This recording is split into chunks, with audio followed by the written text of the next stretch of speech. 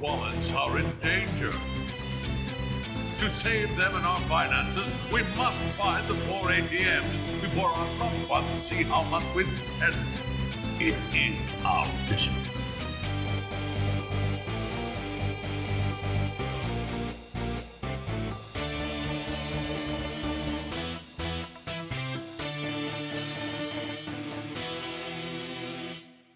Toys! Toys, yeah! Toys, toys, toys! So many freaking toys! Toys, toys, toys, toys! Techno wages his battle to find somewhere to display all his toys! No shelving space!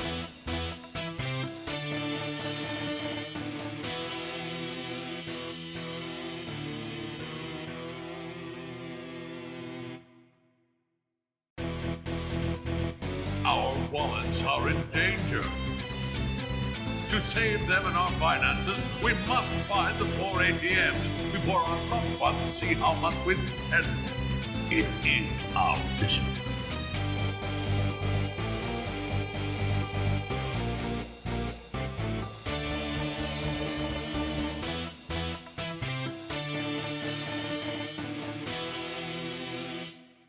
Toys! Toys, yeah! Toys, toys, toys! So many freaking toys! Toys, toys, toys, toys! Techno wages his battle to find somewhere to display all his toys! No shelving space!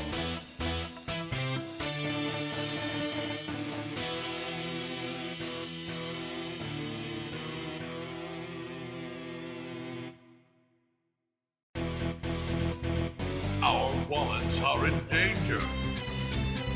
To save them and our finances, we must find the 4 ATMs before our loved ones see how much we've spent. It is our mission.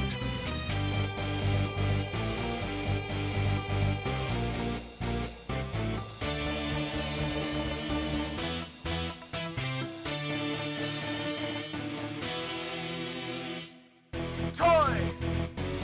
Toys, yeah! Toys, toys, toys! So many freaking toys! Toys, toys, toys, toys! Techno wages his battle to find somewhere to display all his toys! No shelving space!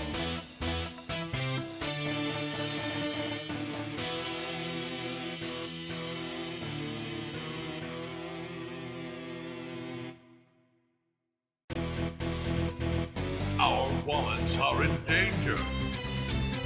To save them and our finances, we must find the 4 ATMs before our loved ones see how much we've spent. It is our mission.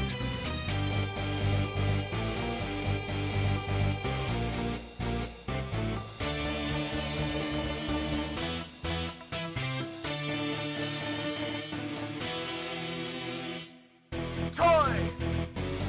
Toys, yeah! Toys, toys, toys! So many freaking toys! Toys, toys, toys, toys! Techno wages his battle to find somewhere to display all his toys! No shelving space!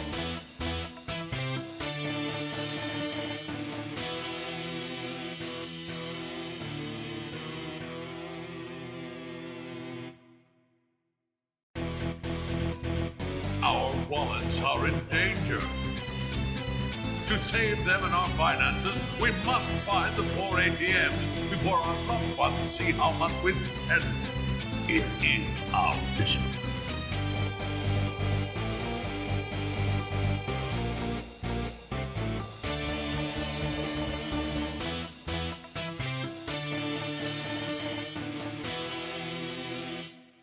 Toys! Toys, yeah! Toys, toys, toys! So many freaking toys!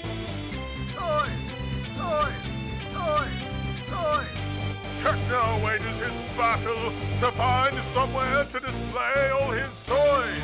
No shelving space.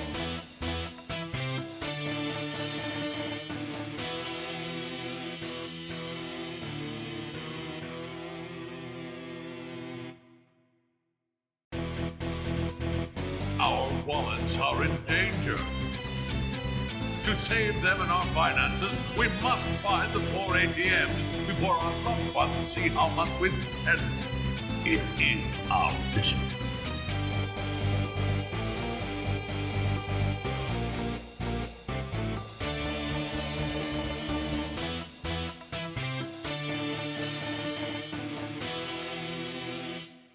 Toys! Toys, yeah!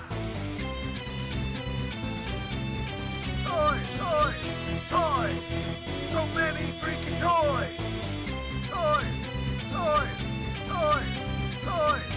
Techno wages his battle to find somewhere to display all his toys! No shelving space!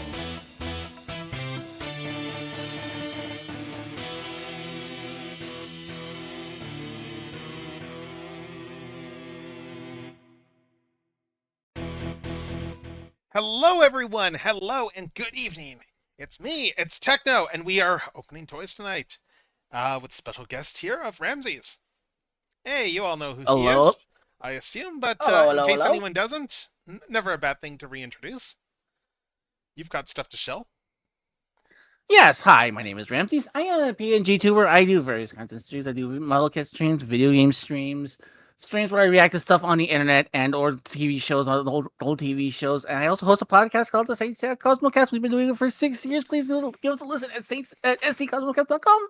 Woot! And I'm also a retro achievement hunter, and I think that's become my new become my new brainworm now. They've been some good late night noise, I'll say, just for the standpoint, because you're always want to have some interesting videos going on in the background and stuff too. So it's like just Thank you. late night if I'm like just putzing around or doing some art or something like that. It's always like some good noise. That's the idea. Mhm. That's the idea. Where it's just like it's like even if you don't even if you're just vibing, there is something there to at Right. least enjoy. Anyway, I probably should just jump quickly and just showcase stream schedule stuff for this week as well.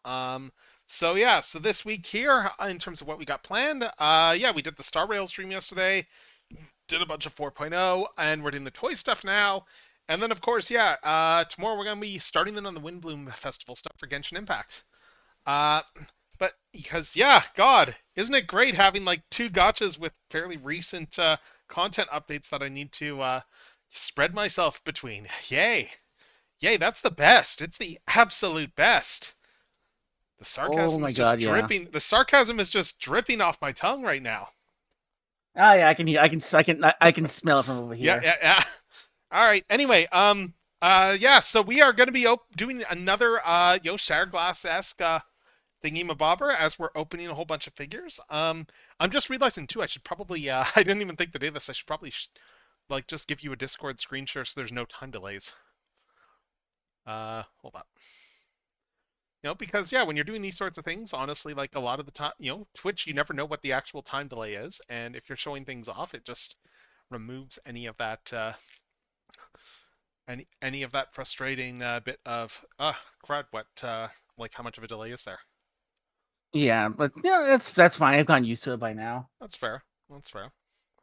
Especially since like I played Pathfinder with my other team, and it's just like I kind of got used to looking at the screen, but then again, there's another screen we're actually participating, so we do on Roll20. So you have the whole thing happen too, where you accidentally muck up which screen it is that is the screen that you're actually playing on versus the screen that's on stream.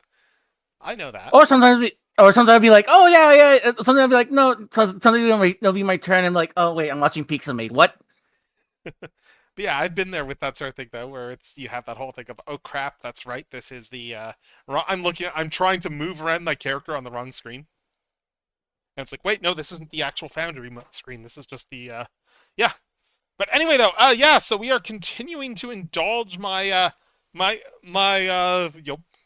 let's be honest. If these fixations were healthy, then there'd be something wrong with the world. Anyway, some fixation with opening up, like my Shard Glass Optimus Prime related stuff there, which I get into 100% blame on me deciding to do something on a whim one day. Because Studio Trigger did a thing in an anime that I was really enjoying.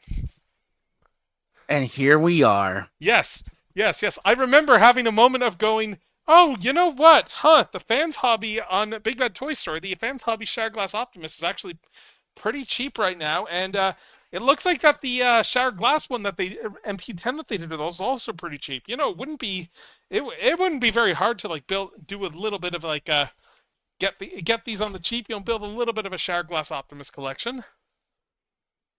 Yeah. Yeah, and then that's how it always starts. It's like you just find something on sale, like, you know what, it's right there, might as well get it, and then next thing you know, you're like you're just stockpiled with everything of it. And next thing you know, you're at a point where you have friends sending you DMs going, "Oh, hey, so so you're going to be buying this, aren't you?" And then half the time I'm going, "Oh, sweet, yeah, thanks. I actually did find that already online because I see these things, but yes, thank you for letting me know. I've already got it on order." Okay, that's when you're ahead of the curve like that. That is. Oh! I've had that happen where people have linked me stuff, and I was like, "Oh yeah, I actually saw that a couple of hours ago because I just happened to check by chance and saw that."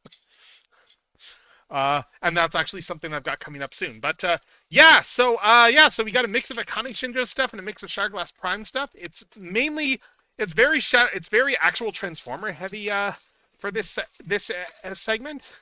But we are going to start with this one here. Because this is the least transformable of everything that we're opening up. Because, well, it's very static. So let's get this guy open. And get the tissue paper off. And then you'll all be able to see what this is in the box. Because that's right, it is a statue. It is a Akane Shinjo statue here. They did a whole Gridman Universe series there where they did Akane, Rika, and what's her name? Minami is her name in Dynastanon? But they did them all in just these like idol, like diva outfits here. Yeah, I think we were talking about these a couple weeks ago, weren't we? Or last time we were on? I think so, yeah. But yeah, like it's a really nice statue though. So like just visually, it looks fantastic. I love the outfit. Yeah. The outfit is great. So the outfit is great, and because like how I am with these sorts of things. First, before we look at the actual statue itself, we are going to look at what came with the statue. That's right. They made a plush of the statue. That is adorable. I know. It is great. I think they did sell the plushes separately as well, too. But it was also a case of, or you can get it all bundled together. So, I mean, that's a no-brainer. And I forget if in my count of toys left to unbox, if these are both count as one item or two items. I can't remember how I actually counted it. I think I counted it as one item, but, I'm honestly not sure right now.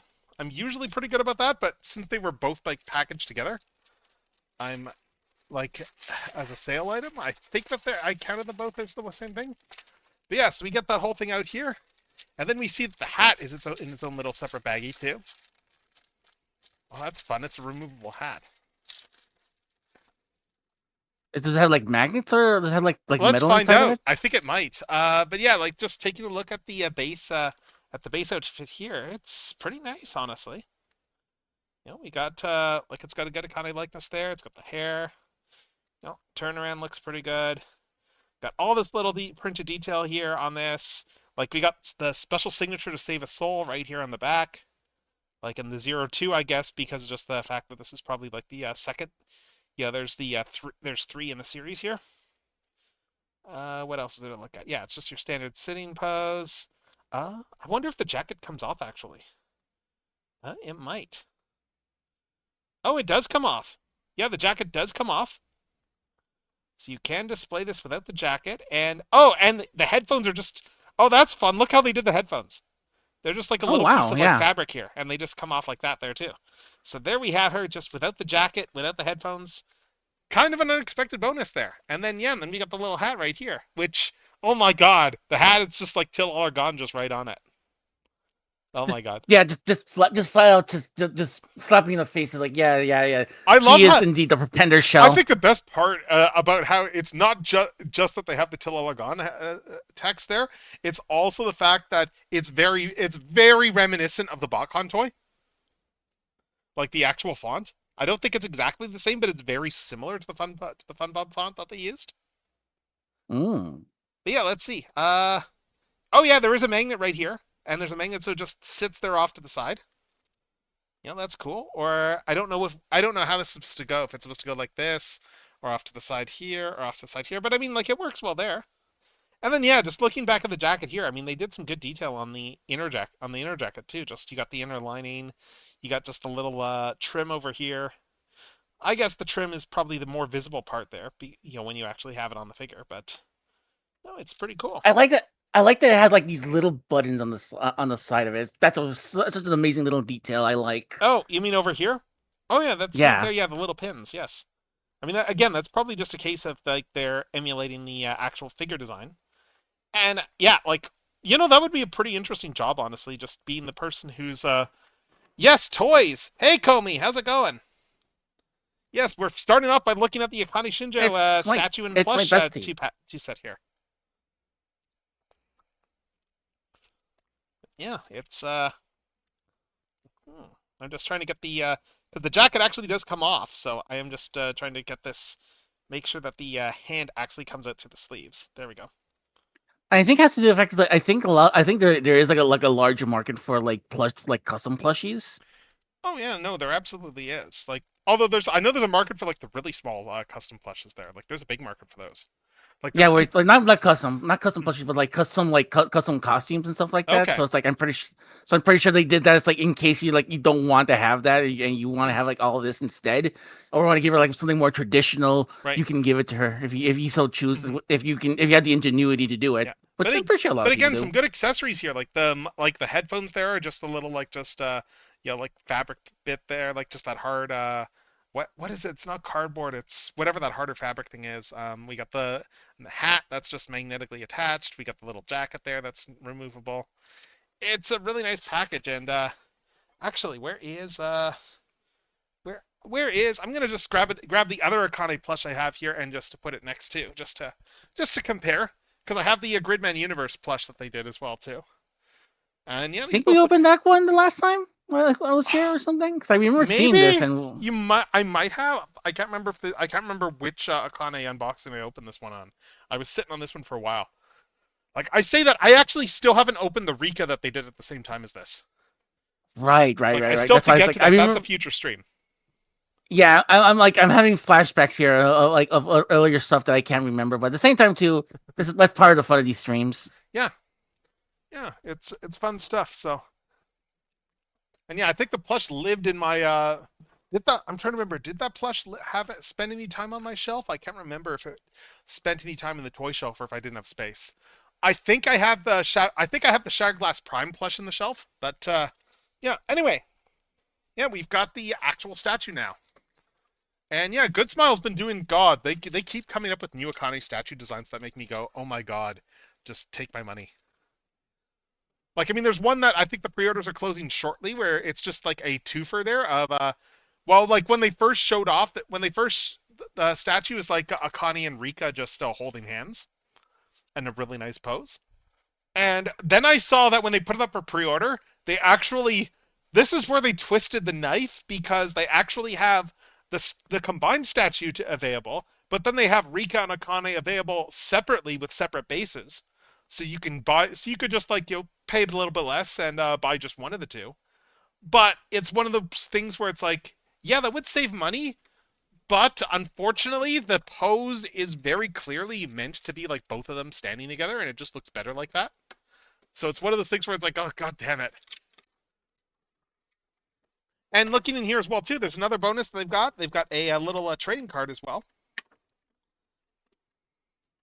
Like just yeah, we got a trading card here with just like the artwork.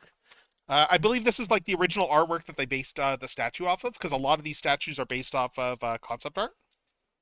Yeah, Like honestly, that would be yeah, as I said, that would be a fun job to do. Just to be the person who, oh yeah, and it's got its own little packaging here in this Dream of Divas series. But yeah, that would be a fun job, just to be the person who like gets paid to just come up with all these fun little trading card designs, like for like the concept art for these statues. Like, I wonder how that all works. Is it just a case of they go, it's like, oh hey, we need a new statue design? Like, yeah. And I'm just looking. There is a booklet here. I'm just taking a quick look. Oh yeah, the I'm pretty. statue's only 3 pieces. That's pretty. That's nothing.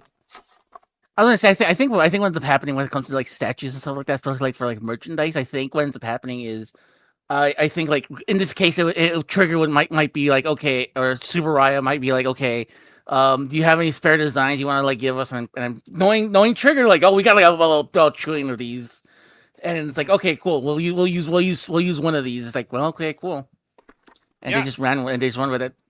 yeah. But I mean, it's like a lot of these artists, I'm sure, are like big fans of like the franchises too, and they get to you get to be creative.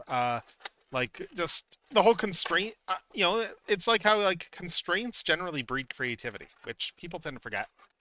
Like if you give like an Yeah, infinite budget, if you give an infinite budget and you give like no real deadline for something coming out, you know what you get? You get Silk Song sometimes, don't get me wrong. But you know what you get more often than you get Silk Song? You get Star Citizen. I was gonna say you get Megalopolis. Which one's that? The Francis Ford Coppola movie he had to self-finance for like almost 40 years. Yeah, but that one I would say is a little bit different because that one was entirely a limit issue of no one would give him the money to make his movie. Fair enough. Like he sold his winery to fund that movie. Like, regardless of what you want to say about the movie's quality, and I've heard like like not so flattering things about that. Whatever you want to say about the quality of the movie, I will say like the guy deserves some kudos for the fact that he was dedicated enough to just do it outside the studio system when the studio system wouldn't like he did that some decent personal risk. I know it's like he's not really hurting for money, but I mean that's still like a lot of money, and and Fair he enough. Fair probably enough. that's money you're probably not going to get back. I was gonna say too. Well, I guess a better example would be like Duke Nukem Forever. Hmm. Although Duke Nukem Forever ultimately happened because Gearbox finally bought the IP. Yeah. Yeah, yeah, something Yeah. something something something Randy Pitchford something something phone. I was Something. gonna say USB card, but yes, Oh, was that a USB? Okay, yeah, yeah, right. yes, it was. At Same a, at deal, a, at same a, deal. We're thinking of the same thing.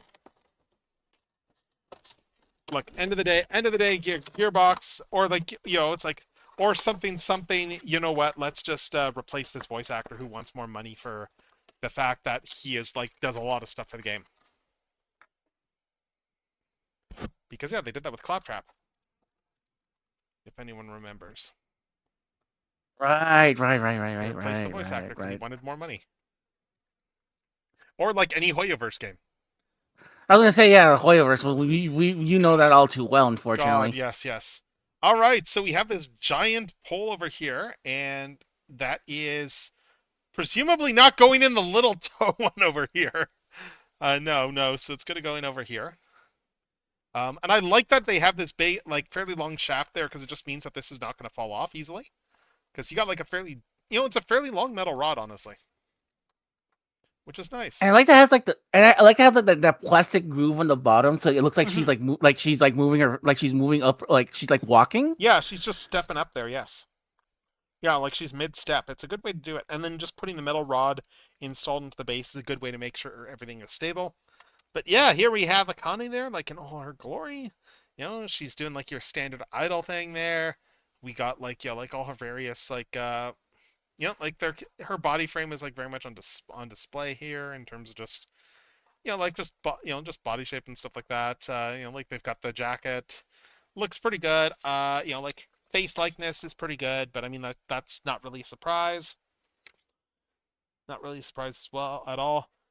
You got like the SSSS logo there and the stocking. Like one thing that's really easy to forget with a lot of these statues too, and I know I'm guilty of this because when you look at the price, you go, "Oh my God!" Like when you look at the price of these things, but when you actually stop to take a second look at it and think about it, a lot of these are individually hand painted, which means that somebody like it's not like a factory machine that's doing this. Somebody is like sitting there in an assembly line, like just hand painting like the details on all these things, and tempoing some of them, but they still have to meet a certain level of precision and be able to like do the exact same work like over and over again for like hundreds of these things. Yeah. Like that's the thing. It's like that's why like I give props to those who have a lot of statues because it's like those who can afford it and stuff like that. Like you're getting your money's worth. They are There's something we art. were discussing. There's something we were discussing on the Cosmocast because like sometimes we discuss the statues Yeah. and we say these are extremely gorgeous, but Mm. if you got the money for it, go for it. We're too broke for this. But like we look at these and it's like we look at the detailing and look at the prices. Like you're paying for what you're buying. Yeah. And sometimes too, for example, like you're like this. She ain't like a she ain't like a small little statue. She's a big old statue also. Oh, when Trigger, I'm sorry, what? I'm sorry, what's this sleep? What? Okay, you're getting me riled up now. Oh God, are you kidding me? Are you freaking kidding me? What? Did you see Sleep's remark there? That's what I said. That's why I made a remark of what. Like that is the part where I like just like pull like just I don't know. You just get mad at them. And then yeah, we got the little hat over here too. Yeah, and even then, I am a Trigger fan, but I will admit there are Trigger shows I have not seen. I should rectify that one of these days. I've not seen any of Little Witch Academia. I've only seen the first several episodes of Lulu Co, though I do have the Blu-ray for that. And I think there's one or two other Trigger things I haven't seen. I'm just trying to remember what. Yeah. Yeah, just I've not seen Inferno Cop, though I think a lot of people haven't seen Inferno Cop, to be fair. I mean, Little Witch Academia was their breakout work, so yeah, that makes sense to me. yeah. I mean, that was like one of like literally they fundraised it. Yep. That was like one of the big, and they just ran with it, and that became like the gravy train. And look where they are now. All right, so just looking at the hat more closely, we got the Tillard Allergon on this hat too. We got a couple of rings on this hat. Nice, they're separate metal pieces, and there is a magnet embedded in the hat there as well. So we can just stick it on like that, and the hat will stay on. And then you can So yeah, play with the hat positioning too. Like you can put it back there, like just do a back of the head thing. You can do it off to the side. Can do it out front. I on the artwork it looks like they have it a little bit off to the side like this over here. Looking at the actual like file card. But yeah. that That actually looks kind of like coherent to like how it looks on that like that. So yeah. okay. You're going to get mad at me now, Sleep, because I am aware of Kisniver. I've not seen any of it. And the other two I have not actually heard of. So yes, you are going to. Now's the point where you get to throw things at me next D&D session, I guess. I was gonna say you actually got me on those on Keys Diver and Turning Girls. Like you haven't heard of those. So. Kisniver I did hear about, but I never actually watched it. I think I've got like one episode on my drive or something like that. Oh my God! Hey Prithvi.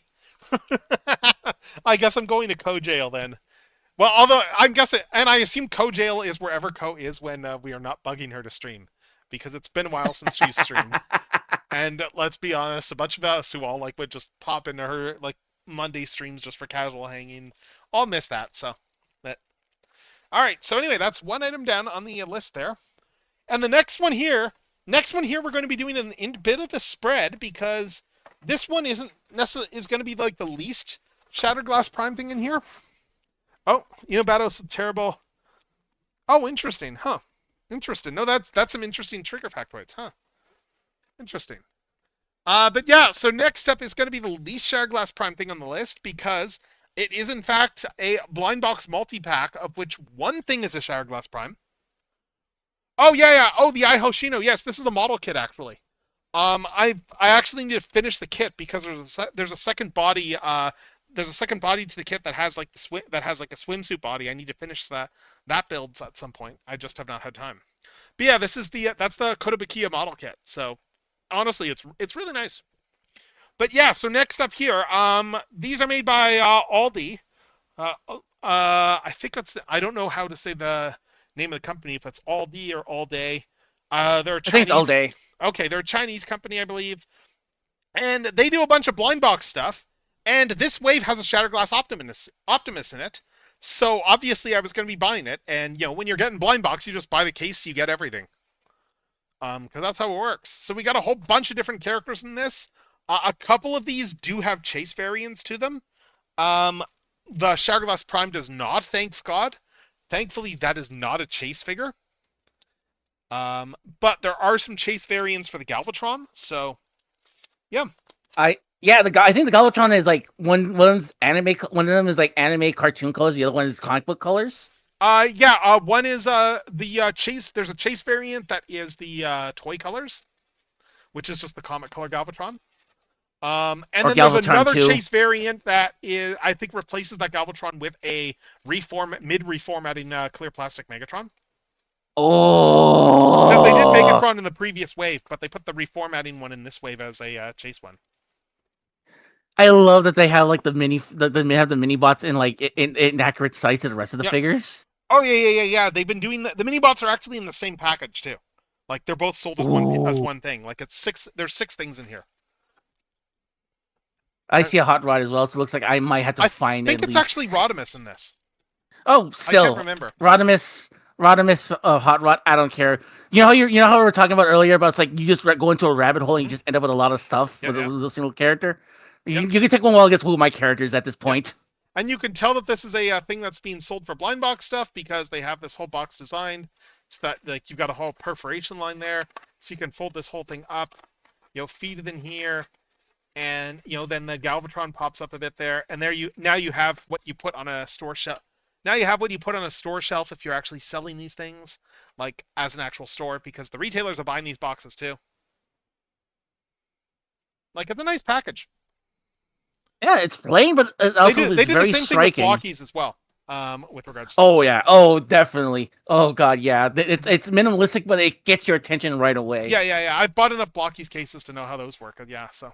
But anyway, so we're gonna open 1 or 2 of these before we move on to the next item. I don't know what's gonna be in them, so yeah, we're gonna have some gacha fun with this. I don't think there's any assembly, but yeah, you can see here. Yeah, you can see the whole assortment as I mentioned. Yeah, 11 of 70. Yeah. Steeper. So yes, these ones here, 11 out of 72. So yeah, I think you get the whole case there, and then these ones are 1 out of 72 odds that you will get like one of these ones. I see steeper. That is a deep cut. I like that. Oh, stepper? Yeah. Is Steeper, stepper. Is it stepper or steeper? I always thought it was stepper because I was steeper. Isn't it just the 1E? I don't know at this point. English is a weird language, man. Anyway, yeah, and yeah, that's right, Sleep. 172. There's a couple. Yeah, these 2 down here are the chase variants. So these ones, you're probably gonna get all of these in a box, but you might get one of these instead. And it looks like that the Prime and the I'm gonna be mad if I get the chase version of whatever replaces the Prime, because I bought this case for the Prime. So. I don't think they'll do that because I think what they do with like the blockies is like they'll like if it's like a 1 in 72 chance, it's gonna be that single character. So I'm pretty sure for that so I'm pretty sure it's gonna be just that Galvatron and Galvatron only. Well, no, they would not screw you. Well, no, these are both 11 out of 72.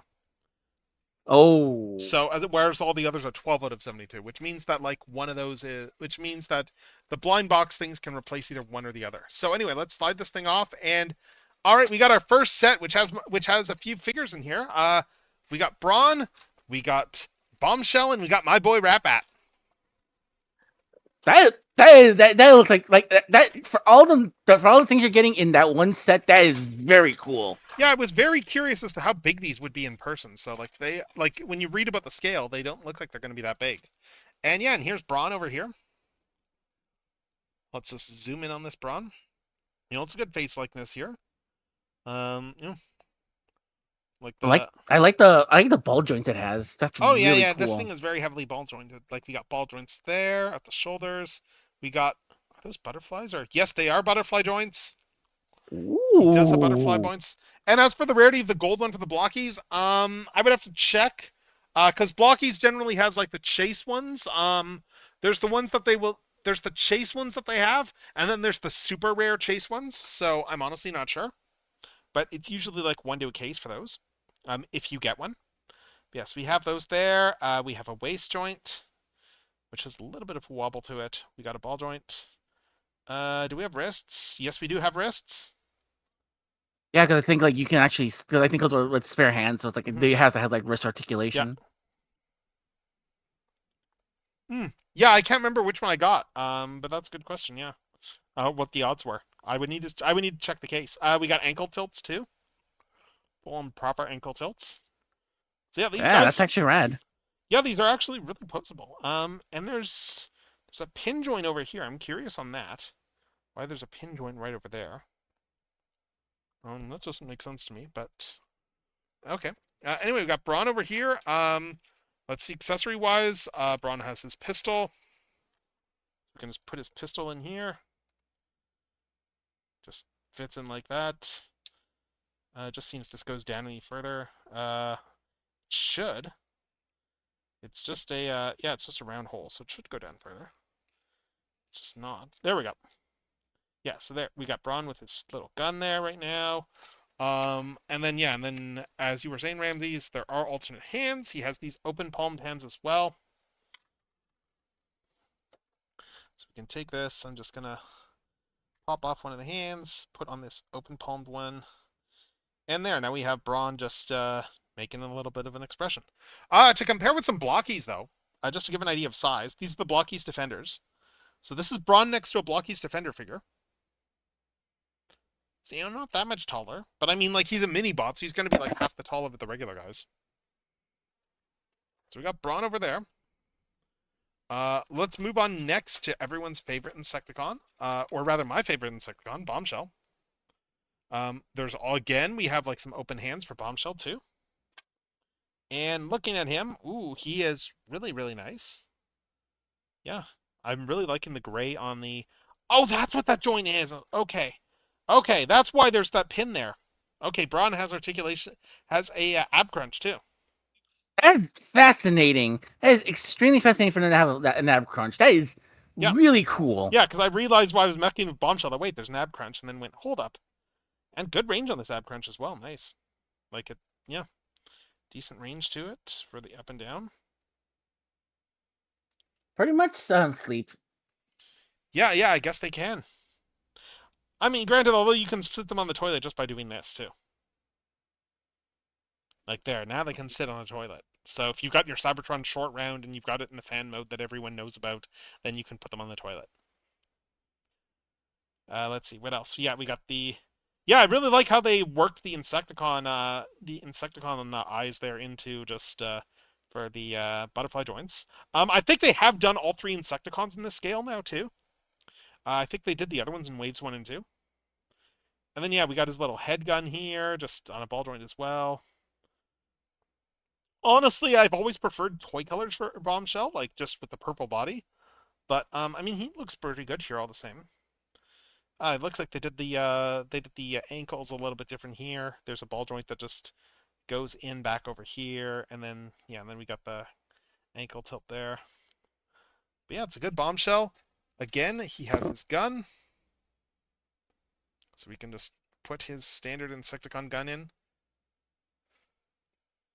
like so. And there we got Bombshell with his gun, which I've always found it kind of funny just how like Bombshell's gun is pretty much just like his forehead cannon. Hey, you gotta save on animation somehow. I guess, yeah. I mean, it's also probably your standard thing of just people going off of interpreting, pictures of toys without understanding the toys. That is true. Oh, nice! Even the little guns down here that are from the Bug Legs move. That's really cool. That's nice. Yeah, I They're never noticed small. that. That's cool. They don't necessarily always do that. So we got Bombshell over there, and then we got everyone's favorite Cybertronian politician. It's Rat-Bat. Or if it's the animation, he's just like a bat. But yeah. Yeah, you can see he's going to be the most limited of all of them in terms of articulation. But even then, head goes up and down. And is it on a ball joint? Yeah, wings go down like that. Head, it doesn't look like the head has any side to side to it. Looks like it should, but I'm not seeing it move there. I think it's just got that. Huh. It looks like it should have a ball joint there. Maybe. Oh yeah, it's just a little stuck. Yeah, so he does have a ball joint on his head, so we can tilt it around and all that stuff. Yeah. Like if you don't get the little guys, it would be like this whole box. Like these guys traditionally, they're mini bots generally. So traditionally, like Brawn is generally like half the size of Optimus Prime, that sort of thing, in terms of his actual height. And that all just goes back to toy scale. Yeah, so Rat-Bat, we have the wings move up and down there, and we have the neck that goes up like this, so you can get him a bit more of a flightish pose, which does kind of look a little bit janky, although maybe the ball joint will help there. Oh yeah, the ball joint does help this look a little bit more natural for an actual flying pose, but yeah, I mean, you can tell Rat-Bat is kind of just in there to fill out the plastic. But hey, it's a good Rat-Bat. Yeah, no, I like Rat-Bat. I like Rat-Bat. He's one of my favorite Decepticons. I was gonna say, like, you're like in a package like this to get at least one more, that even if it's just like a piece of plastic like that, that's really good. Yep. All right, so that's our preamble. That's another thing that we've opened up here. And with that said, I'm going to put this thing down, and we are going to move on to another item. All right, so a lot of the things we have tonight are not necessarily super big or anything like that, but they are pretty, and this one exemplifies that as well, because this is a tangential one. Because if people remember last year when I did my unboxing streams there with regards to the purple shattered glass version of Fans Hobbies Shattered Glass Optimus Prime from the Transformers Armada design, and then of course they did their add-ons for that as well too. You know, they did the they did the Astro Train, they did the Overload there in the purple colors as well to go with, and those were cool figures and stuff. And, you know, because they've been doing a lot of Armada stuff, like the Tidal Wave, Armada Megatron, all those sorts of things, they've also been doing mini-cons, and that includes the mini-con weapons. And I was waiting for them to do this, so they did the Star Saber in purple, and we all know why I bought a purple Star Saber. So, let's get this open. I actually forgot when I was drawing the art that this wasn't a clear plastic thing. And then after that, I went, when I was finally getting ready to finish it up, I was like, oh, right, it's not. But you know what? This looks cooler than what's actually on the box because clear purple plastic. But anyway, though, yeah, this is the box. It is very much done in the style of Hasbro retail product, which is one of the things I've always loved about how Fans Hobby does their stuff. Like their packaging for all their figures tends to be based on the original toy packaging for that character when they originally came out, and that is just like a really nice touch. Yeah, because I remember seeing those Armada ones you were talking about. Like, yeah, they very much to the T. They look like the original Armada. Yeah, and when they did their Headmaster Juniors, those were all based off of like the packaging for Master Force stuff. Metal Hawk's packaging is straight up like the Master Force Metal Hawk packaging, more or less. Hey, Strideways. What else was there for packaging and stuff? Yeah, like anyway, Fans Hobby has a long history of that, and it's really cool that they do that. And they also make the packaging that tends to be fairly easy to reuse. So yeah, we just need to pop the sticker here. And like you do need these stickers because you need to make sure that people don't just like crack things open and take them. You need some way of verifying that it has been opened before. But they make their packaging such that even with that, it's still pretty easy to get this stuff back. Like, it is not as disposable as the Hasbro packaging. Also, in terms of just like their Fans Hobby's general commitment, when they say they're committed to doing like the homages with their package styling, that includes even things like, oh, the original toy had styrofoam in the box, so this one has styrofoam. Interesting, yeah. Like Metal Hawk used styrofoam for his packaging, so because they were going full on for the Master Force style boxes. Yeah, so we got this. We got our instruction sheet. Yeah, no worries. No worries. It's a collab stream anyway, so don't worry about it. Stupid question. What's the size on these? On these mini-cons? Well, let's see. They are the scale of the Armada guys, so they would generally be ostensibly Fans Hobby's masterpiece scale, but I can do some scale comparisons for sure. Yeah, because I did end up buying because like in one of my journeys, I to Ross, I did eventually find Armada Galvatron, the Legacy one. Yeah. And I think like I'm looking at this like I think I wouldn't mind having this, but I don't know if it's gonna look way too big once it like once I have it. Yeah, there's a couple things I want to compare these to actually now that I'm thinking about it. So I'm gonna go and grab those right now, because I didn't even think about comparison stuff for the Star Saber.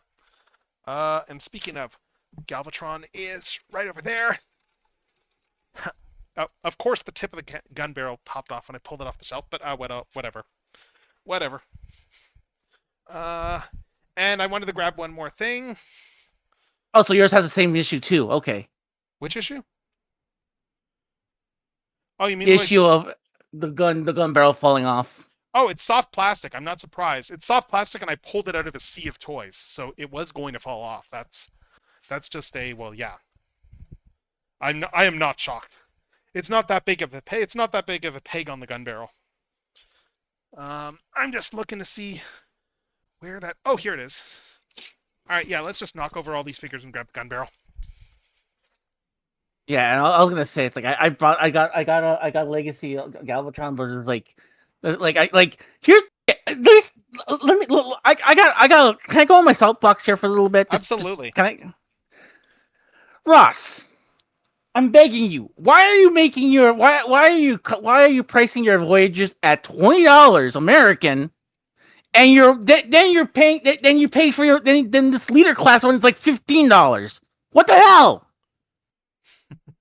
Anyway, so there's the Hasbro Galvatron, just for some size comparison here. And I also brought in as well for comparison the Star Saber that they did that came with Nemesis Prime, that they did as part of the last year's NYCC release. I'm just gonna put this in Galvatron's hand right there just to hold it. Yes. Yeah, that's just standard. Well, I mean, it's Galvatron, but he's also like got armored up with all of the tidal wave bits from the Titan class. Because the Titan class tidal wave came with different bits on it, so you could just break off 3 smaller ships on that tidal wave, so that you could combine them all together and put the armor on Armada Megatron or Galvatron, which is a nice touch. Yeah, I like it's a great figure because of that. Yeah, there's actually a third-party kit out there that I think it's out soon, if it's not out already, that someone made, where the whole idea is taking the smaller ships and making them actually transformable. So like you can do the whole. Yeah, it's cool. That's it's a cool freaking fantastic. Yeah. That's a freaking tastic idea. Yeah, it is a cool idea. Yes. So anyway, we got the whole instructions here for the whole Saber. I don't know what's going to tell me. I think we'll probably do the Star Saber first, because that'll be easiest. I'm just looking, because I think that just going from just going in a weapon mode is going to be the first thing to do. So let's just take a look at all 3 of these vehicles first. So, Strideways, the way you're saying this, like this, the way you call him an armor moose, it's like I'm thinking like this guy that Galvatron / Armada Megatron is like Thunderhoof's like dad. Oh, there is a reference there that is happening.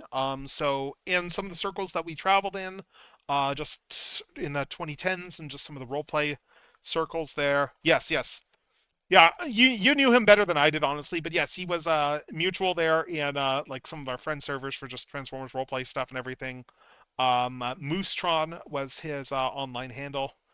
And unfortunately, he passed away. Like a number of years ago. Very unfortunate. And full credit as well too, because there were a couple of voice actors who did send some record messages like for him, just give him support and stuff, because it was like the case of a like terminal sort of thing there. So I'm so sorry. Yeah, it was a. But yes, like to those voice actors, I think it was David Kay and Steve Bloom who recorded messages. Like I know Steve, I like personally I did mention that to him personally, like when I saw him at a convention a couple of years later, and was like, yes, thank you very much for doing that. But yeah. Anyway, that's where the whole moose in joke comes from, with like among like different friends and stuff. Like there's other people I know that were friends with moose as well, like better friends than I. I will admit I didn't know him nearly as well as some others. Like Zarin Scribbles, for instance, knew him fairly well. But anyway, though, yes, we got the different parts of the Star Saber. So we got this guy down here with a very conspicuous sword handle just hanging out from the bottom of the shuttle. Gee, I wonder why he's got this giant sword handle down there. It can fold up over here too, if you want to just like have him like just with a giant sword handle on the top of the ship and just kill the. Oh yeah, Tubes knew him as well too. Yeah, very well. Yes, another friend. I mean, I think having it on like the other side, like how you had it like before, Yeah. on top, it makes it look like it has like a barrel, like a gun barrel, so you at least can get away with that. This is a more aerodynamic anyway, but I mean like than this is. But it's just kind of funny that it's just it's just sitting there. Like they didn't. I am Alpha and Omega, Optimus. First is redeemed. Nice. I was waiting for someone else to do it. I would have done it, but like, I'll let No someone else worries. do Till it. the end of time. No worries. So we got that one. We got the little little Concorde jet here. It's your standard Transformers Concorde jet. You can see the legs underneath. It's like everything. This was clearly designed because someone sent Combiner Wars Silverbolt back in time, and that influenced the entire design of the Florida. There's like everything. It's like you send Combiner Wars. It's like you send it through a portal, and like just that's like the genesis of everything. Yes. And yes, I'm also chuckling there at Strideways's bit there. And yes, as I mentioned to you, Ramses, you need to let me know what to set up for audio there. So I'm still deciding, because there's just so much I want to choose. yeah, with Strideways. Okay. You gotta do Transformers fact. Okay, I was actually thinking on this earlier today as it happens. I was thinking of something that would be good to use, and that was it was one of those moments where like a random fact came into my head that I researched last year when I was doing all my panel research, and it was just I need to use that tonight for a Transformers fact. So this goes back to there was a toy line in the 2000s, 2010s more accurately, I think, that was like the spiritual successor to the Binaltech line over in Japan. That was called Alternity. They were all realistic looking vehicles there. They did Alternity have interiors? I know they had working doors, but I don't think they had. No, they didn't. They had working doors. I would know because I have Cliff Jumper. Yeah. I had the Skywarp back in the day. I think I sold that a while back. But anyway, they were like scale vehicles there that were based off all of these like fancy schmancy cars, like a lot of racing stuff. But what I want to talk about specifically is the Alternity GTR line there, which was a subline where they were doing like a bunch of figures there with Racing Queens. They came with these little Racing Queen miniatures there. I believe it was Optimus Prime, Star Saber. I can't remember if there was another one. But the whole general premise was you had actually. I think it was Nemesis Prime. That was also part of that one. Was Die Atlas in that wave? I know they did an Alternity Die Atlas, but I can't remember. But anyway, the thing I want to bring up is specifically the Racing Queens because of the fiction reason for the Racing Queens. Because this is where it gets bonkers. Because the premise with the Alternity stuff for the Racing Queens is that, like, the Alternity characters in fiction, they're gods. They are essentially gods. They have godlike levels of power. They can travel the multiverse. They can do all sorts of crazy stuff. Mystery of Convoy got retconned as a time loop created by like some of the members of the Alternity that Ultra Magnus got stuck in, which is kind of hilarious. He was just stuck in a Sisyphusian time loop for the gods, and just they were full on playing on like the Mystery of Convoy thing of how easy it is to die and have to start over. But anyway, though, with the Racing Queens, so the fiction behind the Racing Queens is that they are actually the power of the Alternity, like the different matrix, which is embodying the different matrices that the leaders carried. They distilled their infinite power into matrices, and then granted those matrices physical forms. So those anime girl Racing Queens are actually sentient matrices that are like made up of the power of the gods, so that they're still around. That way you have a fair race without any sort of like timey-wimey god tier trickery going on with regards to changing the odds or like mucking with the race. And then if they actually need the power, they just reabsorb their anime girls and become gods again. So anyway, that was the premise with those figures. And that's the Transformers pack for tonight. I was gonna say, so this is the line for the GT ones.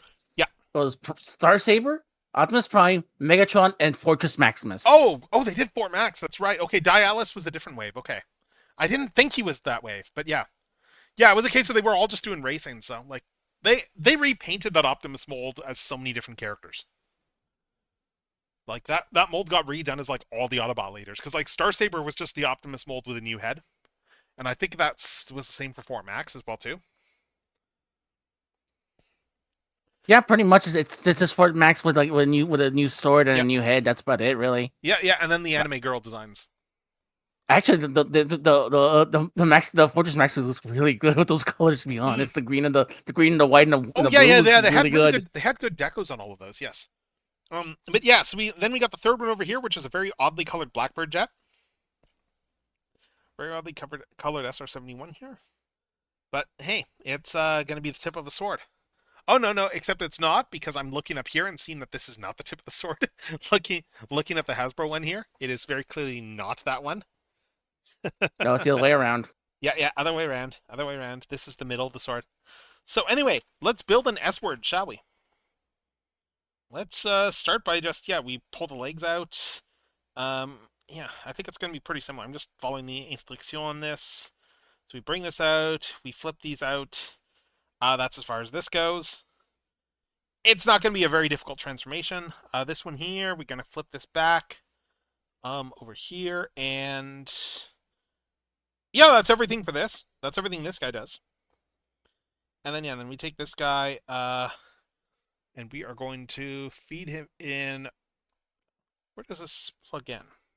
I think from the front down. Oh yes, it might help if I actually held the sword the right way for plugging it in. Sorry, it's just like, wait a minute. I think if I'm having flashlights on this figure, yeah, I think it's like that. Mm-hmm. Yeah, I'm just trying to spot where it actually plugs in. Sorry. Salute. All right. Anyway, let's see. So this guy. Oh, I see. I think this folds out for actually plugging the sword together. There's a little beam in here. Is this landing gear or is this? Yeah, because I'm seeing a beam in here. I'm just trying to figure out how this attaches, that's all. It just shows us separating, and then we got this guy, and then this guy needs to come on there. Let's see. And then we got the third jet here. I'll just put this one in the configuration, and I think this guy's supposed to just plug in. I don't think you even do anything to this one. Oh, that's why. It would help if I actually kept reading the instructions and saw that, oh yes, there are more steps. Because yes, this guy does need to come out. So you need to pull this joist in the middle here. It needs to come out. I might need to go get a spudger for that because it's in there pretty good. Let me just go grab a spudger. Oh, and step on something on the way out. And then, all right. Let's get a spudger. Let's get this little guy out. And this bit is in here pretty tight.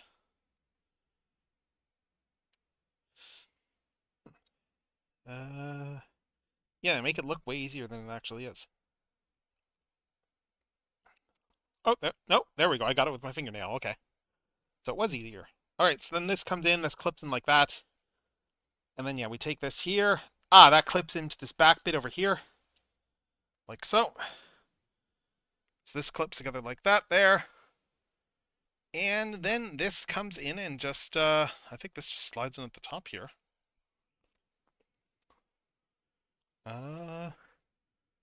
Yeah, there's no steps. There's no steps for this jet. It looks like it's just supposed to just go in over here. How does this one slide on?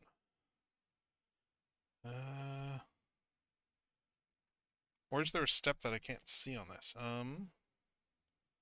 No, I'm not seeing any steps for this. Hold up, I'm just looking at this here. Just look at the image. Okay.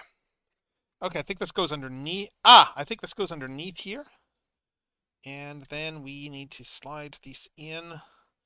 Oh, I see. Yeah, there's some pegs right over here. There's a peg there. Just the two pegs. I will say I think the Hasbro one overall has more connector pegs on it in order to build the Star Saber, but Yeah, so there's the sword. There's the giant sword. So we got a few different connectors. We got this slider connector here, for the sake of fans hobby figures. So a lot of their figures have a little divot in their hand there, so that you can just slide this down and it'll stay in, which is pretty great. But they also have this here, and this, if we check this here and check the instructions, is in fact built as a 5 millimeter diameter. So yes, Hasbro figures can hold this sword. Oh, doesn't like it looks actually to size. Then that's actually really good. Yeah, actually, just pointing next to this one here, it's not that much of a difference in terms of size. Like Okay. their mini cons are not that much smaller than the original Hasbro ones. Okay, But I mean, well, I think the that just reason why I ask is like, yeah, well, if they're gonna if Hasbro's gonna blue ball me and not give me like a Star mhm, Saber, I might as well go third party. And if yeah. that works, then perfect. And actually, And it is. with fans hobbies Armada stuff as well, to bring this up, they have been very good with their Armada figures of giving them as many 5 millimeter pegs as possible and minicon ports just for the sake of minicon compatibility. Like they have so much minicon compatibility on those figures. It's they kind of That went all out with all is that. Yeah. that is very cool. Yeah, but yeah, yeah. The only real thing I will say with the Star Sabers, and as I said, for holding together, it's just like you just have the one peg. Oh, there's one peg here, and then there's the two pegs up top. And I mean, it does all come together fairly well, I guess. It's a little bit bigger than the Hasbro one, but I think the Hasbro one is still Hasbro one feels like it does lock together a bit more securely. As, but I mean, like I say that, and I mean this guy, I can still wave this around. It's not really an issue or anything like that. It looks pretty good. It's a nice Star Saber. Yeah, it's a really good Star Saber. And speaking of things that are really good, you know what's not so great? The fact that we have to run ads every hour when we have monetization turned on. And yeah, we have an ad that is going to be coming up very, very shortly here. So I'm just going to run the ad now, get it out of the way, and then we will be back in just a few minutes, and we're going to take a look at the individual robot modes of these minicons. So yeah, bear with us, and we will be right back as soon as this ad is finished running.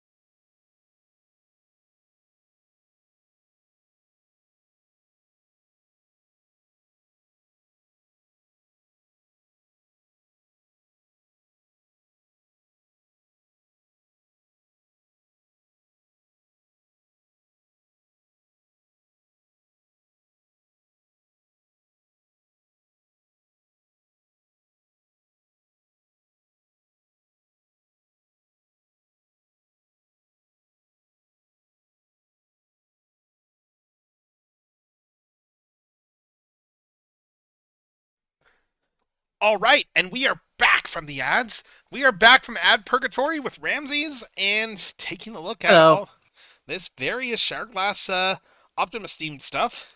And right now we're looking at the most tangential of the things I'm opening tonight, which is, well, the purple Star Saber that Fans Hobby did. So yeah, as a Star Saber, it looks pretty cool. You know, it's not going to bring, it's not necessarily one for victories, but it is, a legend of Microns, I suppose. Like a And leader in an armada. yes, a little bit of one. And as I'm talking, I'm realizing I forgot to even start any music playlist tonight, so I'm gonna go put some BGM on because I completely forgot about that. As soon as Oh my god! It dawned on me why they call this series Armada. Oh my god! is this going to be a oh god moment for me? Because they're all trying to find an armada of mini cons. Oh, okay, yeah, no, that makes sense to me. Yeah. Okay, sorry, I thought it was gonna I be was like, something. oh no! It took me to like right now to realize what the name was a reference to. Oh my god! Oh god! It happens. It happens. I'm just looking, going, okay, why is I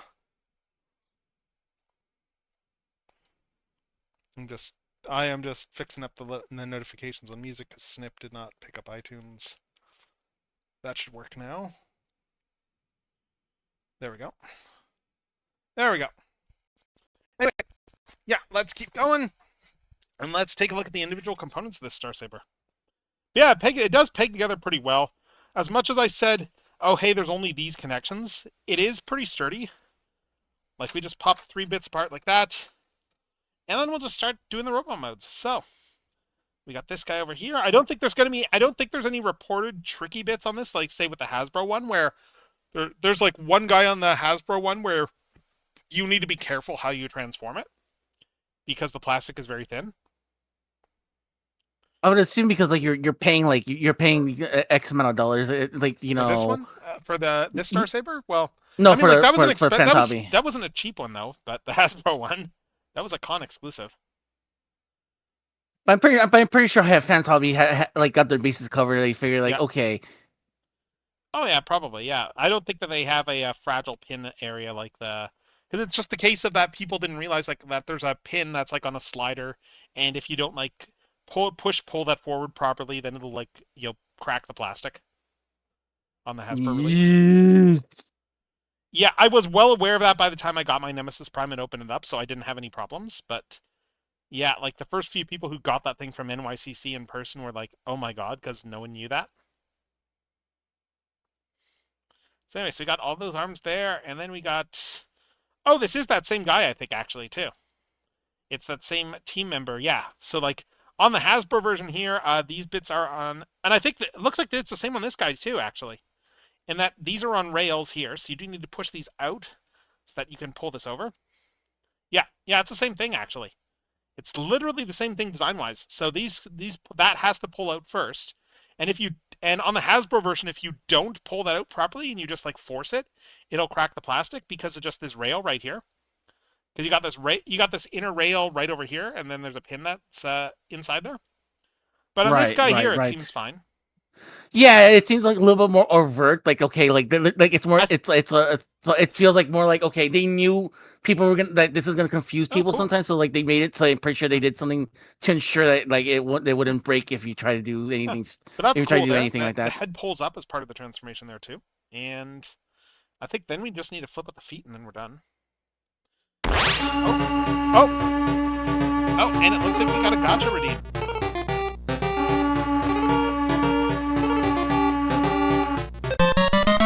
Yeah, we got a gotcha redeem there, and so we're gonna have to open another thing. Yes, I still love the fact that what prompted me to rush getting that thing done was your birthday collab. That was the kick in the pants I needed to finally finish that Zelda avatar that I'd had in mind for a while, because I was like, no, I'm going to have this redeem ready for when Ramses' birthday stream happens, so that I can have. I appreciate it, and I love it so much because again, I'd had the idea for a while, but I hadn't actually done it. Well, no, it's because like also too like Link's Awakening is one of my favorite like Zelda games of all It's time. my So it's like all-time favorite. I've played that game so many times. I need to yeah, find some time to play through the Switch version again because I've only played it once. not a fan of this, not a fan of the Switch version, but I've been learning the randomizer as of Mm. late. I will say, like, I've played the classic Game Boy Color one like so many times. I don't like how the Switch version got rid of the color dungeon of the Game Boy Color exclusive stuff. Yeah, and it's they added other stuff. It was like, oh, I don't Yeah, like this like puzzle the part where big you. one for me I'm sad about is the photo booth. But Oh anyway, yeah. we have a Blockies Wave 5 one right over here. And we've opened a number of these characters already. We've gotten Galvatron, we got the Shadowglass Jetfire, we got Swindle vehicle mode, we got Onslaught vehicle mode, we got Roller. We got a bunch of these. We got Cyclonus. So let's keep opening.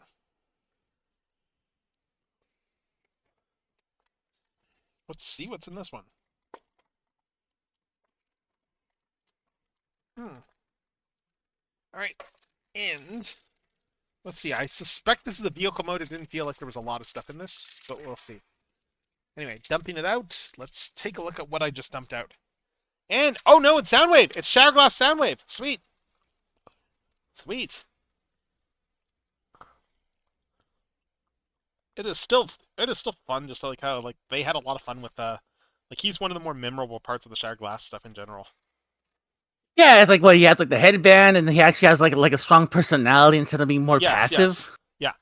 I mean I think in like the original like the Fun Pub continuity, like he's eventually known as Sir Soundwave because he literally gets like knighted by the British Crown.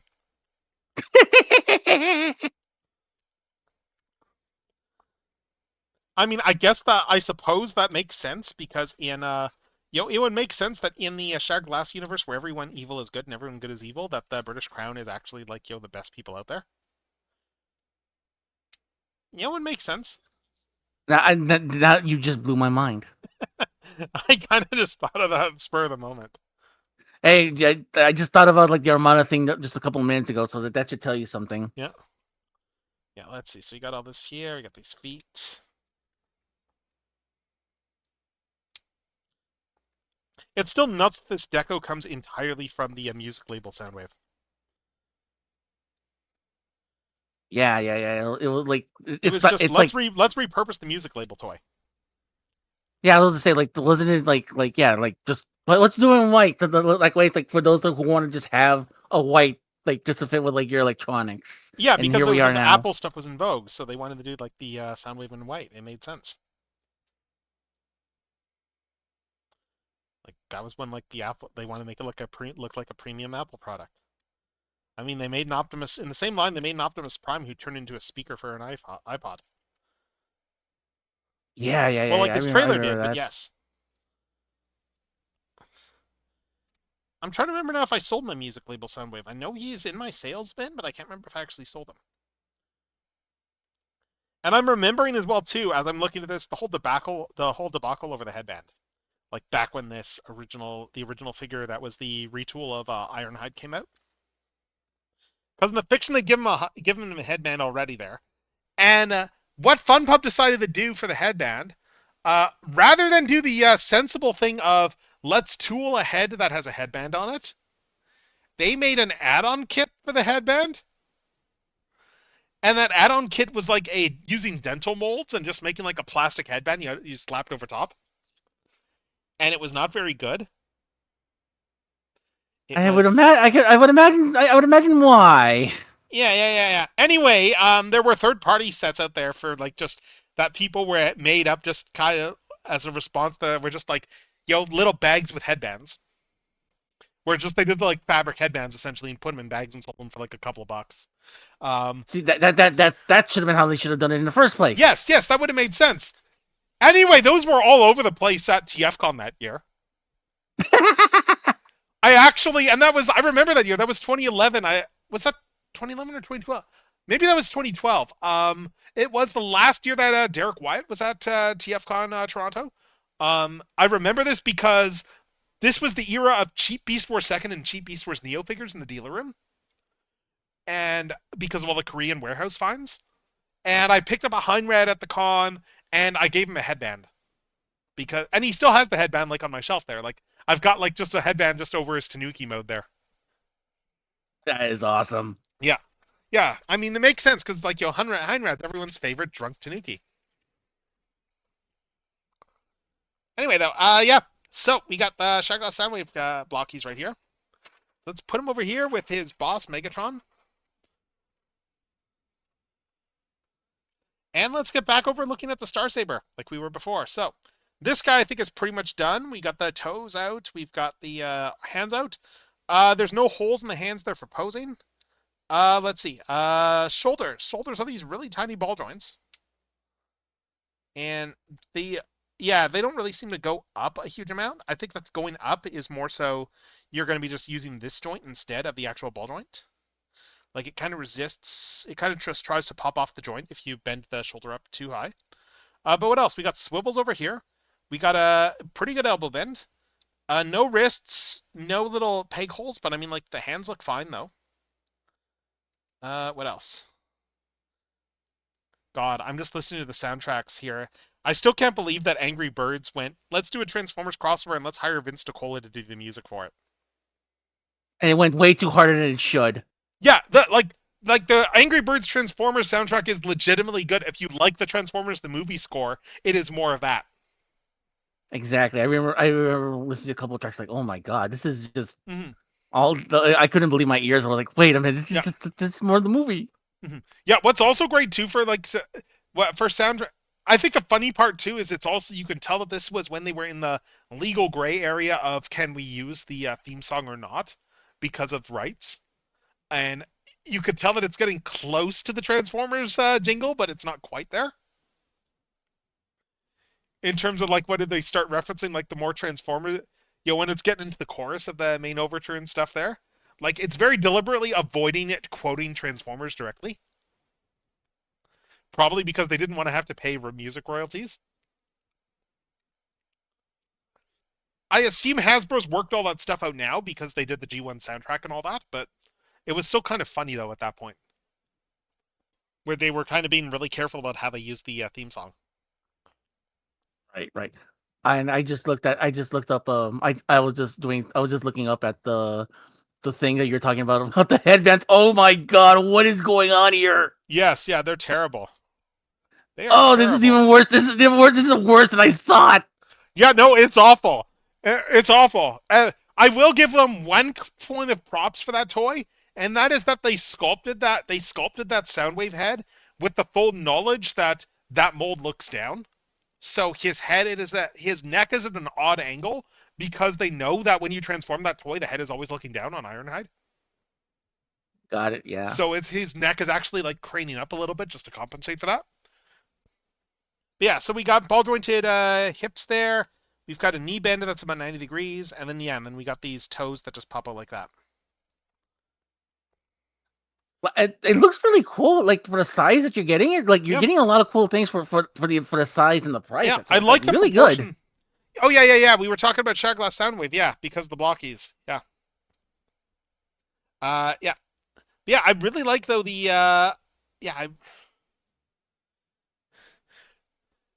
mean, you say that, and it's like you forget though. I mean, much as that mold rightfully deserves criticism, it's easy to forget how much all of us wanted that back in the day because it was an actual Van Ironhide and Ratchet that wasn't the BotCon repaint of that Energon toy, of Energon toy line. Like that was pretty much all we had, and it's easy to forget that. Like we did not get a proper Van Ironhide until what, Siege? Yeah, till Siege. Yeah. You're actually right. Oh my, I'm gonna go stare at the wall now.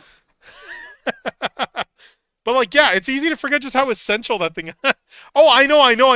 I had a moment there where it's like I remember being in Vancouver in 2010 there for the Olympics, and I like met up with I was in there for the Olympics. Met up at one point just to go around with some locals that day there. Like was hanging with like Vangelis and some of his friends and stuff, and then like I forget which store was we went by at one of the malls, but I ended up like just getting arm twisted from the standpoint of oh, there's 3 things here that I really want, but I don't have a huge amount of luggage space. I've only got like, like because I'm only out here for a few days or whatever there, and I got arm twisted and just like buying everything and just cramming it all in my knapsack.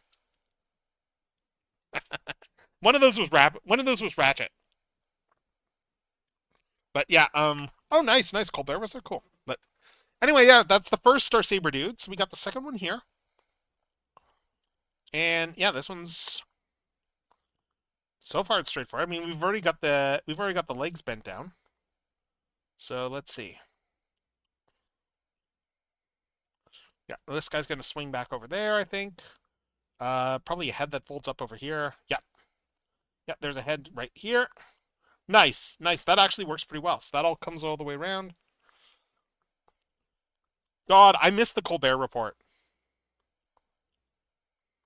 The Colbert Report was some crazy good satire for its time.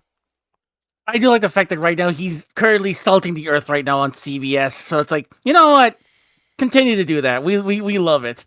Look, he's salting the earth on CBS. He doesn't need to salt the earth on CBS. CBS is salting their own earth right now. Yeah, but it's one of the things where it's like, wait, it's one of those. What are you gonna do? Fire me? You already fired me already. You can't do that. Yeah. So it's like, I fucking love it. I'm here for this. Yep. It's like you look at the whole. It's like how I'm pretty sure looking at the whole thing going on right now with like Paramount buying like Warner Brothers and stuff. I'm pretty sure that Netflix is just waiting for the company to collapse now. Because they do not have like that company does not have the money to actually stay afloat.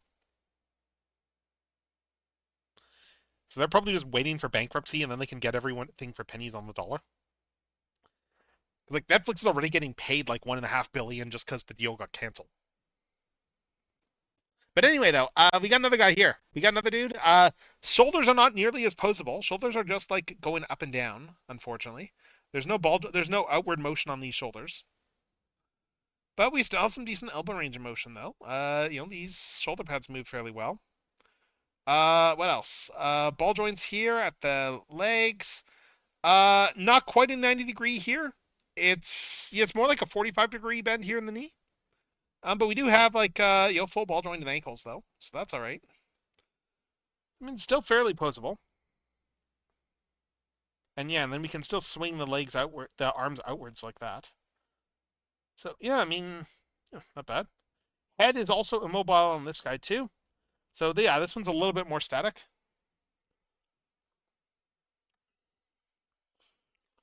It's because none of these people think they can actually lose because their brains are all cooked. But anyway, let's do the Sorry, third I've jump. been muted. But I was gonna say, like, yeah, but I was gonna say, when it comes to the other guy, it's like it doesn't have that much articulation, but I think it makes it up with the molding, and with the molding, I think it comes off a little bit better. Yes, it's a very strong sculpt. The sculpt kind of sells it. So like it's a very strong robot sculpt.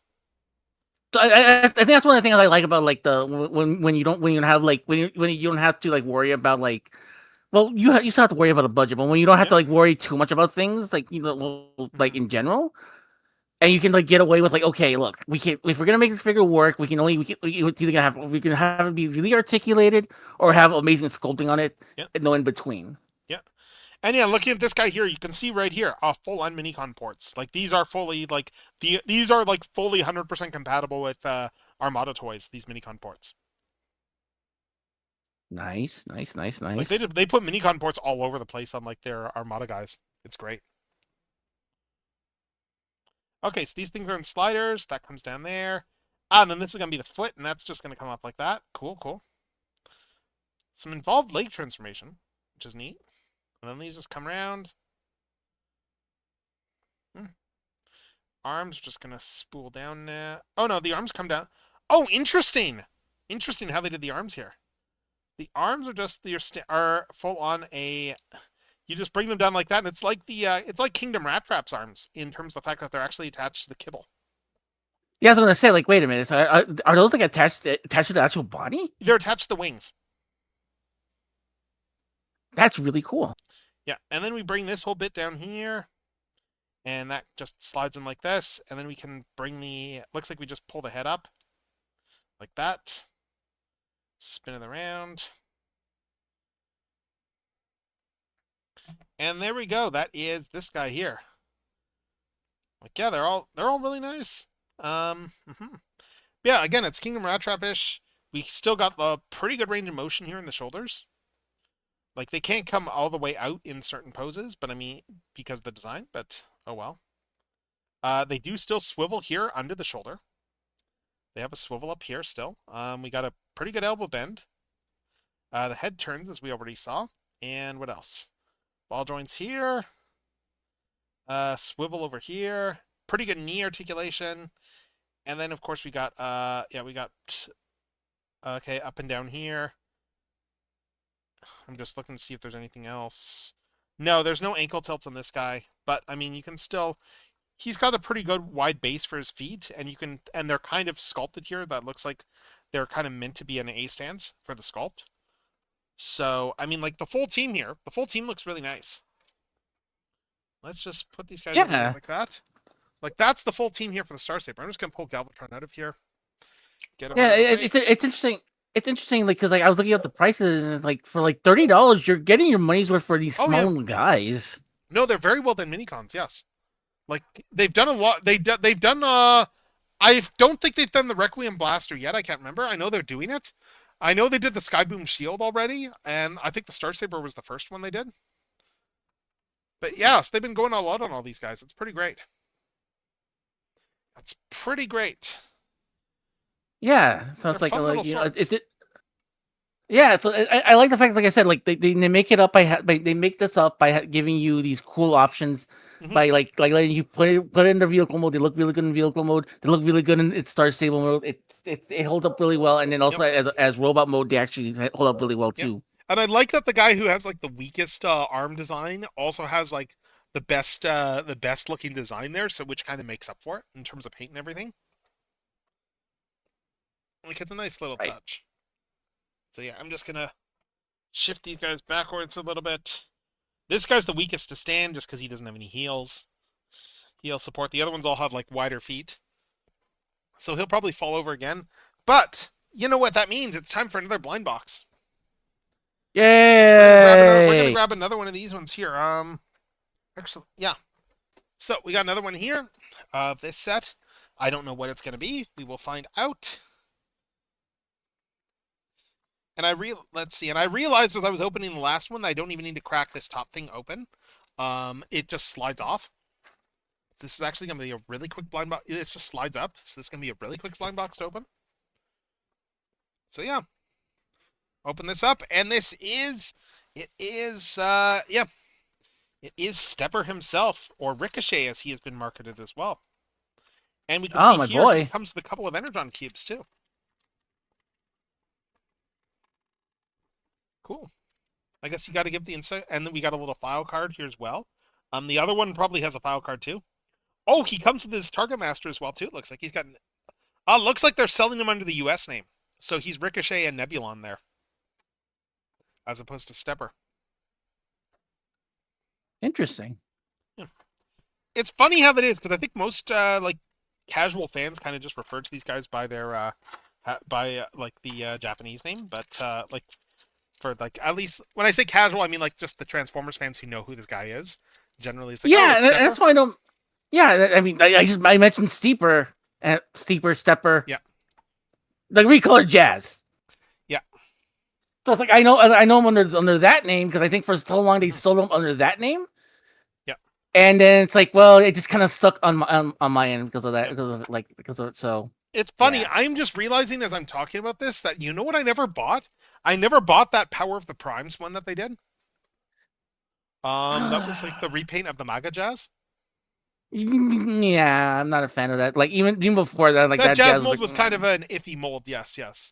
Yeah, I was gonna say it goes back to what we were talking about earlier about like we didn't get a proper Jazz until the 86 until the 86 figure came out, and it's like, oh, this is... No, yeah, I would disagree with you there, because Generations Reveal the Shield Jazz is freaking awesome, and the Takara repaint of that is even better. Yeah, you know what? Because the Takara repaint just took that deco up to 11 and went with even whiter plastic. You know what? I gotta do me a favor and look through It's like a pearl white, AliExpress. like the Not Takara one. It's great. AliExpress. I gotta look through Mercari and see if I And can they find one on actually the did do cheap. that one as a stepper as well. I actually do have the stepper version of that one somewhere. Ooh. Yeah, it's nice.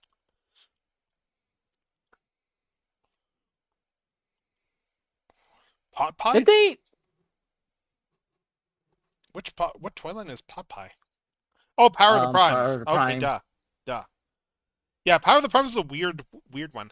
But yeah, Yeah. it's a very animation jazz here in terms of the general appearance. In terms of mold, I think that I forget if they released jazz already. But yes, we got ball joints here, we got butterfly joints. We got the swivel over here. We got like good elbow bend. We got the wrists. Again, it's gonna have multiple arms. We do have the ab crunch as well, and we actually have a ab crunch in two places too. This upper bit here is on a bit of a ball joint here for the upper car bit, but then we got the lower ab crunch here, so you can actually get quite a bit of looking down. That's actually really cool. Yeah, these are pretty much like 3/4 inch scale, more or less, in terms of like the actual Transformer scale. It's like, what happens if it's not an American company making these scales? Oh, pull down hips. Check it. We got a whole pull down hip system. Careful. So yeah, you can actually like, pull these things down. You can just like actually get them up like this to do proper sitting poses. But it's like, yeah, it's just like, the sort of thing that they use in like figure arts and stuff like that. For just Yeah, getting these yeah, leg yeah, yeah. extensions. It's great. Hey, Hunter Wolf, how's it going? How's it going? Myself and Ramses are just opening things. And yeah, and we got a swivel up here. It's just the swivel. It looks like the swivel's blocked a little bit by the sculpt up there. And then yeah, and then we got really good knees. A really deep Ooh. knee bend. Hello, Hunter Wolf. Yeah, this is a really loose connection that leg there. This one's a bit tighter, but probably just need some floor polish or something to tighten that up. Yeah, I would Incidentally, say I've so. heard that apparently that stuff goes for a lot now because they don't make it anymore. Yeah, no, because they changed the formula on a lot of it. That's why I use like nail polish now. Mm. Yeah, like I didn't realize that really until I think I'd heard smatterings here and there, but I think I only realized that the other day when I think I saw like Walkie made a post on Blue Sky where he was like, "Yes, I've got this like I think it was a remark of him realizing that, oh, I only realized just how much this half a bottle of floor polish I have is prop for just tightening up toys is probably worth." Yeah, because I think I think like at least here in the United States, I don't think they use that same formula anymore Yeah, for I a don't lot think of. that, yeah, they stopped making that, I think. But I mean, like, yeah, if you just bought that for like tightening up things on toys, you probably have a lot of that stuff floating around still because you don't need a lot of it. Like I have like most of a bottle. Yeah, I still got a lot of it too, but just like I found like I said, I think I found more effectiveness with nail polish. Yeah. Well, whatever works. Yeah. All right. So yes, the legs move forward like this. We got a ball joint here. Yeah. Seriously, this one is really loose. Oh my god, this one leg is really loose on him. Like I probably like the other leg is not nearly as bad. And then yeah, and then the toe is also on a ball joint as well too. So you're gonna get a good range of motion out of this guy. And then there's some more accessories. Like you have the animation look here, but he also has doors. So yeah, so if you want a Jim Morrison look for him, you can just slap these doors on. Oh, I put the wrong door on. Hold up. I say that and I put the door on the wrong side which you can tell because of where the door handle is. So, yeah, so put the doors in over here. And there, now you can have your stepper with his door wings. And then over here we have his little mini-con, a Nebulon here. Yeah, Target Master. I don't think this guy transforms. I think it's just painted, but I'm actually really impressed by the paint looking at this. Like this is like the Cyclonus design, the Cyclonus Target Master, more or less, like the Right? Yeah. nightstick design. Hmm. But yeah, just looking at like the detail on this there, like it looks really nice. Just like how it very much looks like a folded up robot. You can see like the arms there, you can see the leg sculpting there. Like you can even see here if you look in close, you can see they even painted the face. Whoa, that's crazy. Yeah, like that would be like the full face is painted under there. Oh, holy cow. Like, I was looking at this going, it's like, so does this transform or something? But no, it looks like it's a solid block. I think they probably just, they did assemble this in parts, I think. But, yeah, like, this piece, I think, does pop off. Oh, yeah. Okay. Oh, I see what they Wow, did I here. see. I see what they did here. Because we have a couple of tiny pegs in here. Robot mode. Wow. So there's no posability in this Target Master, but it has a full robot mode. This is kind of That's great. I'm gonna say like it's weird because like stuff like that, like I would be like, oh my god, that's cheating. With like for what you're paying with this figure, that's Yep. really cool. I was wondering because the file card said that Nebulon, and I was like, huh, that's odd that you would credit the Target Master. Like, does he transform or something? But yes, that's the deal. And then we got a lot of different hand options here. We have these open palm hands here.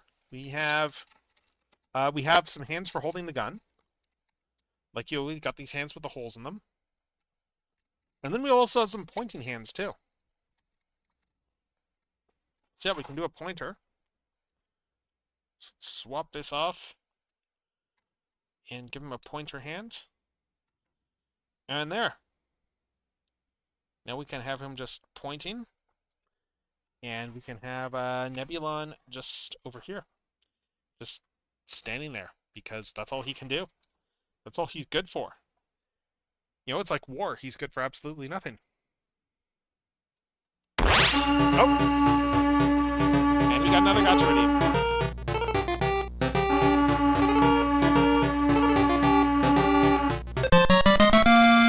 Alright, we got another gotcha redeem. Before I get into that, I'm just going to show one last bit here. Which is that, the post there can go into his hand or it can go into his shoulder. So we can just have his Minicon his Target Master just up there. I was gonna say, like, I saw those posts right there. Does that mean you can put like the Target Master on the shoulders? Yes, they show that in the artwork too, which is why I was looking at that. We're looking for that. So yeah, that is another one off the docket there. We're gonna lower this number a lot tonight, honestly, because that 6-pack, because that's counted as 6 different things. So that number is going down quite a bit tonight. But yeah, we got another blockies though we need to do. So let's put this back in the box. Let's put this thing away. And let's reach into the bag and let's grab another thing. And this is from, which wave is this? This is from wave 4. So we still don't have a complete Devastator. I keep not pulling the Devastator ones. This is the wave where we have not gotten either of the rare figures yet. Because on this wave, the chase figures are, like, we have Rodimus Prime and we have Grimlock at Dino Mode in this wave.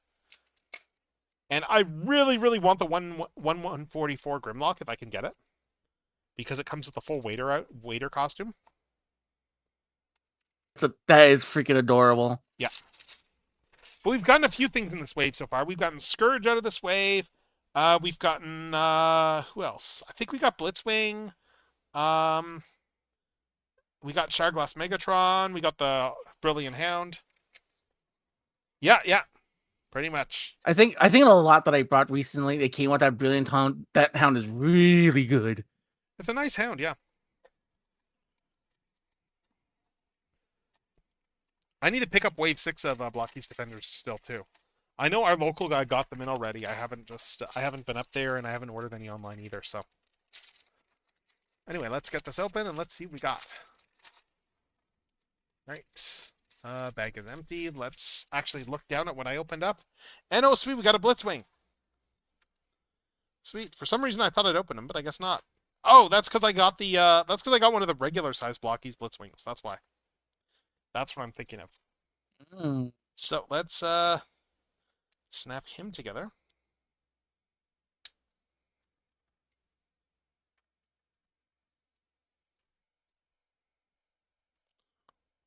I'm really curious to see what Hasbro's planning to do for the Blitzwing that's going to be in the studio series stuff this year. Like, is it just going to be a straight up reissue, or are they going to do anything different with it, or? Yeah, because I saw what they're doing with the whole new mold, with Astrotrain. Astrotrain, I'm like, I think I'm good with my Siege one. I am getting the new one. I think it's one of those toys that is Gonna be one of those things that like is gonna look better in person than in photographs, but we will see. So yeah, I do wonder how it is because there is something there's some nagging things about the legacy Blitzwing where it's like Hmm. just like the actual like roll like the actual like the actual vehicle mode is that too you can that too many things are exposed. So if I they mean, find a way to yeah, to unexpose a lot of it, that actually I might pull the trigger. But if they're not, like I think I'm gonna stick with this one as yeah. I don't well. think there's. I suspect it's probably just gonna be a package refresh, but we'll see. Yeah. I will say I like I do like what I did like what they did with they semi did some new things with Shockwave. Oh, Shockwave got a lot of retooling. So it's like I want Shockwave more than anything because I mean what you can now Shockwave you looks can great. like you can actually attach them to to Bruticus and like Yeah, yeah, oh yeah. that's really cool. Oh, Shockwave is a mold that made me go, well, I guess I'm buying this guy for a fifth time. I don't mind because I like my I still have the siege one and like the connector part to the connector Yeah, that the hose the connector hose yeah. it broke off. Mm, So it's like, yeah, we yeah. gotta put you away and just Right, right. give someone else the love. Yeah, because I've got Siege, I've got Galactic Man, and I've got the comic version, and I've got the Takara version. So, Yeah, no. Like mhm. I think like the comic one I think I unboxed like about like a year or two ago. That one looks fan freaking It tastic. The colors does. look it looks so cool. I wish I would It have really bought it. does. Yes. Same with the Grimlock. The Grimlock of that is as well look really good in that Mhm. little mini line. Oh, you mean this Grimlock over here? Oh my god, it looks so good. Oh yeah, he is amazing. Again, that's another mold which I've bought like a shocking number of times. But yeah, anyway, yeah, so Blitzwing doesn't have the two-part helmet system a lot of these guys have. It's just the one helmet that goes there. And yeah, that is pretty much him. I don't know why Blitzwing kind of has this whole like bucket over his head. That's not something I generally associate with Blitzwing, but okay then. It's just a little bit weird, that's all. Yeah, I was trying to figure out like what Blitzwing Oh had wait, that, I and know like why. Yes, yes, of course. This is because of those purple bits on the sides of his head that are normally just part of the actual helmet sculpt when they do him. okay. That's what it is. Like if I is Blitzwing within reach right now? Hold up, I'm just seeing if I can spot my triple takeover Blitzwing at a glance. There's Astro Train. Okay, where's Blitzwing? I am just sorry. I'm just quickly scanning with my eyes to see if I can spot this toy behind me because yeah, like it's just I just realized what they're referencing on that, and it's one of those. Oh, that makes sense. Oh, he's buried all the way back there. Never mind. But yeah, no, it's referencing though that there are some purple bits on the side of his head traditionally. And I think in the animation model, those are usually interpreted as being part of the head, but they didn't do that. But I don't know if that's the case on the original toy. Anyway, though, that's mm, the case there for Blitzwing. That's another blockies there. So, nice. I'm just looking to see if we got to open still. We got a couple of main event things coming up. So you know what? We're gonna do another blind box right now. Let's go. Let's open another one of these before we get into the meat and potatoes stuff. Let's hope it's a Shattered Glass Prime. Oh, see, I know that I'm probably gonna get one of those. I'm hoping it's a it's a toy Galvatron, Ooh, okay. but let's see. Actually, And it is neither because ooh, it is Cyclonus. Scourge. Scourge, never mind. I think Cyclonus was wave 2. I can't remember, but Ah, yeah. So we got this big Scourge right here, and I'm guessing the wings are probably underneath this whole tray. Let's you see. wanted a manicurist before coming. Oh yeah, we got the wings right here. Wings are just in the back. Right there. So yeah, Scourge, the tracker.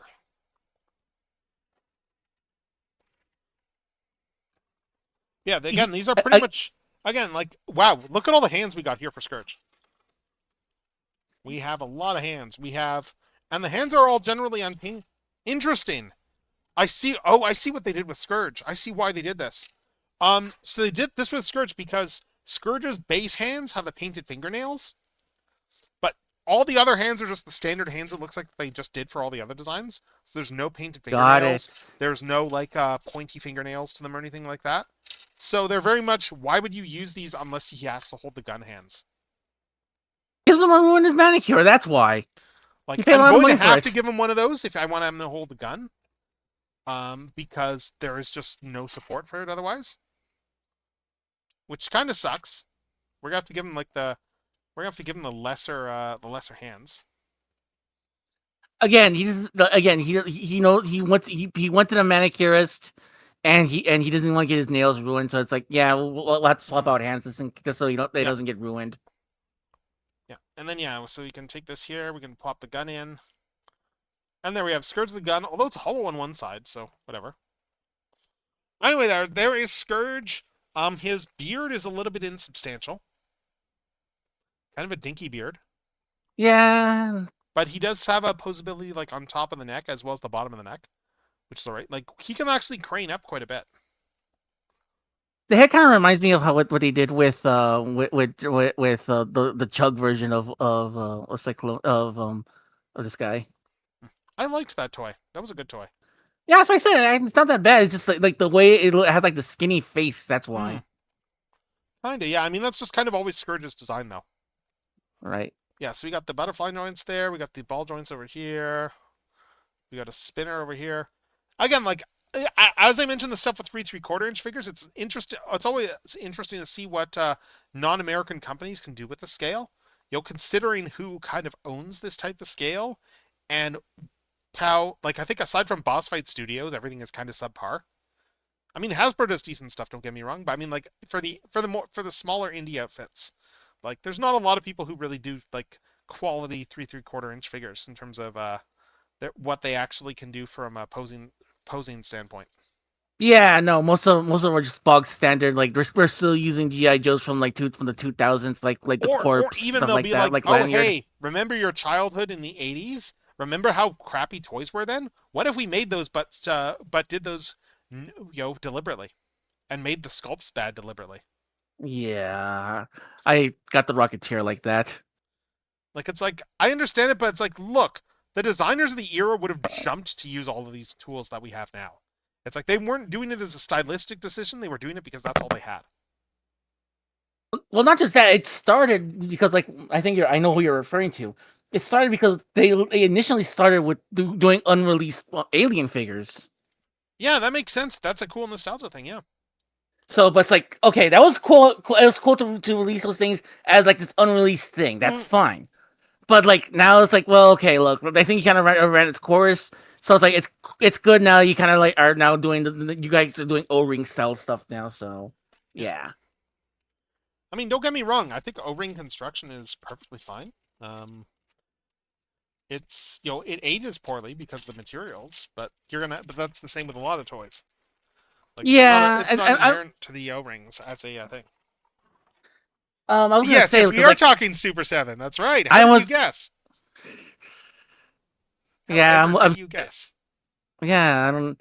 But I was gonna say like I really like I'm more of a modern GI Joe like the modern articulation person myself, and I wish they would work more into that stuff. But I also understand too.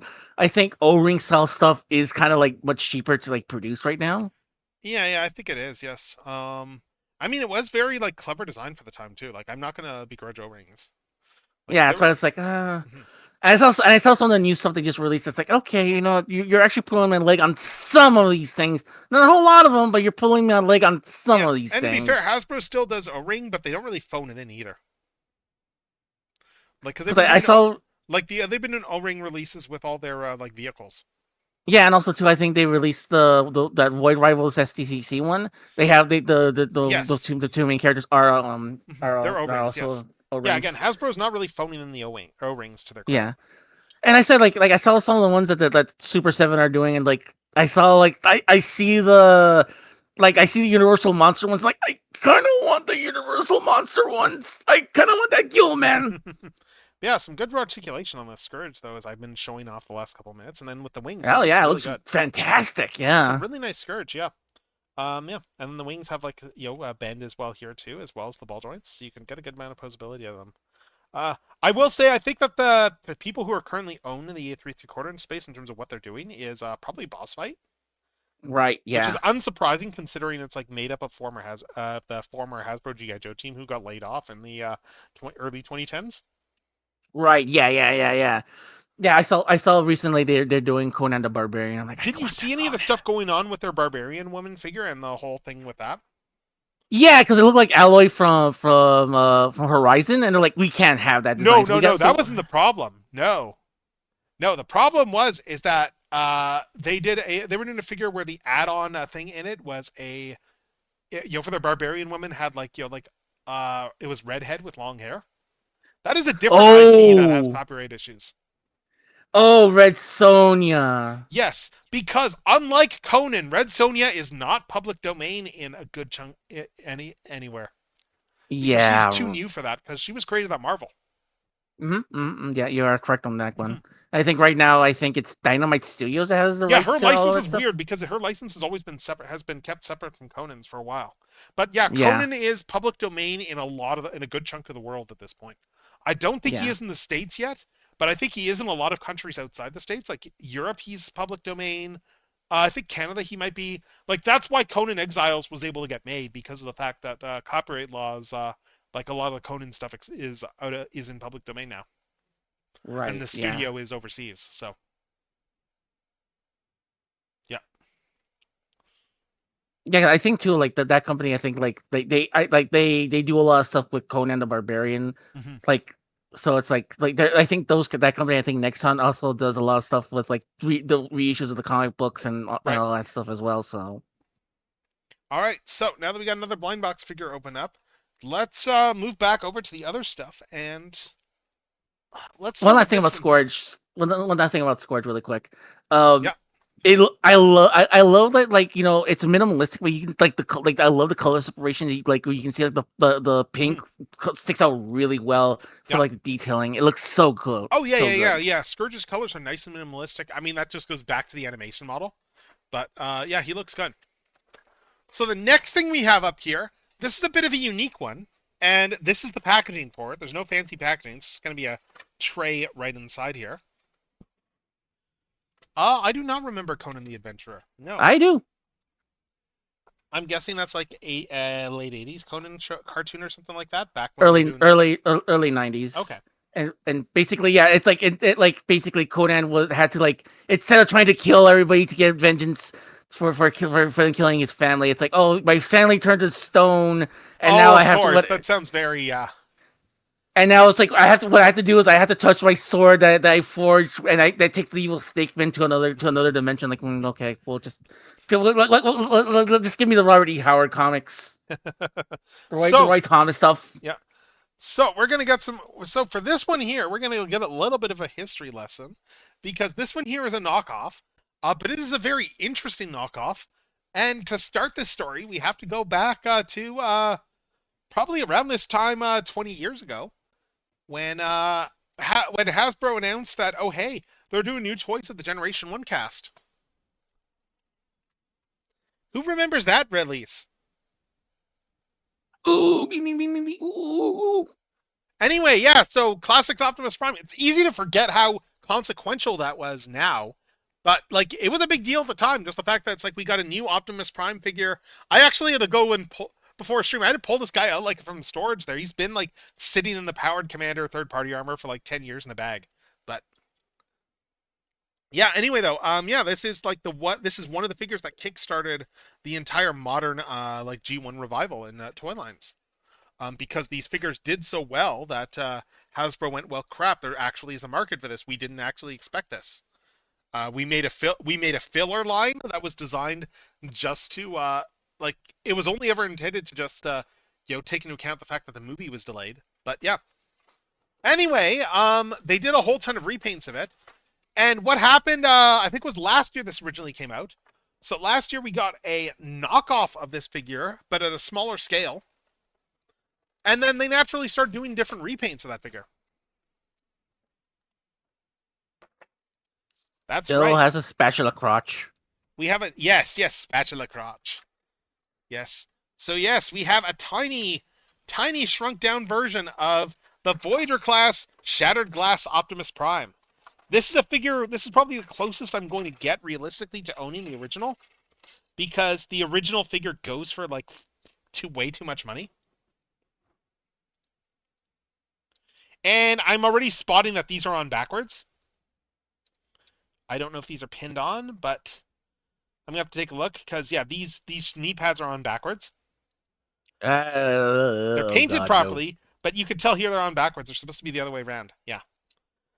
Funnily enough, when I was reading up, looking at just the thread on this guy in TFW, someone mentioned that these knee pads were backwards. So I'm actually not that surprised.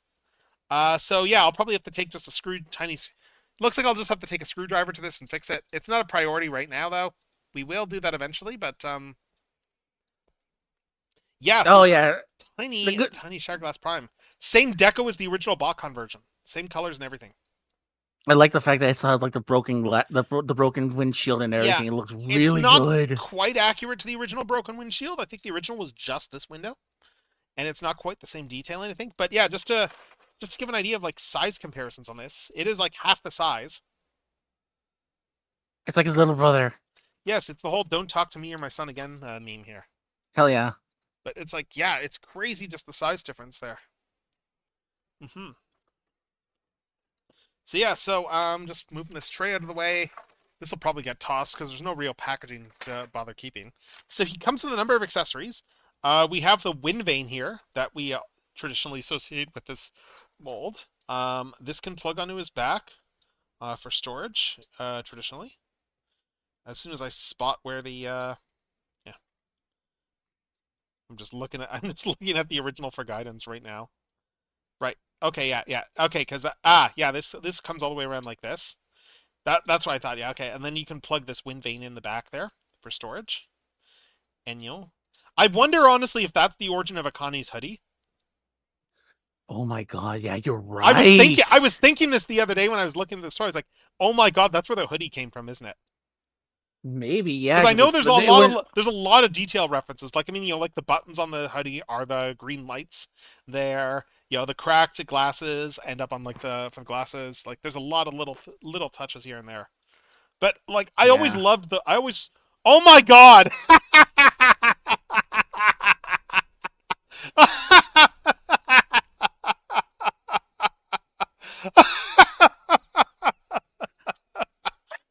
Oh my God. Oh, oh my God! I did not expect to see this on a toy. Oh, that is funny. We'll turn her. Well, good luck. Well, someone already knows this by now. You got the VOD's over. Like, I'm going to hiding back in Mexico. See you later. Bye. Oh, that is the funniest thing I have seen on one of the third party figures. Oh my God. Oh yeah, yeah. It's like I'm going to witness protection now. Like they know my information because I'm here. It's not the first thing I bought that has not for sale on it, but it is like I have other things that do have that marked, but it is the last thing I expected. Oh, did you catch that, Strideways? Did you catch it? I don't know what the delay is there, so. Because yeah, I was laughing before I pointed it out, so. Yeah, no, it's a Yeah. yeah. Oh my God. And now that we kind of expose ourselves, like yeah, it's time for me to like mosey out of Dodge here. So I'll see you guys and like never. Yeah, I was never here in the first place. So bye. Yeah. Let's see. I think one detail that I think is actually different from the Shattered Glass toy. Looking at this, I would need to go back and double check pictures of the original, but I think that these are meant to be a different color here on the original toy. I think these, just looking at the classics mold and how everything is sculpted, I think that these are meant to be the same color as the thighs, these bits over here. But again, I'm not 100% on that. Don't quote me on it. Yeah, I love just how they got the right colors and everything. We've got the other gun too. Like, he's got his tiny gun. We got both the classics weapons. Oh, we got both the classics weapons, and we've also got, popping his hand out of the socket. Yeah, you're right. The shoulders are actually black, so it's like yeah, Yeah, that's I the only thought thing that. that's different. Yeah, that's just a limitation of the original mold, really. But I love it when I listen to some of the BGM here in my playlist and it's like, oh, I know what this is from. Like the spaghetti western music, and it's like, oh, that's from the first episode of Transformers Victory. When they introduced Star Saber, like, Yeah, yeah. ooh, Star Saber's whole intro is a full-on spaghetti western. Yeah, hell yeah, I love that. yeah. So there we go. Yeah, these hands, it's gonna be easier to pop the hand off to put the gun in because it's a little bit of a tight fit. But once it's in, it's good. And I mean, it's a standard Classics Prime smokestack gun. Like, still a very good gun design. And then yeah, Yeah, no, over here we got this gun here, which is still the same classic design. Fold this whole thing up. Fold the little guy out over here too. Yeah, all this just folds out. So it's still that same classic design, and it's scary to say classic design because this is, I mean, not just because Transformers Classics, but also because this is literally a 20-year-old design. And that is yeah, I think. terrifying. That is terrifying. There are people in this fandom that are younger than this toy. Don't say that, please. I'm gonna just cry. It's like when I go in some boards and like you see some servers, and I've had moments where people are talking about their childhood Combiner Wars toys, and I just go, no, please. Oh, stupid monkey! Did you see the best part on this? The best part on this? Like, oh my god, this is just the funniest thing. I just choked on my drink when you said Combiner Wars childhood. Like, oh god. Yeah, yeah. And speaking of childhoods, and speaking of choking, and speaking of like of minds that are very impressionable, you know what is very very effective on minds? Advertisements. And we got one of those coming up very shortly. And yes, Buy our stuff. I Buy love our coming up stuff. with all of these segues into the mandatory ads as best as I can. It's just more fun to do it that way. I don't blame you, Zach. That was actually very clever. GG's. Yeah, that was just like completely off the cuff there. So, but yeah, so we got an ad coming up, so I may as well just hit the button now so I know when it's coming. And yeah, we will be back after these messages. So stretch, take your bathroom breaks, and then we'll keep looking at this tiny Classics Prime when we come return. Mm-hmm. All right, I'm going to the toilet.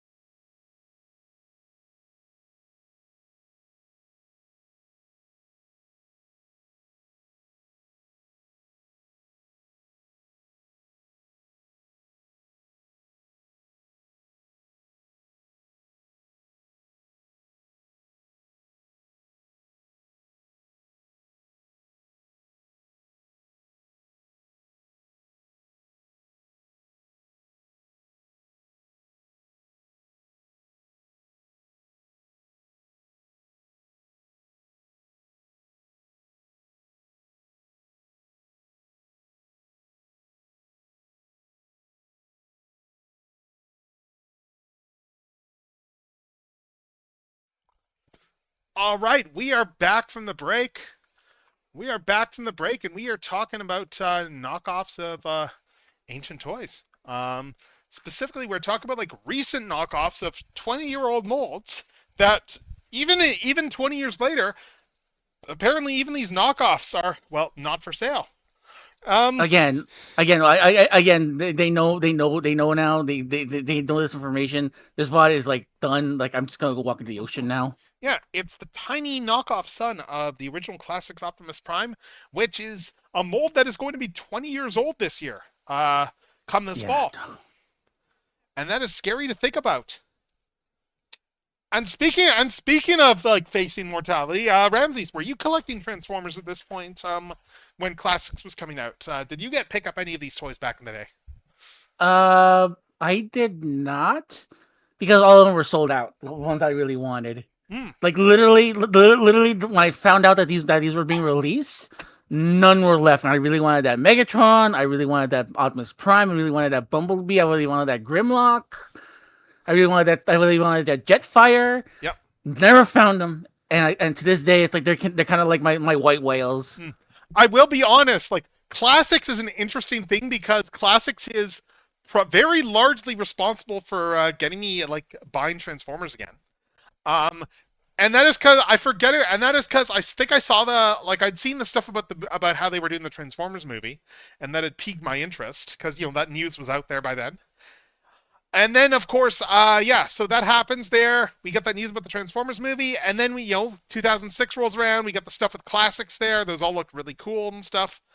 And then also around the time the Beast Wars 10th anniversary stuff all got announced, because it's also Beast Wars anniversary year this year. God, and that's the third. That was the 10th, and now it's the 30th. Good Lord.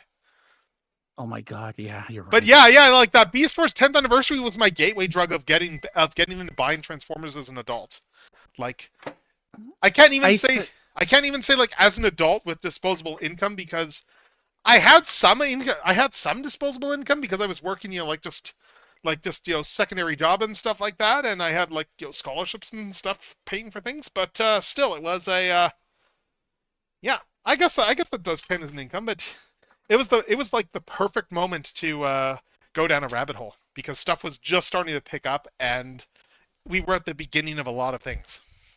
Yeah, I was into it because I started collecting, actually, believe it or not, around like 1999 because I went to 2000. I started in 2000 because, oh my God, did I ever tell you my story about my very first anime expo I've been to, or have you ever heard the story of it?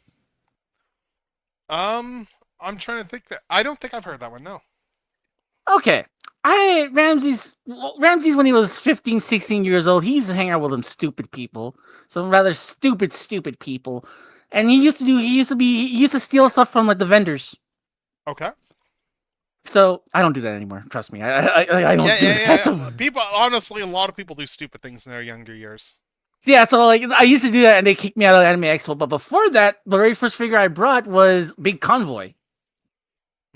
And that's when it just kind of snowballed from there. I brought Big Convoy. Then the following year, I brought X-Brawn, and then I started collecting the robots in the skies. And then I got a few from Armada, Energon, Cybertron, and then by the time that I wanted to get these generations, the very first generation ones, it was like it was all sold out, and I couldn't find any available anywhere. All right, so we got a couple of other accessories with this guy here, and people are probably going to have to help me on remembering what these are knocked off from, because we got this one over here. We've got this shield gun thing over here. I know this is from something. I just can't place it. I know this is a knockoff of something. I just can't place what toy this is from. Is this Mind Wipe or? Yeah, for some reason, I'm thinking of like the Titans Return Mind Wipe. Yeah, I think so too. I think it is from Mind Wipe. Like that is the most random thing if that's what this is. Oh my God! Yes. Because look, I don't know if it's a separate piece, but yeah. I think it is. Oh my God! Yeah, this is. It's all sculpted as one piece, it looks like over here, but unless it's... Yeah, you can see the claws. Yeah, yeah, yeah, you could see the Mind Wipe claw in here. Oh my god. I'm just seeing if this is a separate piece. Oh my god! It is still... This is the most random thing? Like, what the hell? What? But in some ways, too, it works. It does, but I'm sorry, what? This is just like the most random choice, putting the Mind Wipe claw in there. Oh my god. I was like, this looks familiar. What is this? And then, of course, you got a sword over here. And I'm trying to remember which sword specifically. I think this is the Nemesis Prime sword that they did for, I got this guy off Show Z, actually, for him. He went up, I think he went up for pre-order a few months back. They did another release in the regular Classics colors already. So I was kind of just watching for a Shatterglass release of it. Is it Yeah, I think Alpha Spider-Man Trion's sword from Titan's Return? I'm gonna say, yeah, I think that is Titan Return sort Alpha Trion. Didn't they package this with Nemesis Prime at one point? I think so. Yeah, that's what I thought. Yeah. But anyway, so we have a sword, we have this really interesting choice for a blade, and we have a JoJo character because we got a stand here. Nemesis, I think it was Power. Was it Power of the Primes they put that one with, or? Because the Power of the Primes Nemesis came with a bunch of random stuff. No, it's not. Yeah. It's Power of the Primes Nemesis that came with all the random stuff, isn't it? So, for accessories. And then they released some of those accessories again with. They did a bunch of random accessories that were references to that when they did later Nemesis releases. But yeah. Okay. I thought it was that sword, but I can't remember now. Like, huh. Yeah, the only weird thing is that they put the knee pads on backwards. These are screw holes here, so that is fixable. I'm not going to bother with that today, but yeah, that is like the only real thing with that. Yeah, so like look at our articulation on this guy. Let's see. We have a swivel head. Actually, I think is it a ball joint or I can't tell. I think it's just a swivel. But it's, there is light. Oh, there is light piping on this, I think. Is there? I don't know if there's. I'm just holding this up to my light box. If there is light piping, it doesn't really work all that well. I can't really tell if there's or not. Per usual techno, you always find some way to get me to get something, and right now this toy's on a cart. Oh god, did you get the shattered glass version or the regular version? I only found the shattered glass one, so I was like, okay, screw it, let's go. Yes, let's ball. We ball. Mm-hmm. Yeah. So what else? Yes, we got this bit swivels here. We have the waist swivel over here. Yeah, like honestly, as somebody who does not want to pay the actual going price for this toy, which is an insane amount of money. Well, it's good that I'm showing this off then. Yes. Like honestly, again, every time I'm on these streams, I always end up buying something that you show off. I mean, like articulation-wise, like it's not nearly quite as good as like a big Hasbro one, but I mean it feels fine though in general. Like it holds together. The ratchets, interestingly, these ratchets are entirely friction. There's no actual gear teeth to the it's a knockoff of the actual ratchet here, but there's no actual tooth in there. And I mean, at this size, he doesn't really need ratchets. Let's be honest. Yeah, I mean, he's small enough where it's like that. Yeah. You can get away with it. Mm-hmm. Yeah, these pivot as well. Oh, I don't think the original had ankle tilts. Hold up. I don't think so either. Yeah, no, those are new. Yeah, that's new. Yeah, like ankle tilts were like Siege. That was like 5 years ago. So it's like it's a very recent thing for them to have. Yeah, and hold up. Speaking of, where does hand go? There we go. Yeah, this popped off there. So yes, we got that. What else? Yes, the ankle tilts are nice. One thing too, because I noticed this looking at the Classics toy and had a moment, which is that there's clear plastic in some of these joints over here. I forgot about this. There's clear plastic in this little pin area on the original toy. Oh yikes! Yeah. And it's weird. It's weird looking at it because it's like it's just this one right there. Huh? It's just a weird choice looking at it in retrospect. Like there's the clear plastic in these bits too, but like in the side bits over here. But I mean, we always knew about that. But I mean, I'm just surprised by the clear plastic in the actual legs there. I mean, you had a lot more of that on toys back in the day. Yeah, no worries, no worries. Thanks for popping in. Thanks for popping in. All right, Monkey. It was good seeing you. Yeah. But I was gonna say too, does this figure, does this smaller one have those transparent parts or not? No, it does not. Interesting. Okay. No, that's no. I mean, really like it's a good. knockoff, so like they just clearly like we already know it doesn't have the same parts layout because of just these bits here. Yeah, but also too, it's like wondering if if they Like, didn't if they yeah, if they it's were not the stupid same enough to do that. toolings. Like we have the we have these like as a clear plastic here. It looks like that these are all just cast in like a white clear plastic white. So these windows here are not actually like painted. They are just clear. Got it. Yeah, yeah. Yeah, it's neat. What else? All right, yeah. So I guess we'll just pull his hands out and start transforming stuff. And I'm also just having a moment of where I'm just trying to remember if this hand came off of the bombshell molds or if this is from this. Because I'm just noticing a hand here and I'm just going, okay, did this come out of one of the other things I got? Yeah, no, I think this is from the bombshell. So let me just double check that here. Oh, maybe not. No, no, no, no, no, no. Okay, okay. Yeah, so okay, so there's probably another hand in here somewhere that like came out when I pulled everything out of the box. But I think he's got alternate. Yeah, he has alternate hands. Ooh. Yeah, so you can do like I don't think he'll transform with these ones, but you do have open palm hands. So that's cool.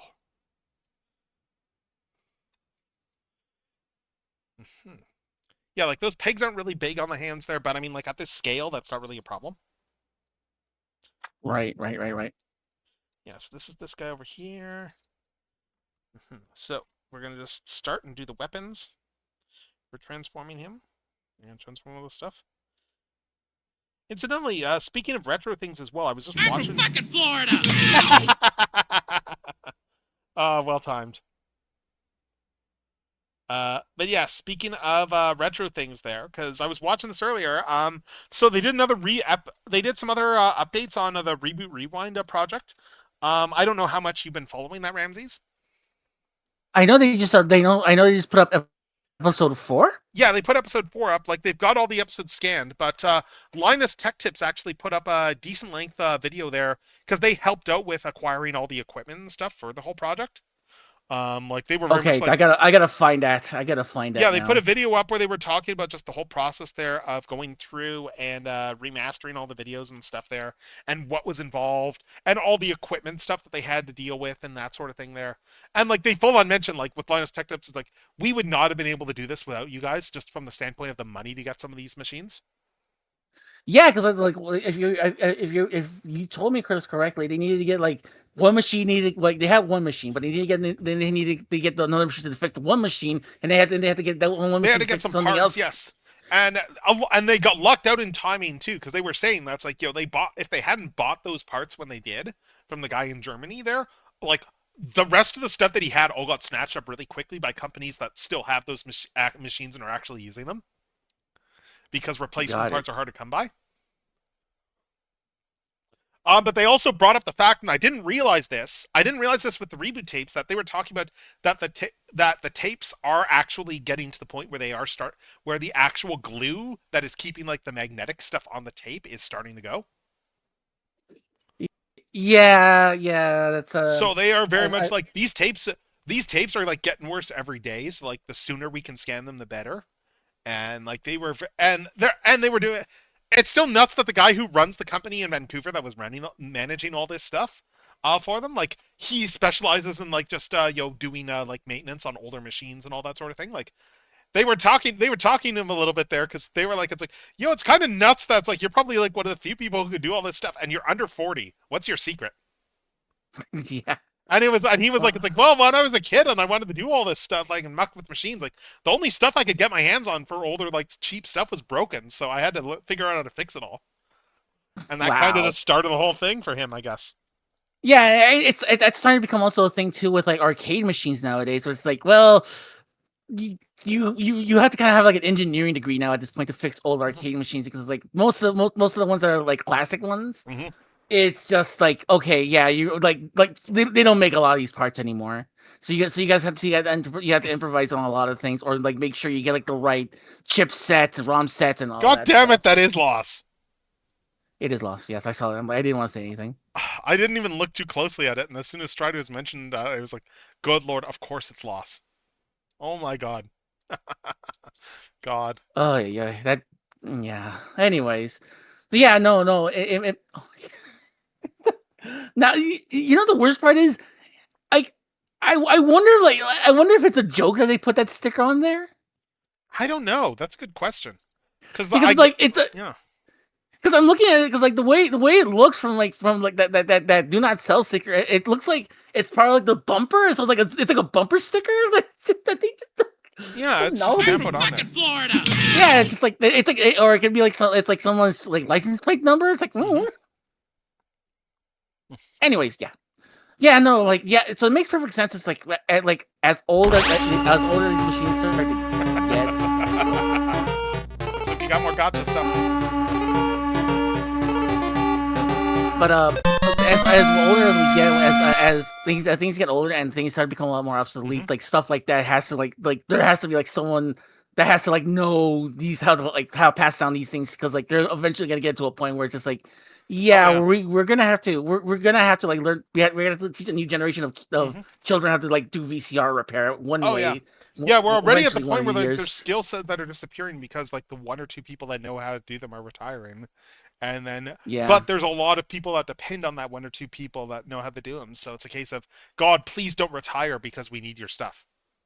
Yeah, so that's why it's like again, like I said with the arcade machine stuff, it's like there's like one or two guys that are left, and but right now I'm seeing a lot of like uptick on a lot of like people on like doing amateur stuff. Yeah. And they're doing a really good job with a lot. They're doing a really good job with like arcade restoration because Mhm. like that's always been like a fascinating thing to me. Yep.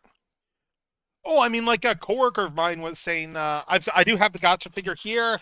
Just to stop there, we got Blocky's Defender 3 here, and yeah, this is the we've already gotten the Grimlock out of this wave. This is the wave that has Shatterglass Optimus in it. We did get the alt mode for Shatterglass Prime already, so I'm hoping that's the robot mode because that'd be a nice serendipity. But yeah, this is making me think there too. Like a coworker of mine was saying that he was playing a like was it an RPG? I think it was that was made by like someone by like a woman who like was a developer from like the like older C64 era and stuff like that, and she recently like made a new game and just Yeah. put it on itch. I forgot. I don't know Mhm. what the name of the game was, but it's like, but that's still kind of rad that you have like people that have been around for a while that can still do that sort of thing. That's like, yeah, just old school developer just makes a game for a retro console and just puts it on itch for people to buy. Not a huge number of sales, but I mean, it's still something. Also, I'm pretty sure too, because like I'm pretty sure the transition from like doing stuff from C64 and stuff like that to like to whatever they use for coding nowadays, either Unity or stuff like that. It's gotta be like dead simple for them. Oh yeah, yeah. Well, I mean, it's so much easier to write software these days. Like, oh my god, like the learning curve is so much less, and these people all have like, so these people can all pick it up pretty easily, but they've also got all the game design principles drilled into them. And oh, Yep. what do we got here? Oh my god, yes, yes, we got a. Oh my god, we didn't get the regular sound wave. We got one of the fancy sound waves. We got the we didn't get the super rare sound wave, but we got the galaxy type sound wave, which is the shiny one. It's this one over here that we got. So we got the one that comes with Ravage. We didn't get the one that comes with Laserbeak too, but we got the Ravage one. So yeah, that is awesome. And Ravage, speaking of, it's just like, yeah, just plug them together and there we have Ravage.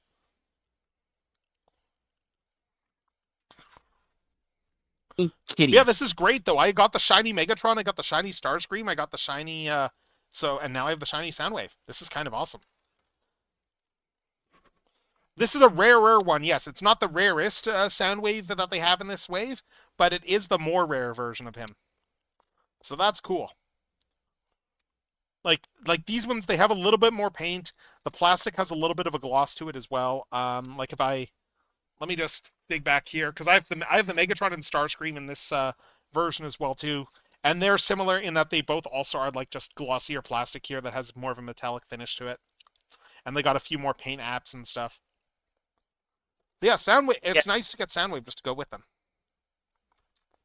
yeah, you got the trio. Hmm. Exactly.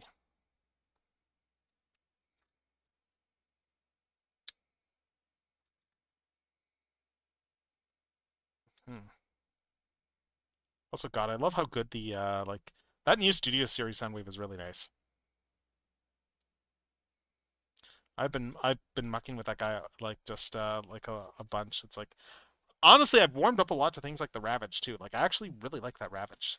The only real weakness is just how wide the neck is on him. But otherwise, like I really like just the actual transformation, how you can get like some curves out of him and stuff like that. Yeah, I missed out on my opportunity of pre-ordering it, so it's like I gotta wait a while before I can pick back one up. But like I see it, I'm like I want it so bad, especially how you did after last week's Yeah, show off. yeah. I'm There's like, I have Rumble on. That was a lot of fun. yep.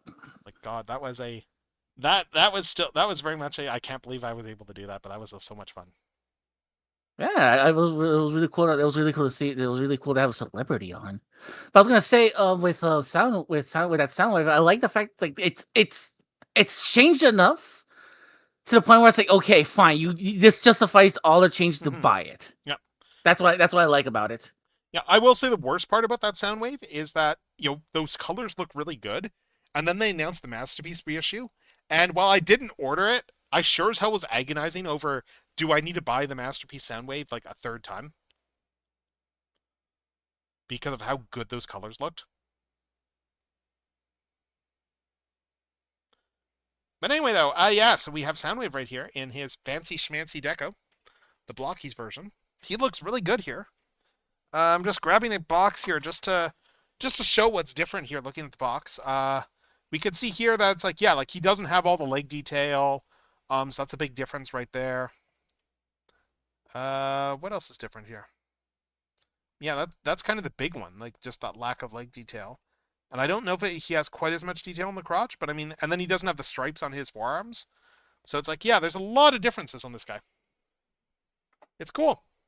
Yeah, it's really cool, especially like the metallic looks really well on him. It does, yes, yes, absolutely. All right, anyway, let's get back to Transforming Classics Prime. And this is a transformation that is taking me back as far as transformation schemes go. Because it's just, I've not mucked with this mold in so long, but it's just it's got that nostalgic familiarity to it. Yeah, it's like once you figure out how to do it, it just becomes second nature, and you don't forget how it Yeah, works. because it's like I had a lot less Transformers back then. So it's like, so it's a lot, something that like just is a bit more natural. Like it's a figure I would have mucked with quite a bit back in the day. And also too, it's like it helps that's a good figure overall. Hmm. So it's like so it's like when you have a good figure and you kind of like know it by heart, so it's like yeah, Yeah. you don't have to struggle that Yeah. much at all. Incidentally, I believe the design on this guy was done by Don Figueroa, Ooh. like on the original Classics toy. Because he did designs for a few of those figures. I think he did Optimus, I'm trying to remember which ones he all did. He did a few of them. Jetfire was his design as well too. Contrary to what people think, like the Stormbringer, the reason Stormbringer Jetfire used that body is because Don had already done that design for Hasbro, so he just reused the design. Right. But that was really cool though that we got like fiction with that design. Yeah. So yeah, there we go. We got the basic transformation here. We still need to put all the accessories on here, and obviously these are on backwards. Normally it would be the other details showing. But I mean, yeah, like it feels like you know what this is making me think of in terms of quotes as I put the last few bits on, like the smokestacks and stuff. I'm just thinking of that bit from I'm thinking of the bit that they used in the trailers for The Force Awakens there, like the whole Chewie we're home. Mm-hmm. Like with Han It's Solo just walking onto the Falcon. I'm getting those vibes. Yeah, it's a very familiar. Like I said, it's just very familiar, very homely. It takes you back Yeah. to a simpler time. And it's the reverse of a lot of things too, because normally when they're doing the whole nostalgic for childhood things, they're making things bigger. Oh yeah, you're right. It's like the opposite pattern here. It's like a smaller version. It's the version that you can like kind of put in a bag more easily there, or stash it away or something, and then like maybe bring it in the office and put it on a desk or something like that. Or something like, for example, because I saw the price and it's like it's something way more accessible for those that always wanted it Mhm. or always wanted to Yes. get recapture it again. Yes, yes, especially with this deco because like this deco goes for an insane amount of money. I don't know if this one specifically goes for 4 digits, but it probably comes close. Like yeah, like when I got the I have the G2 version of the FunPub Classics Prime. That one ran me several $100s if I remember correctly, and that was a deal when I got it. Right, I remember that one. I remember the prices Yeah. on those. I That was one like, was yeah. entirely a friend messaged me one day and was like, "Hey, so there's a listing on Facebook Marketplace from a seller in Canada that has this." And I was like, "Oh my god!" And it was 2020, so it was like, "Oh my god, yes," because 2020 was the year that you were picking up things to fill in because a lot of stuff wasn't we didn't have conventions to spend money at. Like there were purchases I made in 2020 I would not have made outside of 2020 because because I was like, well, I'm not going to a con anyway. Like my BotCon 2016 Megatron. But yeah, no, that's the all mode on this guy. It looks really good. Um, Weapon storage. I mean, don't expect anything. There, it only had storage for like the weapons that it originally came with, and this guy doesn't really change. But yeah, no, it still looks good. I'm not a big fan of how they did the battle damage deco. It feels like it feels a little bit afterthoughtish in terms they just kind of just sprayed a bunch of colors all over this thing. But I mean, it is kind of awesome to have some sort of representation of this figure in my collection now. That is kind of Yeah, amazing. yeah, and that's why it's like even I'm impressed because like I'm not a big shattered glass guy, Hmm. but even I'm like I want this. Yeah. Actually, I I want to mean, check something again with the transformation. I think that if I remember correctly, I'm just trying to remember if these whole arms were clear plastic or if it was I'm just double checking this. I can't remember if it was just the windows that are clear plastic on this guy or the whole forearm armor. Because I didn't think to look at that. Uh oh yeah, yeah, no, this is all still clear plastic painted over. Okay, it's like the original. Okay. I was just trying to remember if it was or if it was a. Oh, and I just popped the hand off. did these generations 1.0s did they have issues like breaking up with that plastic?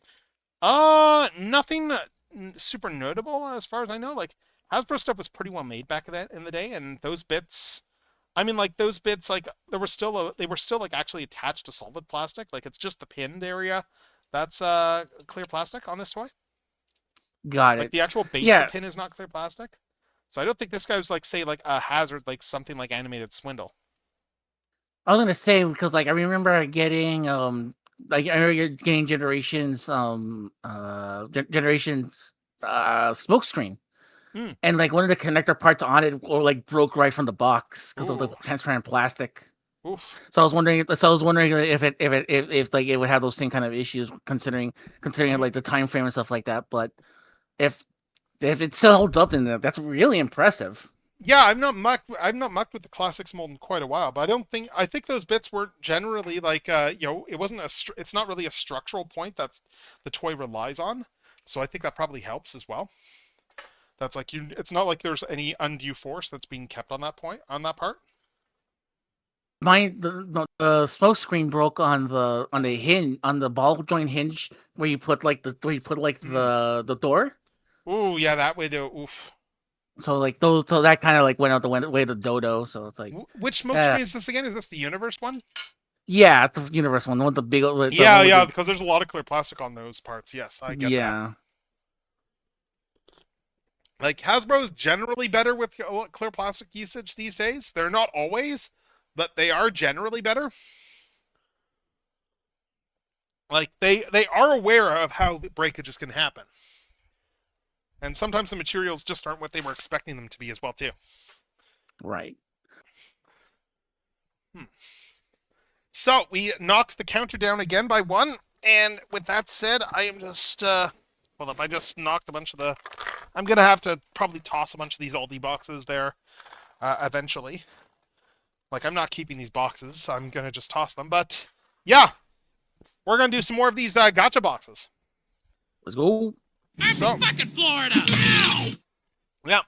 So we got another one right here from this box, and what we got left is we have the hot rod. Is this? I forget if it's hot rod or Rodimus. We'll know when we see it.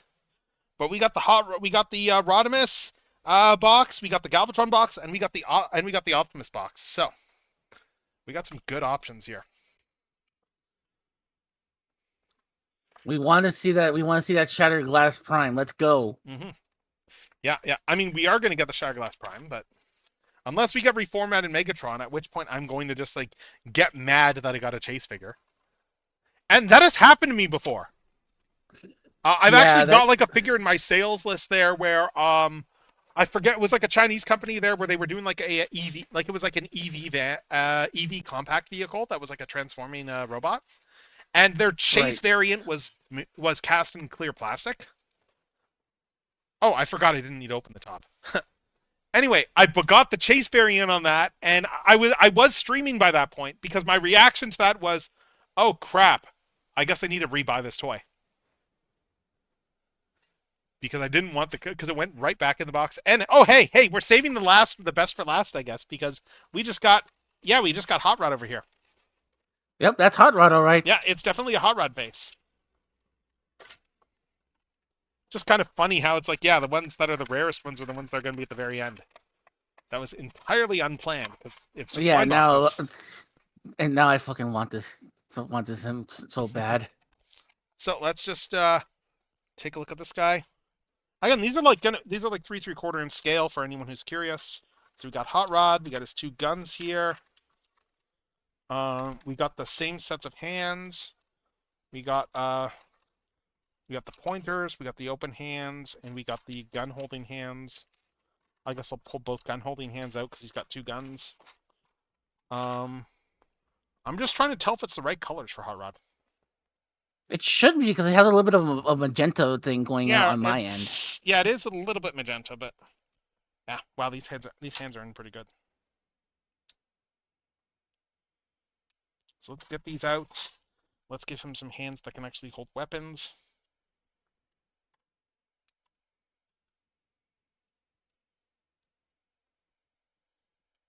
There we go. I think it also comes with with an additional faceplate as well. Yeah, it does have an alternate face there, and I'll get to that in a sec. Because yeah, we got the whole spoiler over here. I'm just looking where did I put my Hot Rod? I just put him off to the side. Did I put him up here, or I just had Hot Rod near me just earlier. I'm just not sure where I put him down. He's probably buried under all this packaging that I've been putting off to the side here. But yeah, so yeah, I guess it's got a little bit of a magenta. It still looks a little bit more red, but yeah, it's got a slight tint. But yeah, so shoulders are a good shoulder design here. Yeah, so something that you really can get in any Hot Rod figure. Yeah, well, yeah, I mean, you sometimes get that, but like it'll be closer into the body, so it won't look quite as good visually when you bring the arms up. Yes, we got that there. We got the double ab. We got that ab crunch, and I think there's another one here too. It's just not move. It's just a little bit stuck. Yeah, there we go. So we got the double ab crunch here as well. So yeah, still very good range of motion there. We got ball jointed head. And yes, there's the whole bit with the alternate faces. I don't know how this is supposed to pop out. I might just take a spudger to it in a sec, but spoiler as well too. Spoiler is removable. Interesting. I mean, that's good because it means it's not going to break off. You want parts like that removable. Yeah, let's see. So legs come down like that again. We got a swivel over here. Pretty good knee bend here. We got pretty good range of motion in these feet as well too. And then yeah, and then the toes are also on ball joints. Yeah, these are all very posable figures. Like Hot Rod though sure has a tiny head. That sure is a tiny head on him. He's always kind of that weird, like, tiny head, though. I guess. Anyway, yes, we can just pop this thing out like that there, and give him his alternate faceplate. which, yes, is the visor. Of course. You got to do the So visor yeah, on it is Hot Rod. definitely Hot Rod. So yeah, that confirms it is Hot Rod. Well, I mean, you can tell too because there's no lines on his face, Got it. and the spoiler shape is different on Rodimus too. Right. Like there are a bunch of subtle differences between Hot Rod and Rodimus.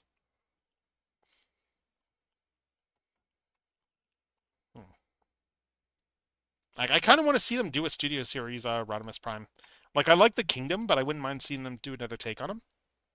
I was gonna say, didn't they announce that they're like eventually down the road they wanted to do Yeah, it? it's. Wasn't it like I think rumored? I think they low key said that they do want to do one. I don't know if it's confirmed or not, but there is interest. There is absolutely interest. Because the thing is, like the Kingdom one hasn't been like reissued for a good while now, and like Yep. I'm starting to debate if I really want to get that Power of the Primes one. Oh, the Power of the Primes one's a neat gimmick, honestly, but like it is a cool gimmick. I think that's. I do really like the Kingdom one. I suspect that if they did a new one, they probably wouldn't need to change that much. I'm pretty sure they're gonna get rid of the trailer at least. I don't know. You kind of need the trailer. I could see them. Unless I could see them doing a new Commander class just because the fact that's like you kind of need the trailer for Rodimus Prime. Otherwise, he kind of looks insubstantial.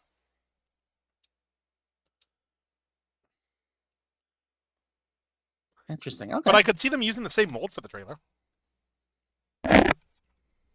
Like I could see it being the same tooling. Just yeah, use the same trailer and then just redo the body. And a lot of it would probably just end up being reshelling the body to make it like a cleaner sculpt. Right.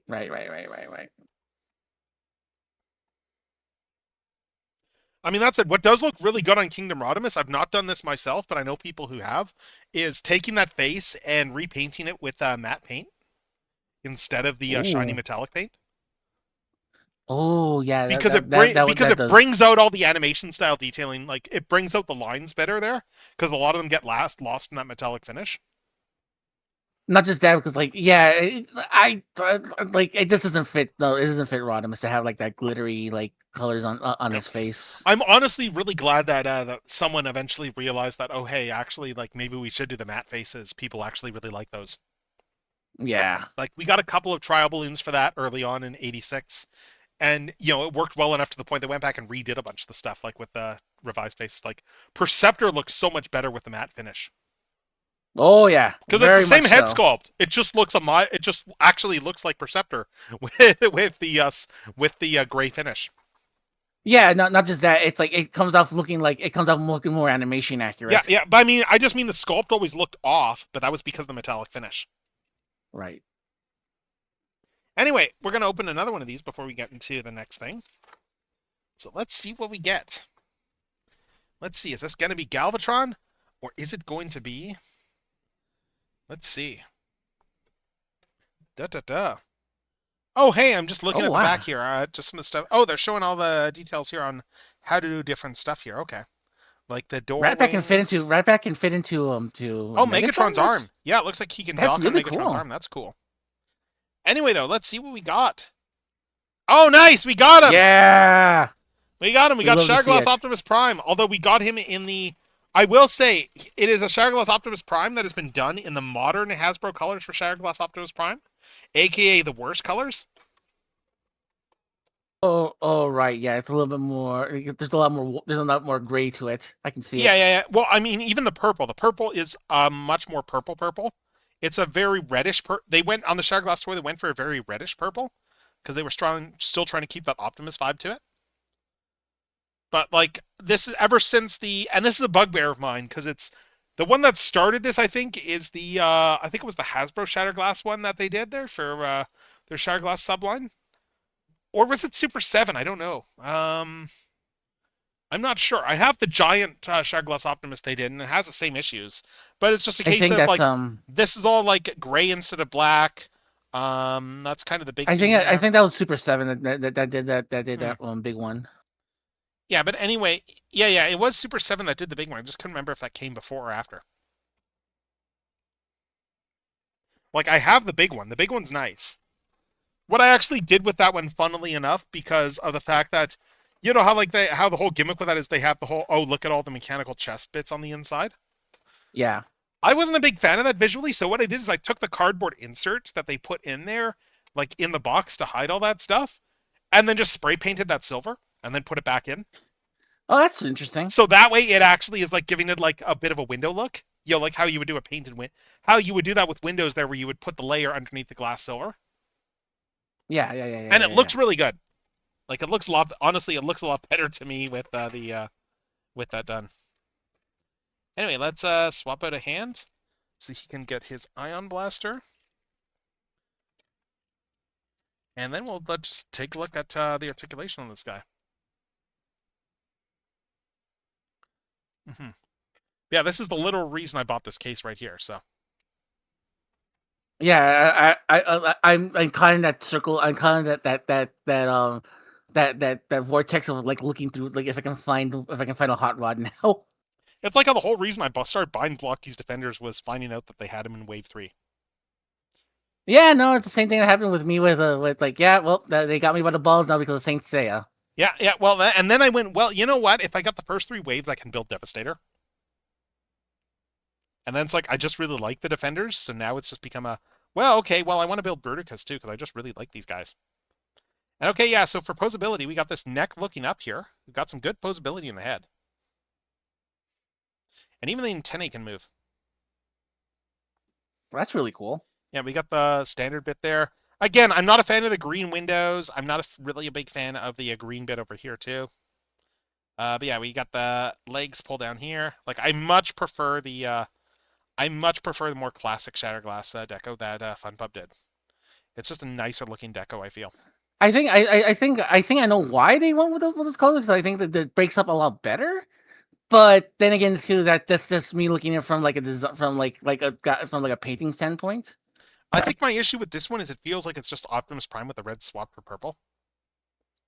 Yeah, I can see where that's coming from. Yeah, like there's just not as much interesting going on visually.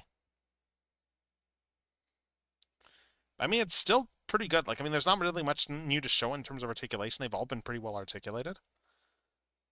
And actually, I'm going to put out let's swap the hand out here too. I don't want to fist. Like here. I kind of wished like at least the hands were done in like a different color at least. But then again, too, like yeah, that's again that's just I think I think one of the things that's like hard coded into the design at this point. Yeah, isn't this accurate to the Earthrise one? Yeah, because that's kind of the basis of a lot of these things, like what they did with the Earthrise one. The ab crunch is terrific on this mold, though. Like that ab crunch looks spectacular. I will say, like these figures really, really are. They're very good action figures. Like you can get some really expressive posing out of them. Okay, so the Shatterglass Earthrise Optimus Prime was a much more grayer color. Yeah. It's more of a gray, yes. But it's the same color layout, though. But yeah, look, he looks really good, though. And yeah, I'm just not a fan of this. I like the reddish purple a bit more. Like, it just gives it a bit more of an Optimus vibe, I guess. But without being too overpowering.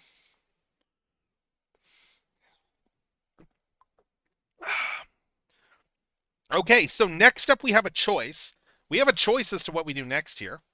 I can either go through and do the last blind box, or I can move on to the last Shattered Glass Prime item. Let's leave that for last. Then why don't we open up the last of the blind boxes? All right, let's see what we get. Let's see which Galvatron we got. So, yeah, we got this here. Actually, I wonder if I can use this sword. Yeah, there we go. Yeah, these are really neat. I don't think I'm going to buy more of these anytime soon, but they are really cool. Like, I will admit that it is a little tempting to get a Cyclonus because I've got Galvatron and Scourge. But like, I'm willing to split a block. I'm willing to split a block. I'm willing to split a box with somebody if they want to. I can talk. Yeah. I think the important thing, though, is that these actually are fairly reasonable. Sorry. these are fairly reasonably priced as far as releases go. So it's not Yeah, too bad from a pricing standpoint. yeah, because I've noticed that these are I was looking through like some of the stuff on like on Show Mhm. Z, and it was like what $70 for a thing. So it's like if we can Yeah, and you're split getting it six between figures. Like it's pretty much what you would be getting, like what you would be paying like 15 years ago for an action figure at the store. exactly. So it's like so if anyone wants to split, because I just want one. So like anybody wants to split a Hmm. box with me, then Yeah. by all means, I'll throw in a couple of them for as Mhm. well. And let's see what we Anywho, let's got. see what we got in here. Oh my God! Yes! Nice. Oh my God! Oh, I made a note there to clip this. So, oh my God! Look Nice. at the card though. The card is mangled as hell. The card is mangled as hell somehow in the box. Like it is frayed. It is bent out of shape. But screw that. We got the right Galvatron. Hot take. I think I like the gray on him. No, I love the gray on him. This is the one I wanted. What is a little bit disappointing here, looking at the images, unless there's stuff underneath the box. Actually, I didn't even check that for Prime. Does he have any accessories underneath? Let's see. I didn't even think to check. Prime has... Oh, Prime has an Energon Cube. Okay.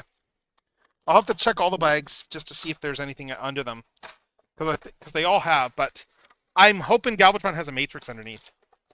He should, because it has one in the package. Yeah, the card art has the Matrix there. So let's get this out though. The only complaint I have with this guy looking at him is that he has red eyes, whereas the toy had yellow eyes. Right. But even look at the finish on this guy. I don't know how well it's coming across on very camera. Shiny. But like just even like the gray here is a shiny gray. It's not a flat gray.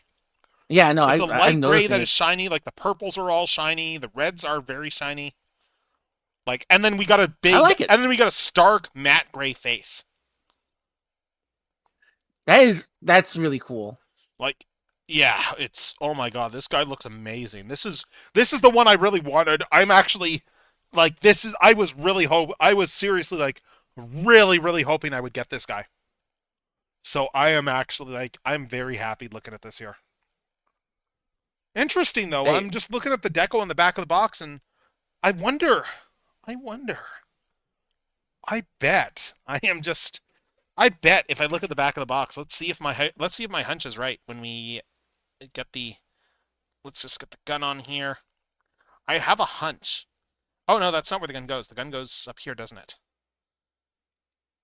Right. I'm trying to remember where the gun mounts in Galvatron. Oh yeah, it mounts in there. Right, because it's the Megatron that gets the fusion cannon on the thing. So there we go. So gun mounts there.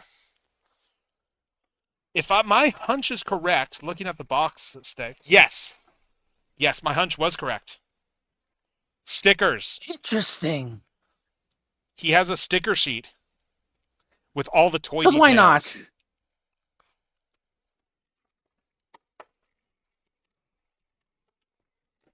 And then we got a little matrix here. Yep.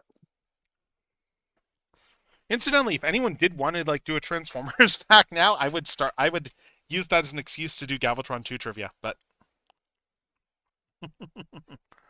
let's see. Let's swap out the hands. We need to put some commanding hands in here instead. Oh, that works. I know I don't know who did that. Some guy just my fingers. Who knows? If only I had a way of seeing who redeems those things. I know. If only it said that on my phone right next to the person to the thing that got redeemed. But yes. And show on chat also. But yes, keep going. But yes. Anyway, though, yeah. So Galvatron 2. Galvatron 2 has an interesting history. I'm just putting the hands in right now, just a sec. So yeah, interesting history on Galvatron 2 because he dates back. This deco originally dates back to the eHobby release. The name Galvatron 2 dates back to some of the eHobby releases there. And funnily enough, it was actually, if I remember correctly, I think Galvatron 2 was the name that they gave when they did the cartoon deco for Galvatron, and he came with the green matrix, like when eHobby did it.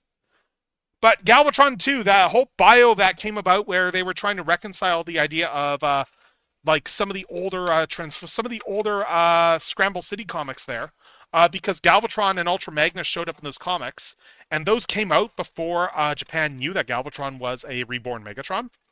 So they portrayed Galvatron as another guy. Like he wasn't like he was a city commander, but he wasn't like Megatron reborn in that fiction. So eventually we Right. got there was a long convoluted history of retconning Galvatron into making some level of sense. Because the whole premise with this Galvatron is this Galvatron is actually from a version of the Marvel universe. So he's a Marvel Comics continuity Galvatron, which is why he's got these colors. Yeah, and they use that a lot in the UK comic, I believe, right? Oh yeah, but also US colors. Also the US comic, like Galvatron had these colors. Right. But anyway, like he was explicitly presented as a interesting Matrix. I'm just trying to see how this Matrix even fits on because it's not really sitting on very well. I'll have to fiddle around with this a bit. I guess it kind of goes on like that, but it doesn't really look that great. Oh well. I mean, from a different from like some perspective, it works, but the others like, Yeah, it's just the chain doesn't really like sit on here very well, unless I need to get it under the helmet. But anyway, though, so Galvatron was so the whole story that they had, I think, was that Galvatron originally, when he showed up in continuity, he originally showed up in because he has a whole bunch of time travel mucking about with him. Because Galvatron originally showed up in the future in the Japanese timeline, and then he decided to time travel back to the past because he wanted to go back to a time period when like people didn't know. I think he was trying to go back to a time period before like the other Galvatron existed. So he became, because he didn't like being called Galvatron 2. Because there was already another Galvatron I mean, running who around. wouldn't want to be like? I mean, if I was to be cloned and they said I was named Ramses too, I would fucking be like, you know what? Screw this. I'm gonna go back in time and Except, stop yeah, he's not a this. clone. He's like full on he's full on a reality jumper. Yeah. But yeah. So anyway, so he jumped back to the 1980s. So he jumped all the way back to the 1980s, late 1980s, which is when the Scramble City shorts were set. That's when Scramble City was set. He fought Ultra Magnus during the events of that, got defeated. Flash forward to around, I think it's around 2012 or so, when 2011, 2012, when Cyclonus is up in the Arctic, and this is after Galvatron had been defeated in Headmasters, and he was like frozen. He was thrown into the water, into the ocean, frozen and stuff. And Galvatron suddenly starts talking to him, and possesses his body, and it's got the gray Galvatron head, and that's where we get the Unite Warriors Galvatronus. Yeah. Because they both share the same body. Yeah. But anyway, Cyclonus, it was Galvatron. Anyway, as we found out much later, that Galvatron was not, in fact, the Cyclonus's Galvatron, but it was actually Galvatron 2, who had not died because he had the Matrix. And the Matrix kind of gave him and he kind of kept coming back, partly because he had that he had the Matrix from his timeline. Like that gave him like a measure of invulnerability. So he kind of kept coming back like a horror horror movie character. Yeah, it's a little bit convoluted, Galvatron's whole history there. In terms of it's like I was gonna say also too, like Starscream. Yep. Actually, I'm trying to remember now if was it as early as 2012? No, it might have been later. Thinking about it, because I'm just thinking about this because of my own panel stuff. I don't think I covered Galvatron 2 coming back yet in my TFCon panel, so I don't think it's So I don't think it's before 2020 that I've gotten up to, because there's a whole there's a whole bunch of crazy stuff that happens in a whole time period there, and I barely touched on the events of Unite Warriors, and there's a lot of crazy stuff that happens in Unite Warriors. Yeah, I think the real question now is, do we put these on now? Up to you. I'm just looking here because I am gonna put these on. Maybe I'll do this on another stream, but yeah, I want to get all the I want to get the toy detailing on this guy. Like he just looks so good. Like oh my god. Like the Sargalas Prime is good, don't get me wrong, but I think I'm more excited for this Galvatron because this is the one I really want. Like Prime was a given. The Galvatron was like that was the moonshot figure. And to be fair, the stickers go, the shiny stickers go with the shiny figure as well, so Yeah. it should look pretty good once everything's already Yeah, applied. I mean it's just things like, for instance, like getting like the red up here, and that's why he doesn't have the faction symbol because they assume you're going to just use the sticker for the faction symbol. Got it. Oh, right. It's because the faction symbol's on this red sticker over here, right? Because it's got all those toy details. Like it's just and then they just got the whole guide for applying them like on this on the sheet itself. And there's like about 20 stickers. Yeah, let's see. I'm just looking to see what we have for joints. We got this. Yeah, we got the same standard like, butterfly joints, good amount of posability.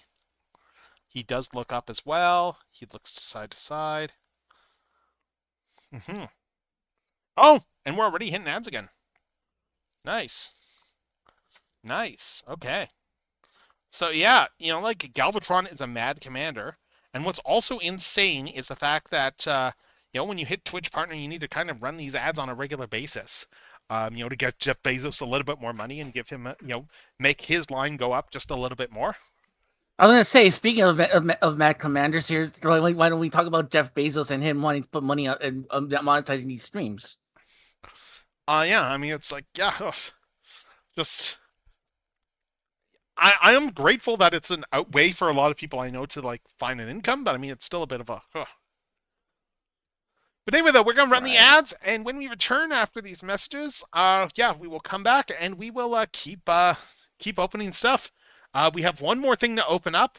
It's another Shadowglass Prime, and it's gonna be a fun one. So I will see you all in just a few minutes' time.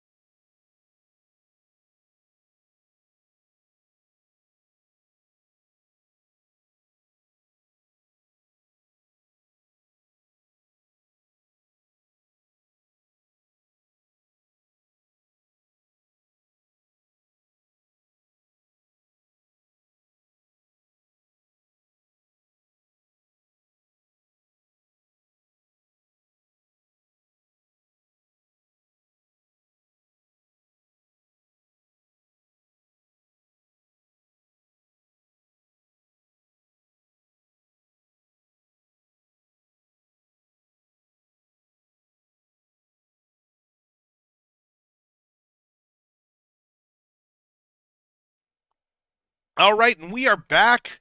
We are back from the break. We have taken a sip of tea.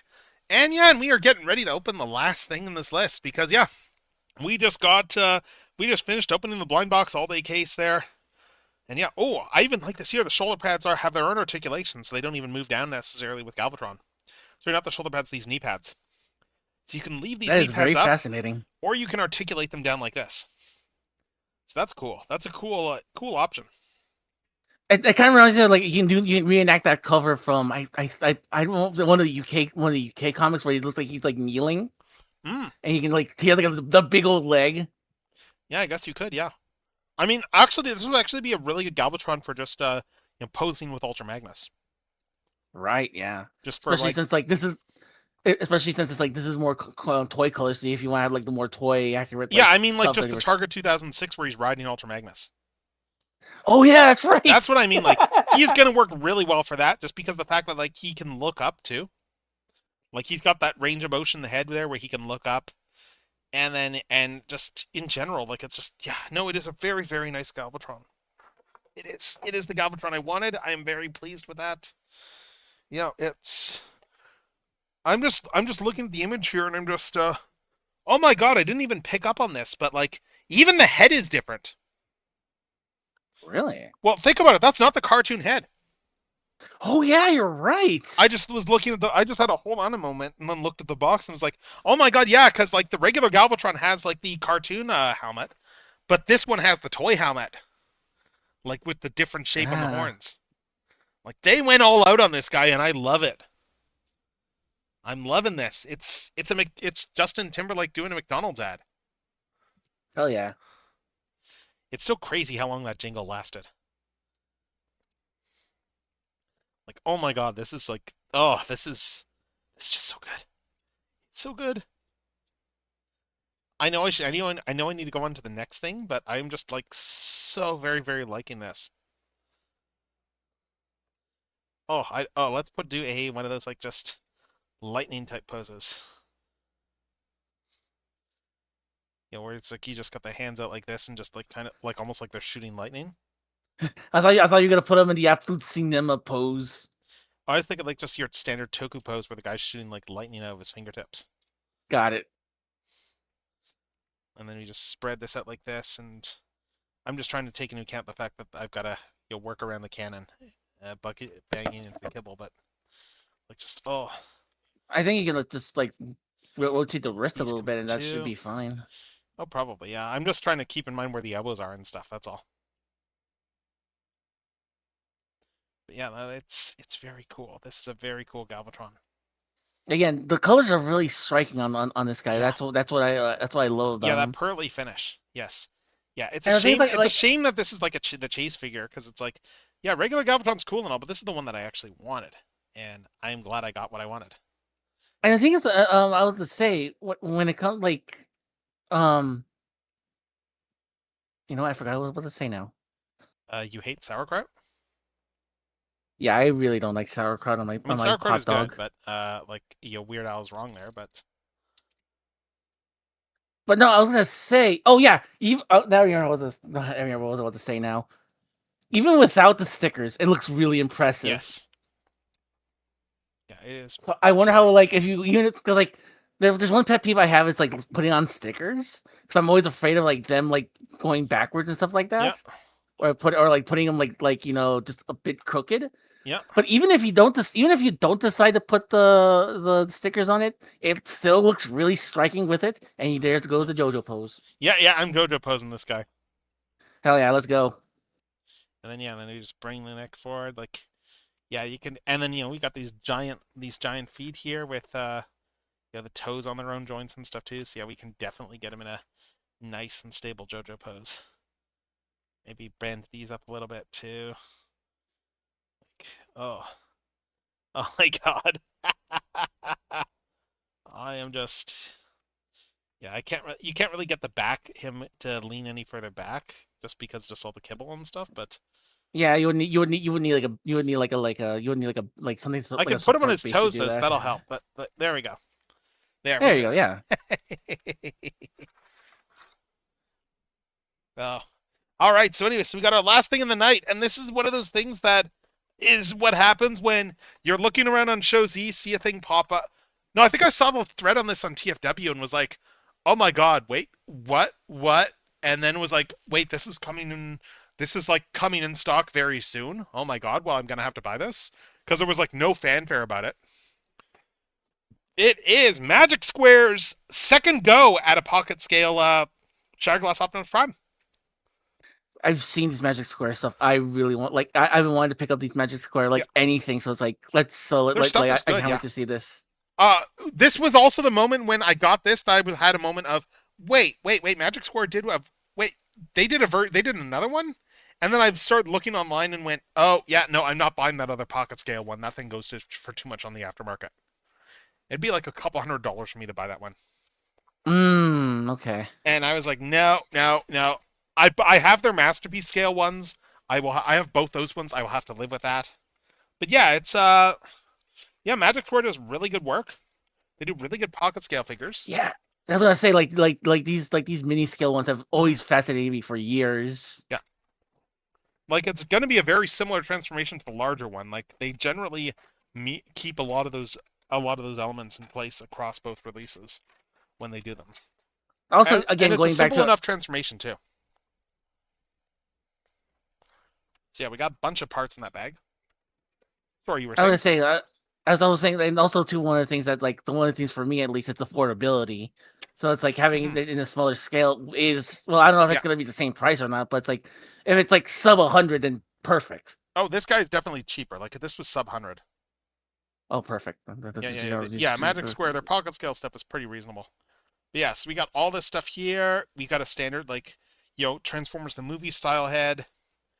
Yeah, like it is the same deco as their version 2 that they did for Shatterglass Prime. Same deco. You see, the black legs. We got the green here, the green windows. Like it's the more modern one in terms of colors, but I mean it's still better than what Hasbro does. Like as someone who's not a fan of the Hasbro decos and who is much more a fan of the Bacon style decos and doesn't like things like the green windows and like the green over here and stuff like that, this is still better. The darker colors, having the stuff like the stuff that Hasbro likes to put in white or gray, having it in black helps it better in my opinion. But just looking especially with the greens. But just looking at the turnaround in general, though, it's just really nice. Like it's a very clean figure here. Like you look at this and it doesn't look like it transforms, and that's what's great about it. Yeah, and like again, that's the thing that always impressed me. It's like a masterpiece figure in that small form factor. It's like their Bruticus, quite frankly, looks amazing. And it looks like you have options too for smoke. Oh, I see. So they have these smokestacks here, but it looks like they actually have these other smokestacks in 2 parts here, so you can do long smokestacks. Ooh. Yeah, because these ones are. I'm just trying to figure out how this works here, because it looks like that slides in there, and that means there's another rod off here. Let's just look at the instructions here. I'm just trying to figure out how this works with the smokestacks, because they're doing something with that. They're doing something interesting with the smokestacks. Let's just see if it says anything in the actual instructions. Not seeing any mention of the smokestacks. Interesting. Huh. But that's clearly what this is for. Like, this is clearly a case of we got this bit here that comes in over there. And then we got these smokestacks here. And these are... Yeah, I'm just curious as to if what the whole idea with these are. Is it meant to be that you swap these out for a different style of smokestack, or unless it's supposed to be a case of that you're. I'm just trying to figure this out. Oh, these are slightly longer. Yeah, it looks like these are slightly longer smokestacks. I'm just curious as to why they did it this way. These ones are a solid piece though. I think it's just a case of it's a way to get the longer smokestacks in, but they just did it in 2 parts. And then this way, yeah, you can slide up the smokestacks, that sort of thing, and just get your longer smokestacks for like alternate mode. I think that's what they're going for here. Which, okay, you know what? That's fair. Yeah, because I'm seeing some. Oh yeah, okay, yeah. I see there's some sculpted lines here. So this is supposed to slide in over here, up like that. Yeah. Yes, that's supposed to go there. And I'm just looking at the sculpt. Because yeah, you can see there's a little bit of a line here. So that's supposed to go in over here, I think.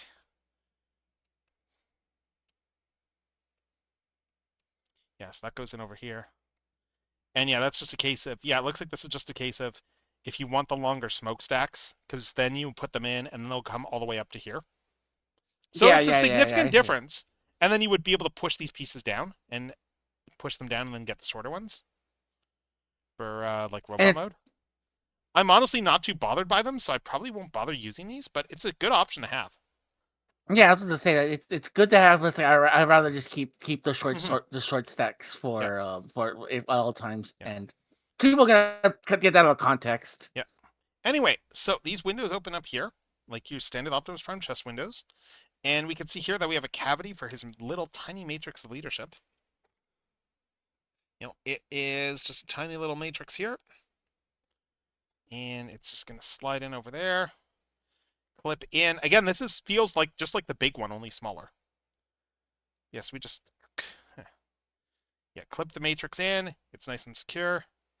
Close these windows back up, and you can already see some of the hints of how this transforms looking at these windows, if you look carefully. Yeah, I'm already kind of seeing get a feel for how this is going to transform. But yeah, and then that just closes up like that. I mean, it looks pretty good. I will say it is a bit of a pet peeve of mine that when we get Optimus figures, that they generally, a lot of them like having the exposed matrix there when they forget that, no, he had a cavity over his matrix. Yeah, I think the only one we've seen that does that, where they actually put the other cavity in, was in the Commander class of Optimus. Yeah, they did that. They do that on the. They've done it on the official ones a lot of times too. Like they do that on the masterpieces usually. Anyway, we also have an alternate head. So let me pop this one off the ball joint, and let's get the alt head in, because you can see it down there. And that alternate head makes a lot of more sense for a Shattered Glass toy. As soon as I can get this head off the ball joint, it's on pretty tight.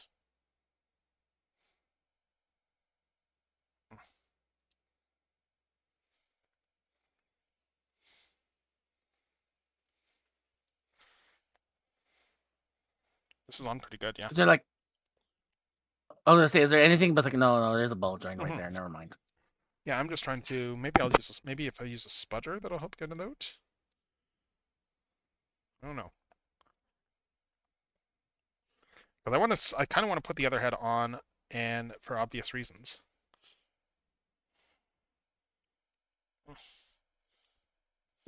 It's just on very, very tight. Because yeah, this is the alternate head. So you can see why I want to go with this one.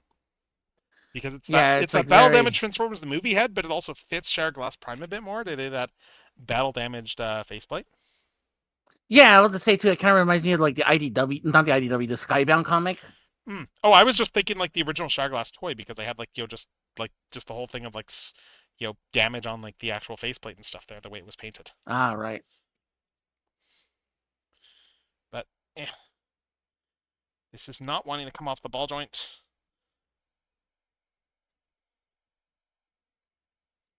I don't think I'm going to force this any more than I have to, so I'm just going to leave this on here for now.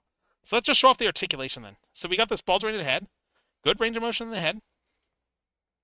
Shoulders, let's see. Shoulders are, we got a bit of a butterfly joint in the shoulders.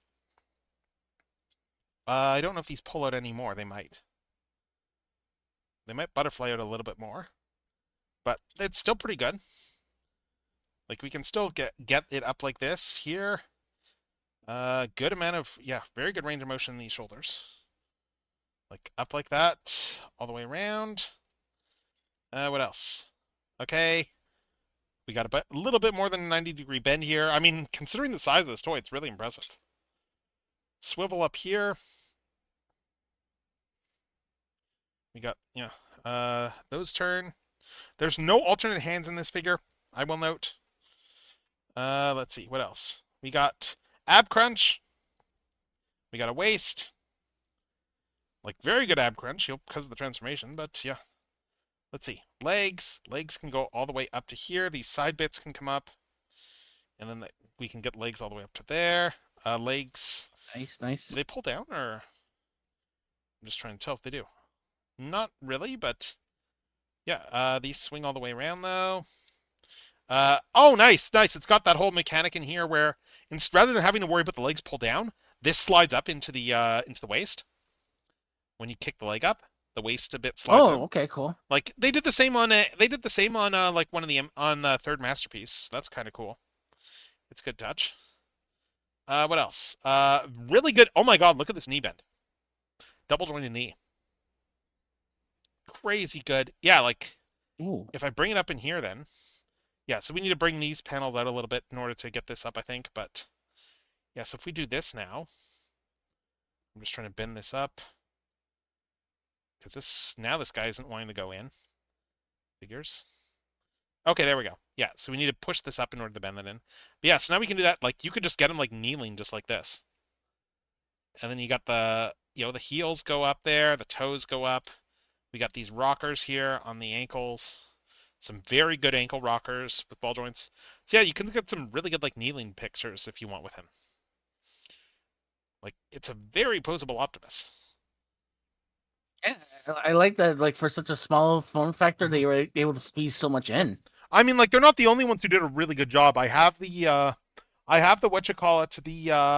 what's their name? Not Magic Square. Who are the other pricey ones that are for the pocket scale there? Not MMC. How is their name escaping me? It's New Age. Yes, I have the New Age version too. The New Age one is also very good. And again, like they all feel like mini masterpieces, but like I love just how clean everything looks. Just even looking at the arms and stuff, like the kibble all folds away. You got this clean backpack over here. So let's start transforming this guy. I want to take a stab at doing this guy without instructions because I think I can probably figure a lot of it out. So let's see. So we're gonna have to open these windows obviously because these are gonna swing around at some point because these are clearly the truck mode windows upside down.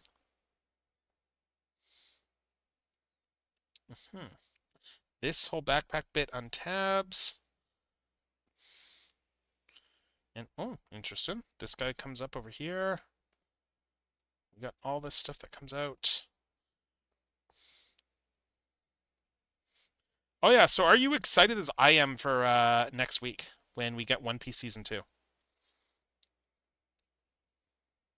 Oh, okay, this whole bit comes down. Nice. Sorry. Um, I didn't even. I thought it was gonna be. I thought we were gonna wait a little bit longer for it. No. They're doing theatrical screenings next week for the first 2 episodes.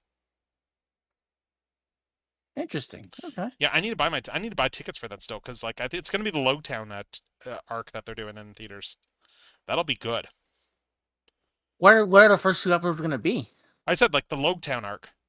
No, I said where are the first episodes? Like, will have they announced what 2 episodes are gonna be? Like, they're gonna use for those first episodes. Sorry, I'm a bit confused by what you was saying. What are they doing in those first 2 episodes? As in, like, where they are in the story? Yeah, I just said the Logtown arc.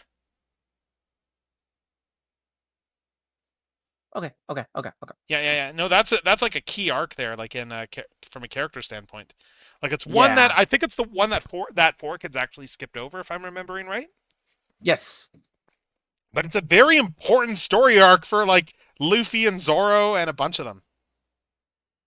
Yeah, that sounds about right for 4 kids to do that. Like that is where like I mean that's where Zoro gets like his other sword and like you get like there's okay, I shouldn't say too much, but it's like there's so much cool stuff. And then you got characters like Smoker getting introduced and going off like the stuff we've seen. It looks like he does indeed have his 2 cigars. Nice. Okay, so yeah, these come down here. But there was just so much. It's in that case, I might as well see like if there's any tickets like still Yeah, around. yeah, yeah, yeah. But I'm also busy next week as well because I'm busy Yeah, for it's on like the these next it's couple of like weeks one of those because one night only things on the Tuesday.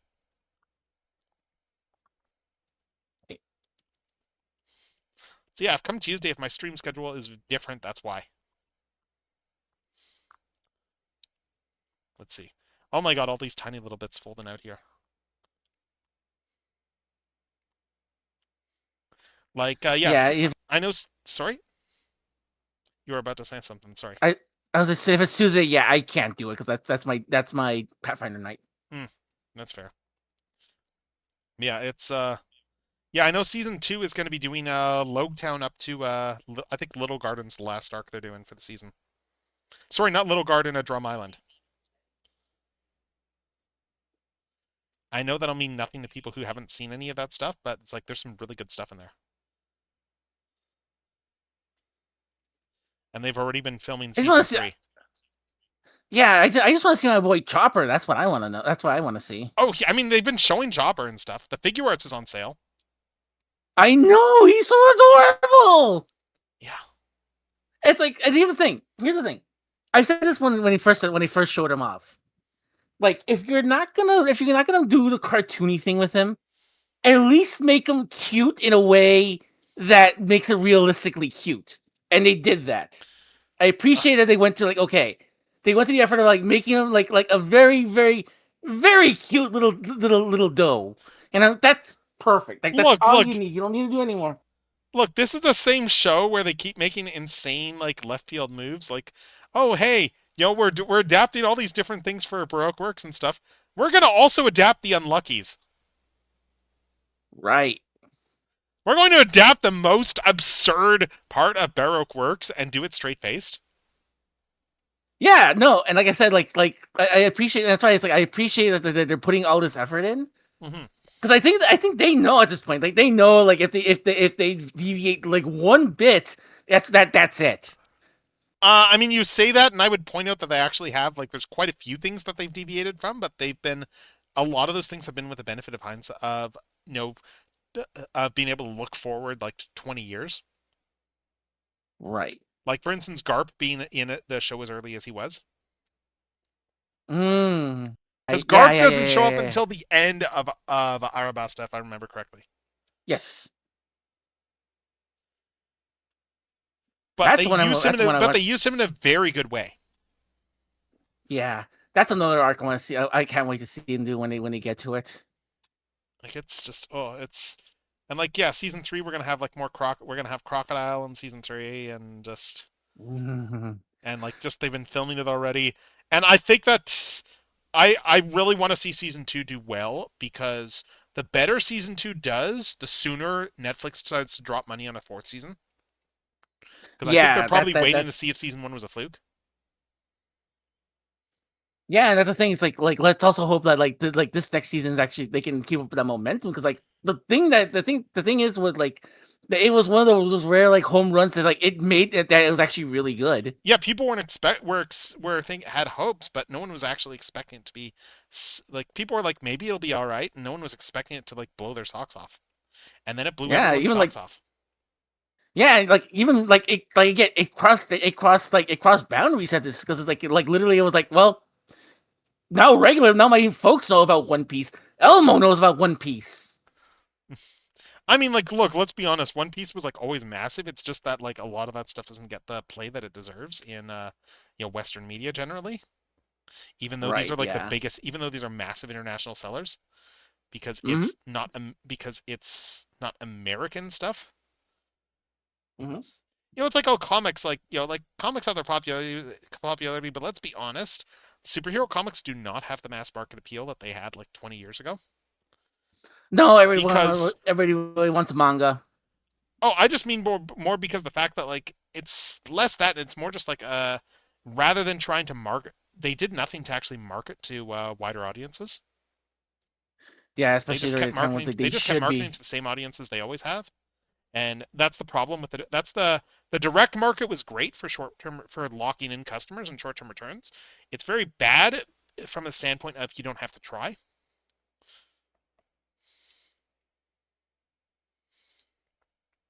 Yeah, they're still paying the price for it today. Hmm. And unfortunately, unfortunately, the pandemic also kind of did a lot of damage as well. Yeah.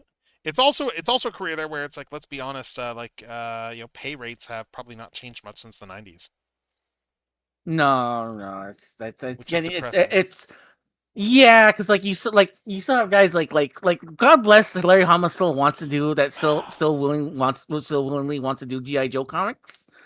But let the guy retire, please, or at least give him because like the guy I've always heard this from him is like give the guy let the guy at least leave the industry on a high note where he's actually working on a Disney comic.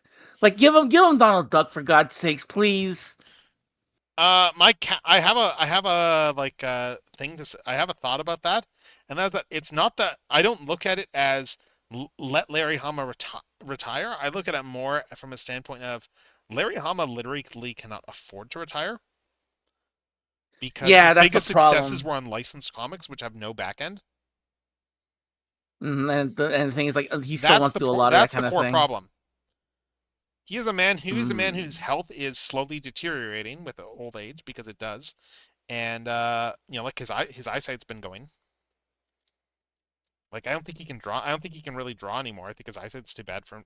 It has gotten too bad for him to really be able to do much for actual art. But I mean, he started off being able to do a lot. He did a lot of the. He I think even for a while, like for IDW, he was doing a lot of the. He was doing the concept art for a lot of the covers. Like he wasn't drawing the full covers, but he was doing the initial. He was doing like the concept sketches for the covers, and then they were passing them off to the artist. Right. Yeah. Yeah. Hooray! I'm just laughing at how this is just completely rewarding my other hubris by just it's not that's hard, it's that I'm just trying to figure out like what the next stuff to move is to make everything go. Yeah, we all kind of have that. Like, we all kind of have that tick. It's like when I do like a Hmm. randomizer, it fulfills that need of like, okay, I'm doing a puzzle in my brain here. I gotta figure out what my next move is here and Oh, stuff there we like go. that. It's in order to like, in order for me to like progress going forward. It's like doing like a brain puzzle, like Hmm. Sudoku or something like that. Yeah, yeah. I'm just trying to figure out spot. Okay, where's this next bit that unlatches here? Because I see a lot of pin joints looking at this. I'm just trying to figure out where different things move around. Like I think this grill moves down, but I just remember where and what all moves.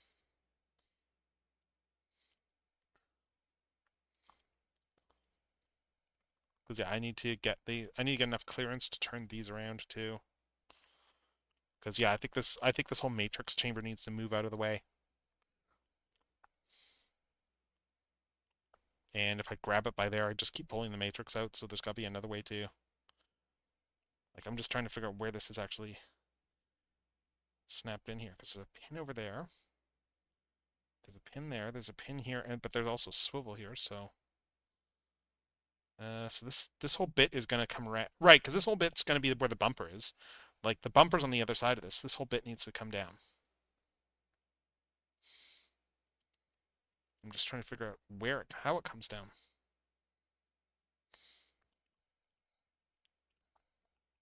Fine. Let's just take a look and spot how this goes. It's gonna be. I just need to see how I'm supposed to pull this down. Okay, so this pulls straight. Oh, okay. Okay, so this is supposed to. So this comes out straightens out. How do I get this out? I'll just pull this matrix out for now. This whole bit is supposed to come out, it looks like. Oh, there we go.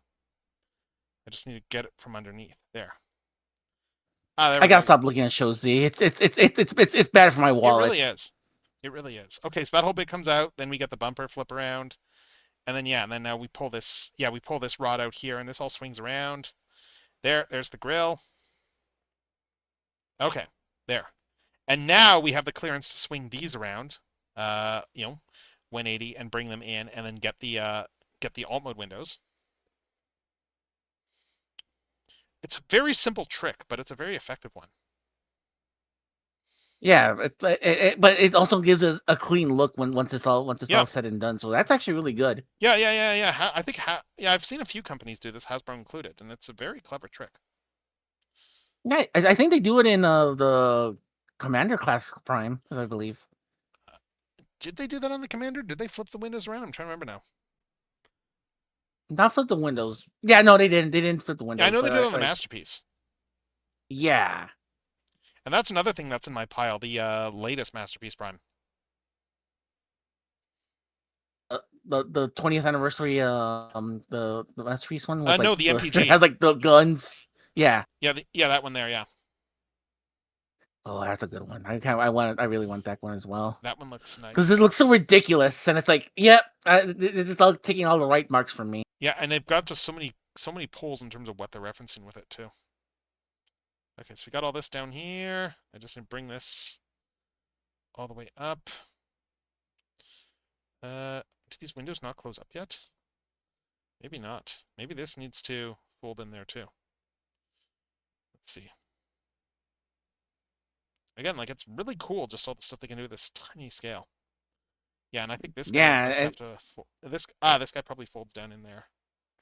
This is on a joint as well.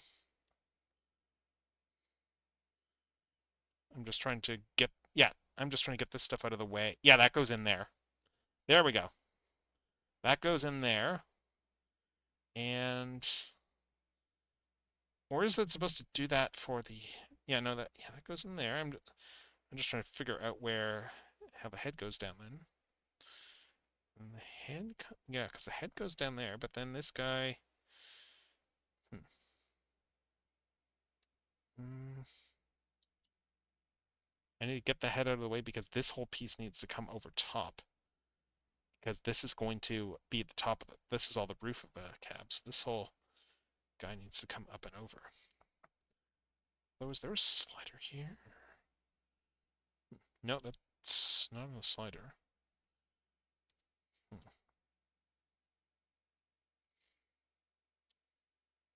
Yeah, it looks like the head's supposed to go down there, but then I don't have the clearance to get this guy up. Unless the yeah, that's so weird. unless the head goes down like this, and then maybe. Yeah, I think that, and then I think I need to fold this guy down on the inside. If I'm looking at this right. Where's the instructions? Okay, here we go. Let's take a look at the skin. I'm just being careful to not break anything. So let's see. So that head. Okay, so that goes up like that. That swings around. Oh, that's why. Okay. Duh. Okay, that's why. This is on a rail. This comes up. This guy comes up so that you can fold it down. Yes, that guy slides up on this rail. And then once that's up, then we can fold that away. And now this will work. Okay. Some good engineering going on here. We take all this here. We're getting the front of the cab together, and then this guy's going to come down over here and go over the top. Let's leave these open for now. And then yeah, these arms are going to come back. And now we got to do all the stuff with these bits here. And this is where we get this additional joint in here. This one moves. That comes up now, and then how does this all deform?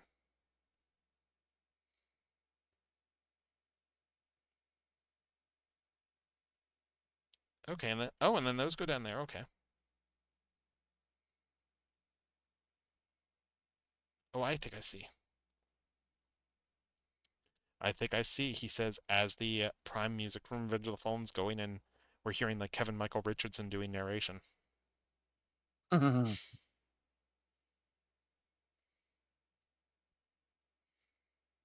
And then the Matrix reforms itself out of ashes.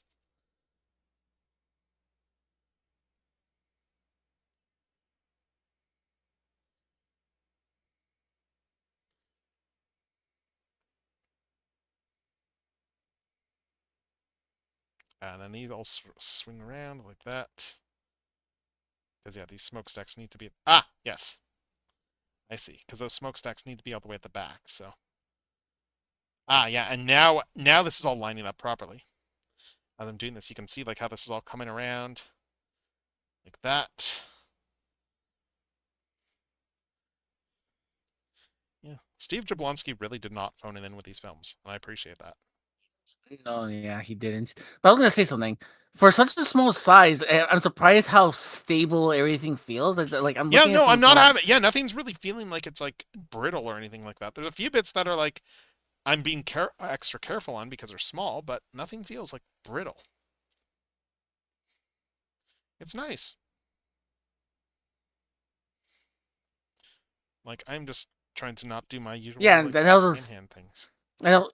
I was gonna say like yeah, because like I'm looking at this and it doesn't it feels kind of like it doesn't feel like it's gonna break at any moment. It feels like everything's kind of coherent. It's Hmm. just like again, it's just small. That's about it, Yeah, really. that's really what it is. It's just small. It's a small prime. And I'm just trying to figure out... I think these bits are on rails here. Uh, yeah, I think I need to slide these down so that I can actually get this kibble around.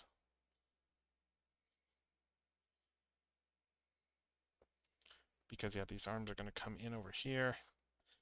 And it's like everything is just fitting together really well. And it's just going to be a case of like, yeah, like I can see how the fits on everything are coming together, and it's great.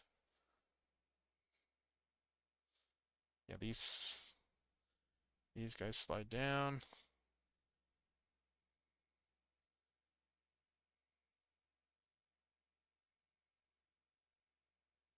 And yeah, these...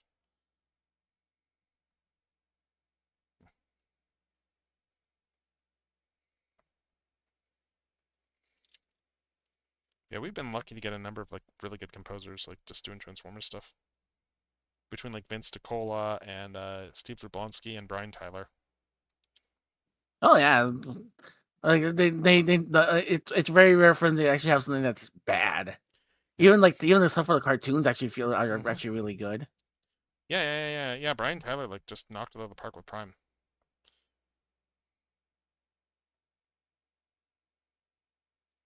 And then he did Transformers One, and there's cues in Transformers One that feel very reminiscent of Transformers Prime in the best ways. That's really good. Yeah, you're right. Like the stuff when they involve the primes and stuff, like there's like bits there that feel very Transformers Primey. Like when they have anything involving the primes. It's, to quote a great indie artist, it's like poetry, it rhymes. Because yeah, Lucas is an indie artist. People forget that. Right. He's an indie artist who lucked into enough money to never need to actually worry about the studio system ever to be able to go, I am never going to work in the studio system again.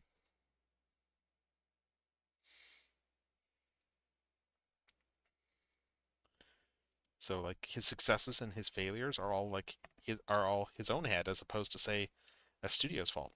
The buck always stops with him, and like that is both good and bad.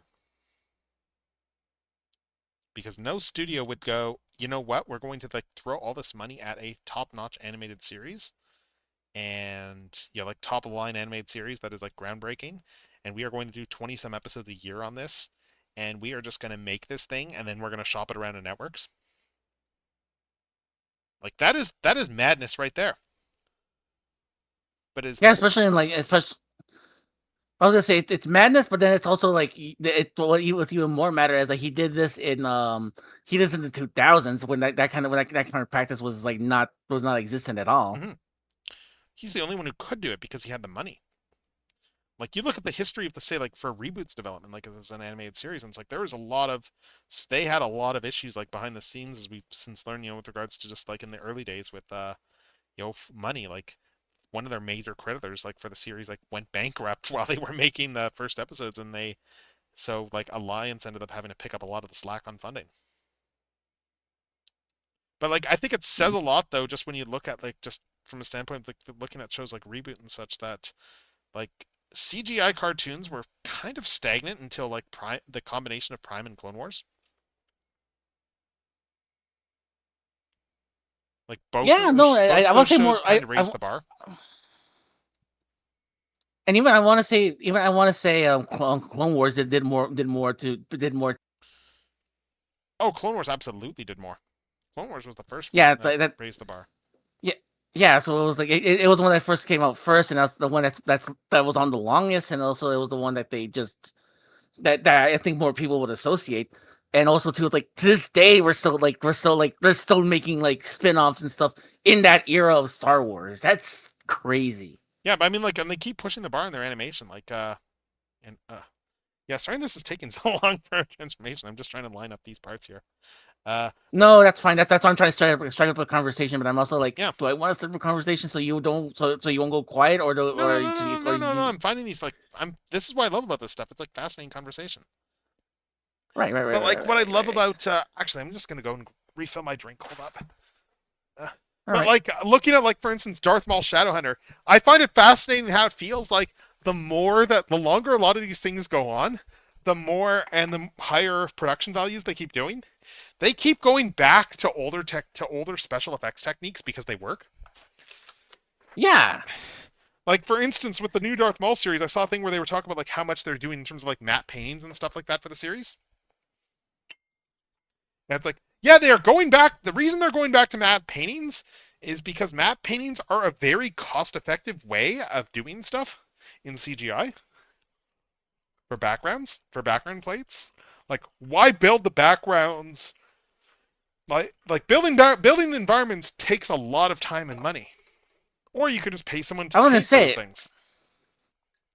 I want to say like a cheap way to like do like to do huge environments without having to like pay, not having to pay for like Mm-hmm. to scout and do and have it be somewhere Yeah. do it somewhere is to just put a matte painting. Yeah, but also importantly, it also gives it that vibe that fits in with like the original trilogy and stuff, and just that classic science fiction thing vibe to it, because that's how they did everything back in the day. Yeah. Because I was remembering I was looking back I always one of the things that always fascinated me whenever when I used to pick up DVDs a lot is I always like hearing the director commentary on Hmm. stuff, especially on like older movies. And I remember I remember they use a lot of like that Sorry, a lot of what? talking about the Masters of the Universe movie where it's like in order to like cheat a lot of in the Eternia sequence, they did a lot of stuff with like matte paintings. Oh yeah, And yeah, he's kind of filmed that everything makes in sense. Vasquez Rocks here in California. Well, that So makes a it's like lot of they were sense. able to so they were able to cheat so they were able to cheat making an alien world with just making matte paintings. Yep. But that's what you got to do with a lot of that stuff. You got to. Oh my God, wait. Does this whole? Am I doing this wrong for? Okay, I think I see what I'm doing wrong here. Let's just see if my hypothesis is right. Uh, I think. I think this whole piece here is on a slider that goes down. If I'm reading this right, if I'm looking at this right, and I've been interpreting this wrong. If I'm right and this whole bit is on a slider, then suddenly I get room to move everything around. So let's see. Let's see if my hunch is correct.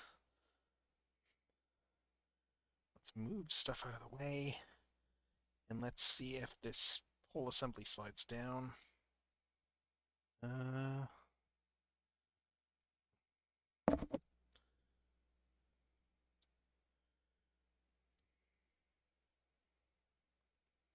So what do you think of the Evangelion Evasion Prime?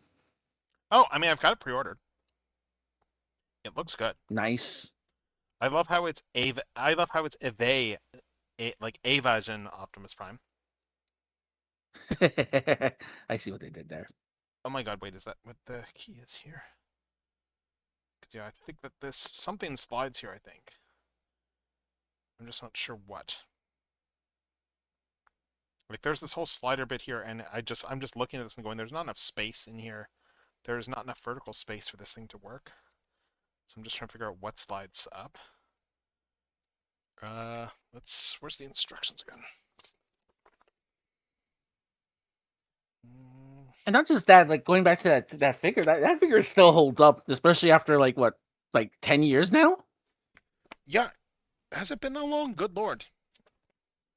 I don't know how long it's been since Age of Extinction, but like that Optimus Prime still holds up in my opinion. Something like that, yeah. It's been a while.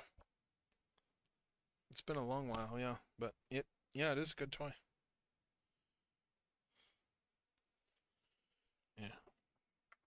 All right, let's see. Yeah, it's a very good toy, that Evasion Optimus, and like it works well for the Ava mold too, because just that whole inside out element that it has. Right, yeah. So it was like, no, yeah, no, and you look at it more and more like straight up. It's like, yeah, no, you look at it from like you look at it from a sex standpoint. It's like, yeah, you can tell this was Evangelion to the max. Yeah, yeah. When I say that, I just mean like just looking at that toy, you can tell that like it's just got that. Yeah, it turns itself because of the whole turning itself inside out element to it. Like it's just. Yeah, let's bring this back around here. Like it's just yeah, it that means that you can cheat a lot of stuff with in terms of detail and bring in a lot of Beva detail. Although you know what's Yeah, going and to be like a oof at the end of this month, in terms of things that are coming out, because what's up? there's a couple of pricey things that are coming out at the end of the month. One is Basara Prime, Okay. like the Macross Optimus. Oh shit! Yeah. Okay. Yeah. I should have pre-ordered that when I had a Yeah. chance. Like And I the fucking other love one, Macross 7. and the like, I'm saying this all with a excitement and also dread because like these things are not cheap. That's like the other one that comes out is the that Adamas Predaking. Oh yeah, that's right. It's a non-transformable No, it Predaking. transforms. Are you kidding me? You did not So it know? has You like didn't know that? individual. That thing does have that. Those things do have all modes. Like the Predacons all have alt and robot modes for that thing. Like scale wise, it's gonna be weird because Razor Claw is like taller than all of Oh them, but they do all transform. well, son of a bitch. You're in? Well, then again, too, this checks out because like Rodimus also transforms as well. So like I should have known a lot better. Yeah, I mean that was the whole appeal of that Rodimus that they took the Flame Toys design and made it transform. And Yeah, they are doing they made the the IDW. Lost Light Colors one is coming out soon as well.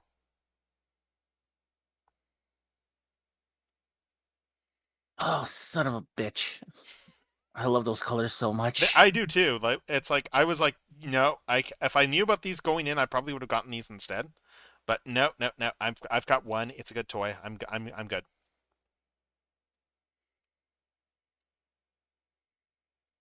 It's a very good toy, and I almost forgot about that when I was doing my top lists for last year. Because yeah, like I basically did my list by just looking through like all the stuff that I've opened up in the last while and was just checking streams for reference. And seriously, yeah, the problem I'm having here is just figuring out how these things. There was something I'm missing here in the language on this toy. What is like there is something in the cab here I am missing, and it is going to be something that is going to be in retrospect very obvious. And it's just a case of I'm just looking at this and going, there is not enough clearance for these pieces to go in. And I'm just trying to figure out why that is. Let's see. It looks like because yeah, I've got all this stuff in the right configuration here for going down. Like these are in the right spots. Unless I need to bring, let's see. This guy swings around down here, which is going to let this whole bit come up there for the leg transformation. I'm just looking at this here and going, it's like, well, there is not enough. It doesn't look like there's the space for these things to go in. That's what's throwing me. There is not the clearance there for these guys to go down, and I know that I'm gonna figure out what it is, and I'm gonna be like, and have an oh my god, this is so obvious moment.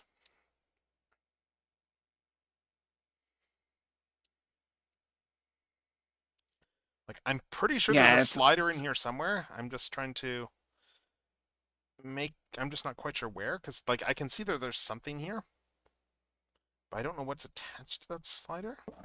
Like there's a pin in there, and there's a little divot there. So something, maybe this comes up. Like something has to come up. Unless it's just because I've got too much stuff transformed for that to work, but No, but that's too rigid. It's not going anywhere. Because yeah, this guy is going to come up over top. And let's just bring this stuff back down. That guy goes down here.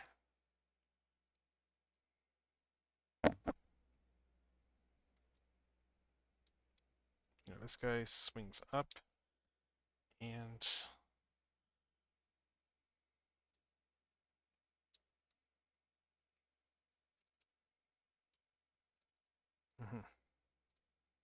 yes, because the guy swings up and down like that. That head stays down there.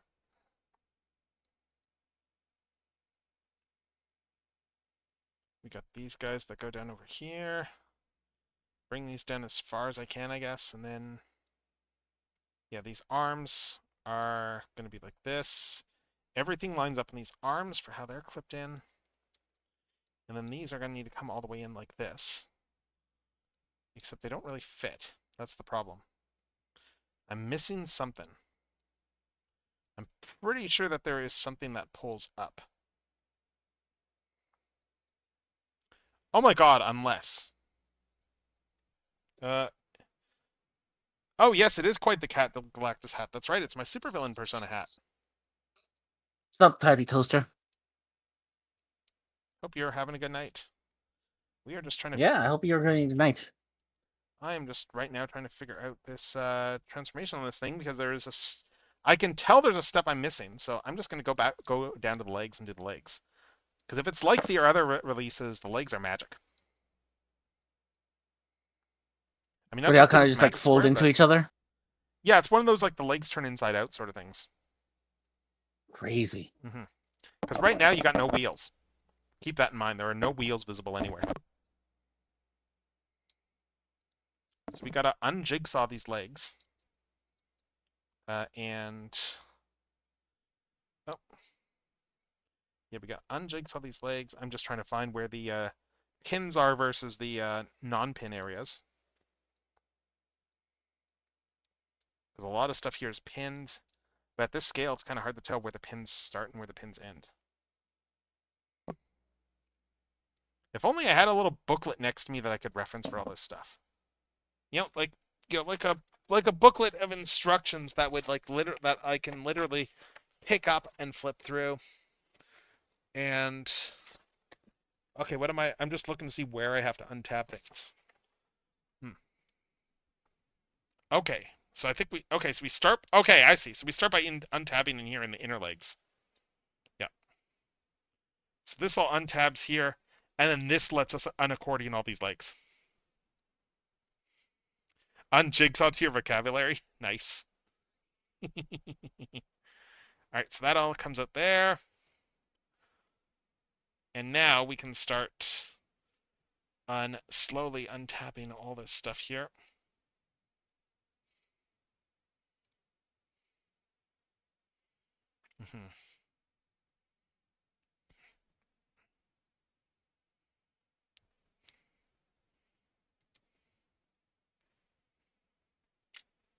Yeah, okay, so that opens up here too.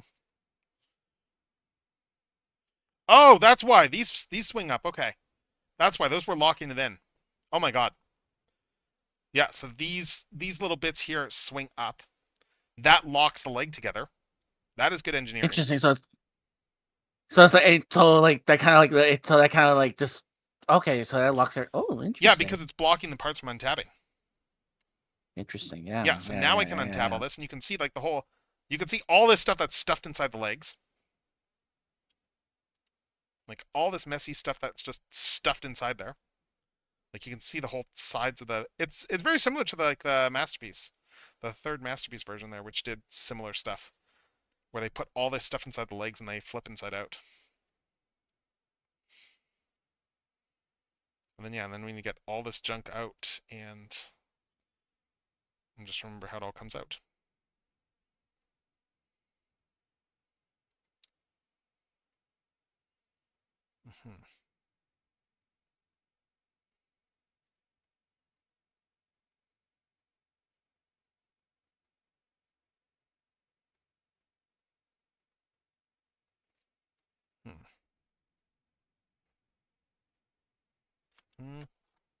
I'm just looking at the skin here. So we got all that stuff open. And then... Okay. Oh, okay. And then we start folding all the... and then we start folding all the stuff inside. So these fold up like this. We fold these... So we fold all this stuff up. Like so. And then this all tabs... Yeah, this all tabs back together. Like there's tabs and slots in there. So these bits tab there, and then these are going to come up over here. And these are going to come up here, and then we do stuff with the other stuff in here. And again, we're getting close to ads again.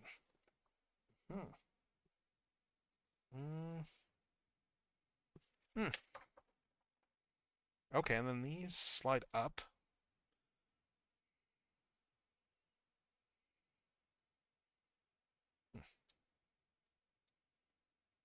It's a very interesting transformation.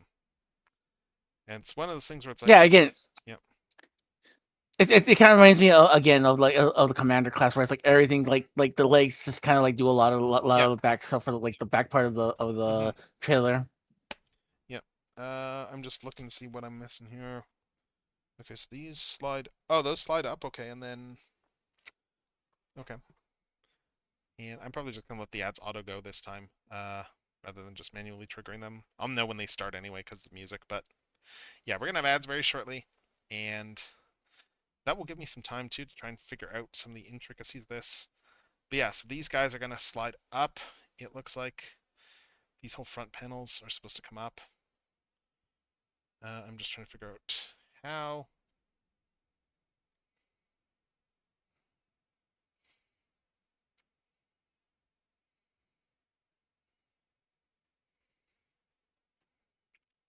That these come up like this, and then these guys are going to swing up here.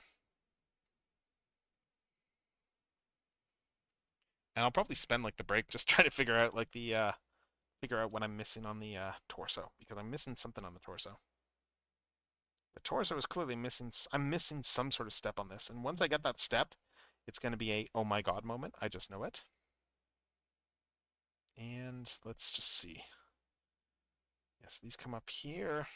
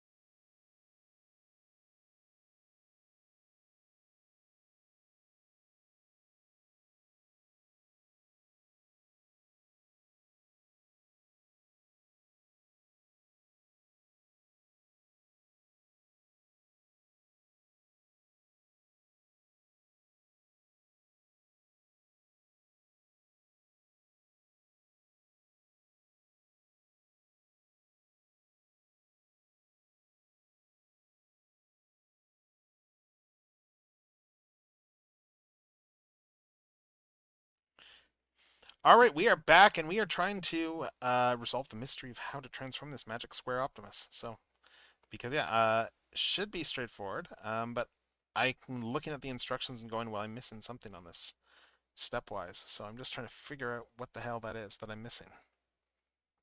It truly is the mystery of Convoy. Yes, Convoy no Nazo indeed. I'm just kind of like trying to untransform it a bit just to see if that will give me any clues. Because it's just one of those things that's like, I'm just looking at this and going, but I do not have enough clearance in some of these parts here for this to work. Like these bits need to come down, I know that. I know these guys need to come down. These need to come in over here. And I'm just looking at this and going, but there isn't the clearance on some of the, yes, these swing up over here.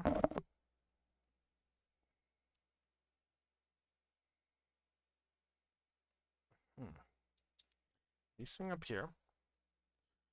These swing, let's swing these over around here.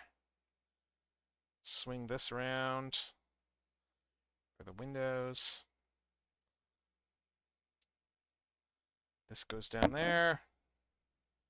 These windows are going to close up over here.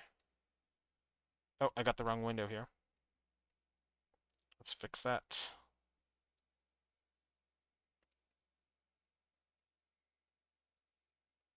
Transformer. Nope. Bring this guy back up. Bring that around the right way. Put the guy back in. Right, let's see. Close these back up.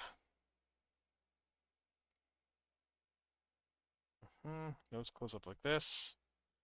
These guys need to swing around. In.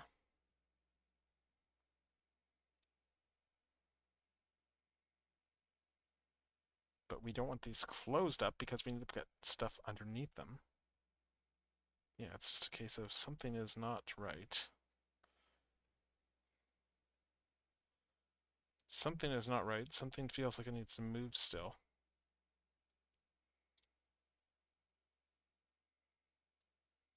And I just can't for the life of me figure out what. There's a bunch of parts here that feel like they need to go down further. Yeah, that's what I'm noticing too. It feels like it feels like one of those like double jointed type of things. Maybe. I'm just looking at this here and just going, is this a slider here? Because it feels like because yeah, this whole assembly needs to come down unless, because this needs to go down here. This guy only goes up and down. This pivots like that. But I need to get this guy down. This guy needs to come around and up, because there's not even enough clearance for this guy to come in. That's the thing. That's what's throwing me. But this guy doesn't even have enough clearance to close up over there. So there's got to be something I'm missing. And I see the slider here, and I go, okay, so something has to come down, except I don't really see I don't really see a way for it to come down. That's the thing. Like, it looks like it should be a slider, but it doesn't, like, yeah. Unless it's just jammed up. Like, that could just be a pin there, but it looks like this whole piece is supposed to slide down. Unless this is a locking mechanism. Like, I was wondering if this bit was a locking mechanism, but it doesn't appear to be. Because if I pull it out or put it in, it doesn't seem to make a difference.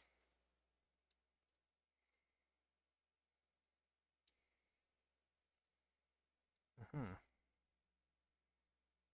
I don't see a mention of sliding stuff up or down. That's the thing that's throwing me. Where's let's look this over again. So that comes up there, okay, and then that comes out. That swings around. I'm just looking at all these instructions here.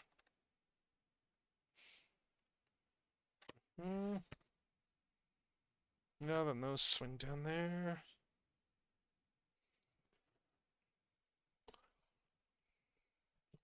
Okay, let's just look at these instructions again.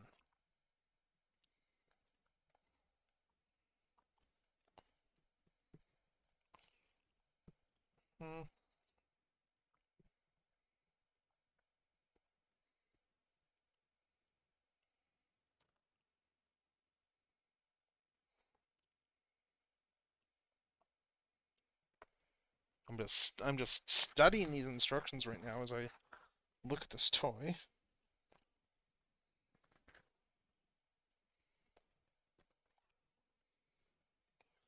Yeah, if I was there, I would give you some sort of advice, but it's like I would need to see it like in person to like make sure like what's going on. Oh, you know what? I wonder. Let me try something. I just had a thought looking at this. I think that I think how I think this transforms is right, but I think that I need to actually like trigger that bit at a different point at a different point in this transformation. I think order of operations matters purely because just like then you have an actual like some actual like torque because based on where parts are sitting. So yeah, it's like you have to be very meticulous on what steps you need to do Yeah, doing it in a before certain you. order. I think it's like going to be a case of I need to do this in a specific order. So let's see if my hypothesis is right. I'm just putting this back in. Uh, let's just get all this back around. Get all this kibble back around here. And there is no like locking. There is no something that's locking things up. Like say like how like I was the wondering fuel if tank this was did, locking. but yeah, it doesn't seem to be. Okay. Yeah, because I'm just trying to get this back in a bot mode. So let's see. Because once I do, that should answer my questions on this transformation.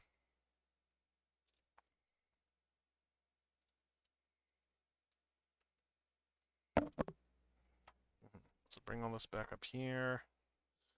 Bring these guys back in. Yeah, because I'm pretty sure that these wheel pieces are on sliders. I just need to, I think I need to get these back in over here and actually pull them down, like while they're folded up, just for the sake of getting the actual, having enough plastic there in order to actually be able to pull that. But let's see. Let's undo let's keep undoing this. Let's see, get the arms up over here, just out of the way.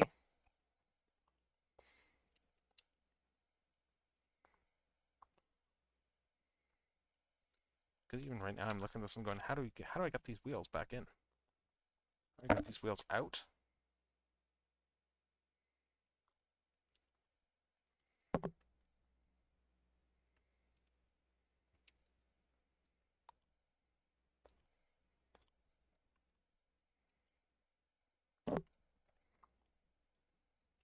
Doesn't feel like there's the clearance for these wheels, even now.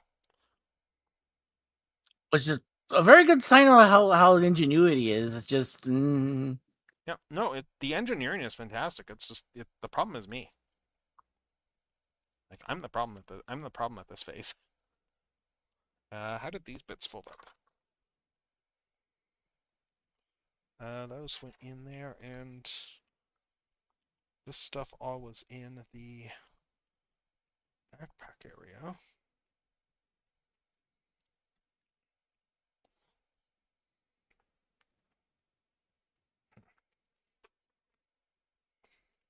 Yeah, because I'm pretty sure that these, just to show what I'm thinking here, I'm pretty sure that these two bits are on sliders, and that's how you're supposed to get these wheels out, except that these don't seem to be going down. And I'm just trying to figure out like how the hell I got the wheels out to begin with now, because it doesn't look there's enough clearance even for that. So something is being done wrong on my part.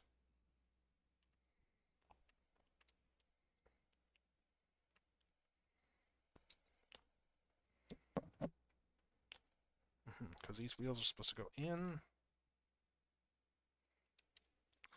but they don't want to.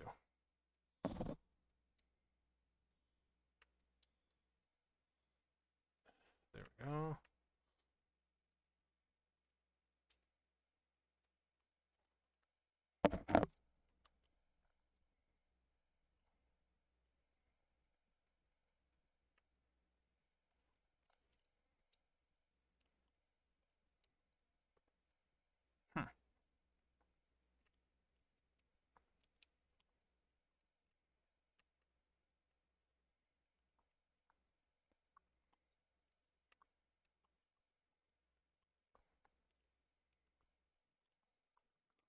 Yeah, so let's see. Remind other people too that we have all the various redeems and stuff. If people want to like throw those in and liven up the stream, by all means.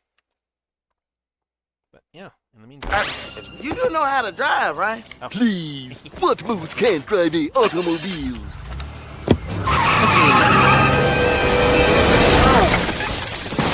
Oh, brother. Never said I could drive it well. Among one of my favorite movies. It's just it's a dumb fun movie.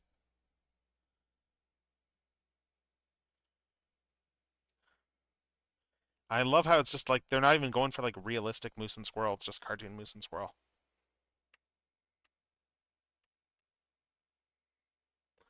Like nowadays, if they were making that, the Rocky live action Rocky and Bullwinkle movie. Oh my God! Like I love the premise of it for the setup there. So like the setup for the movie is that Rocky and Bullwinkle got canceled back in the day, like it did, and they've been stuck in reruns all this time. Then flash forward to I think it was like around 1999 2000 or so when the movie came out.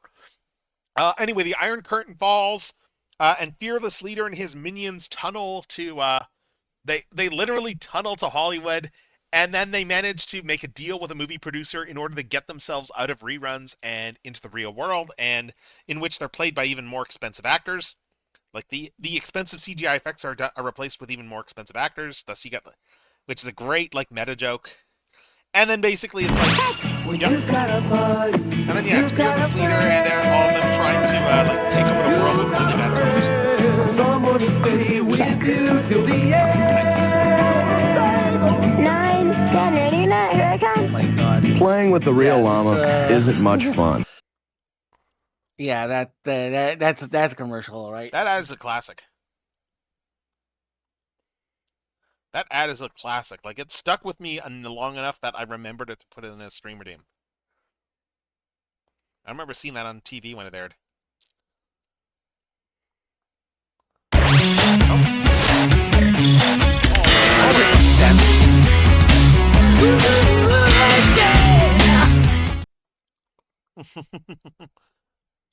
Wow, no, it's just standing there doing nothing. Like that's the whole point of the ad, that the llama is kind of like terrible to play with because it doesn't do anything. Okay, so yeah, so let's see. Seriously, how do they get this into the state? It feels like this does not want to transform back into robot mode now. Even. That's concerning. That's weird, yeah.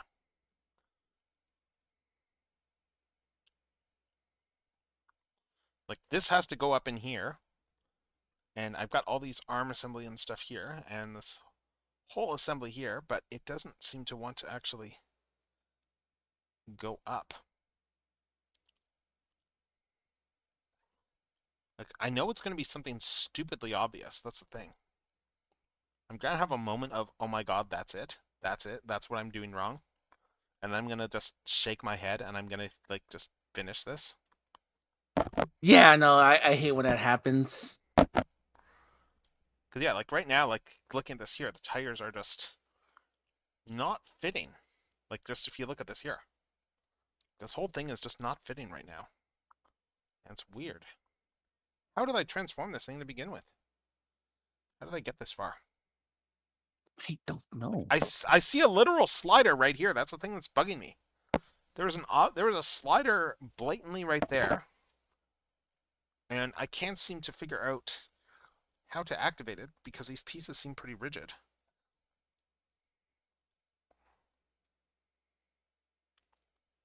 But I can see there's a literal. I'm just trying to get back to robot mode because I figure that it's like, well, then I will be able to force things a little bit better. But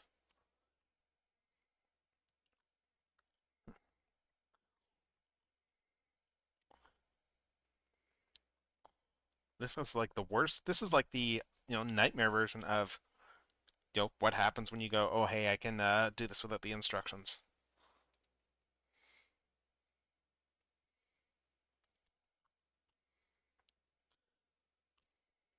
this was me when I going back to the binary to the not binary tech, the alterity cliff jumper. Mhm. Like the first time I had it, I was like, I can transform this thing blind. I broke a piece. Oof. That's not good. Right, so yeah, Yeah. I got one of these back in. Let's get the other one back in. I guess the rubber tires make it a little bit pliable. But yeah, like it's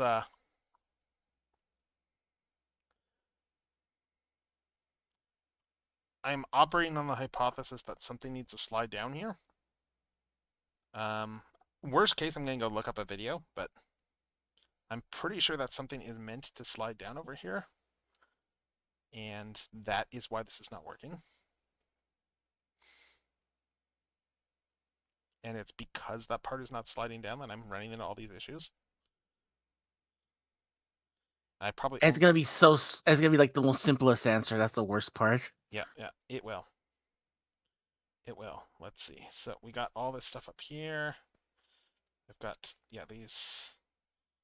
Let's see. So I got the arm mode over here. I got this stuff open here. Yeah, that's all in. These are okay. That's all together now. So let's just bring this back down. Transform this back into the robot mode configuration like that. Yeah, like I'm pretty sure these two bits here are meant to slide down, but let's just see. Like I see rails, that's the problem. I'm just looking to see if this is reveals anything looking at this. So if I do this here, then I look over, yeah, then it shows, the first thing we do is we pull that thing out there, and then, yeah, because it shows pulling these two side bits down. So if I bring this out here, if I pull this, yeah, this comes out like that.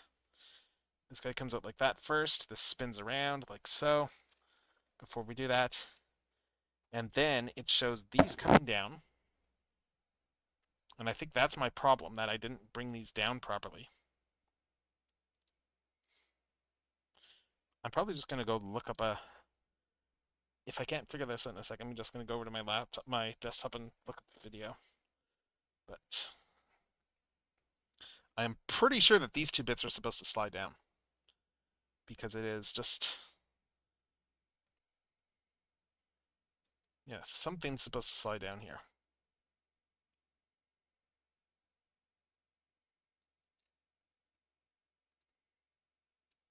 Let's bring this up here. Like that. And then, yeah, then...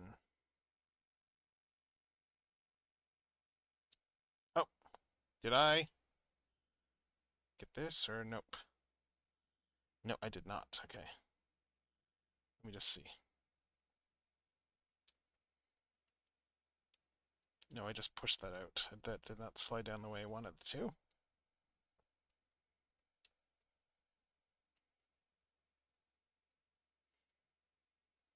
Because I think this is supposed to compress for the sake of the robot mode. Let's just look this up.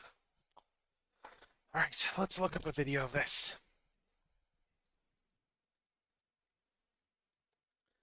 Let's see. Oh yeah. The elevated minions won't do anything for you because you don't have a thing hooked up. Let's see.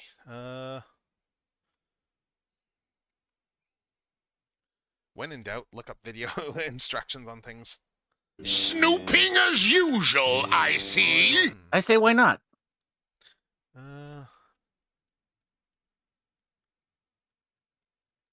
Light a piece. And this is from. I'm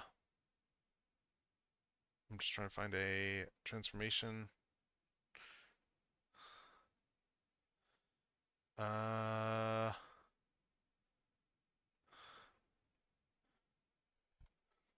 Which one? Which release is this? This is.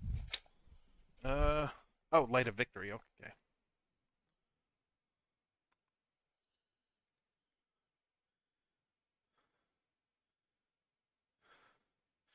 Let's see.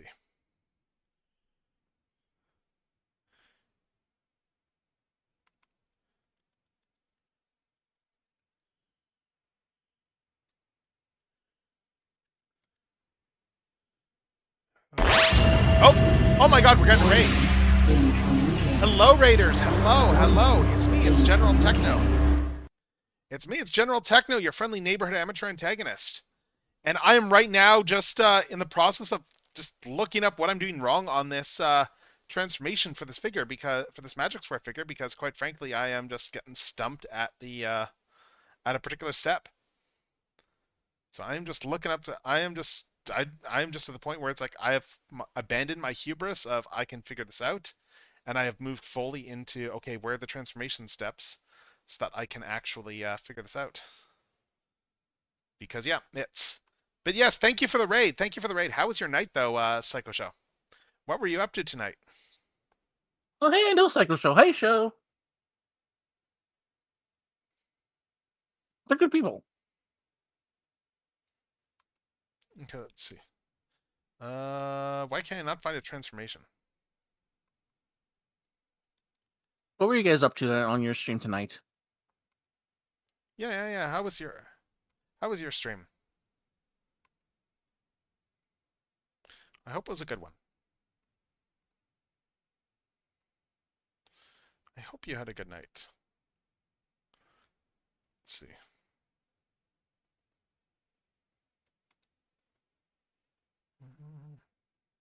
Oh yeah, those do slide down. That's what I thought. So how do I get them to slide down? But yeah, those parts are supposed to slide down. I thought so.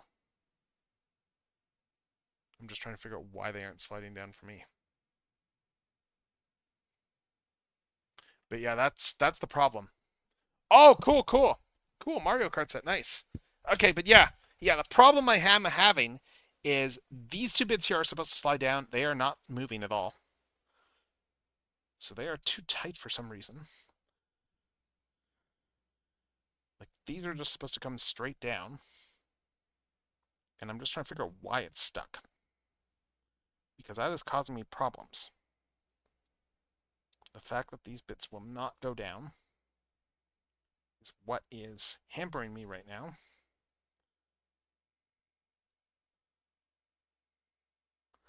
I mean, God, like just look at the wheel here too. Like it's, yeah, but knowing that these are supposed to go down, let's see. Maybe I can take a spudger to this. Because I know this piece is supposed to slide down now. That makes this a little bit easier. Knowing that there is indeed something that is off with this. And that this is on a slider. So let's see. Let's see if I can figure this out. Because that's the problem. Like this whole assembly here is supposed to slide down, and it's not, and that is what is what is causing me issues. Yeah, and also too, it's like they're so small, such small pieces. Is like how to do this without breaking anything else. Yep. Like you can, like I can see the gap right here. Like it's this bit right over here. It just needs to come down, and once it does, it's gonna work. But it's just not. Like it looks like it's stuck or something like that. And I don't know how to unstick it. That's the problem.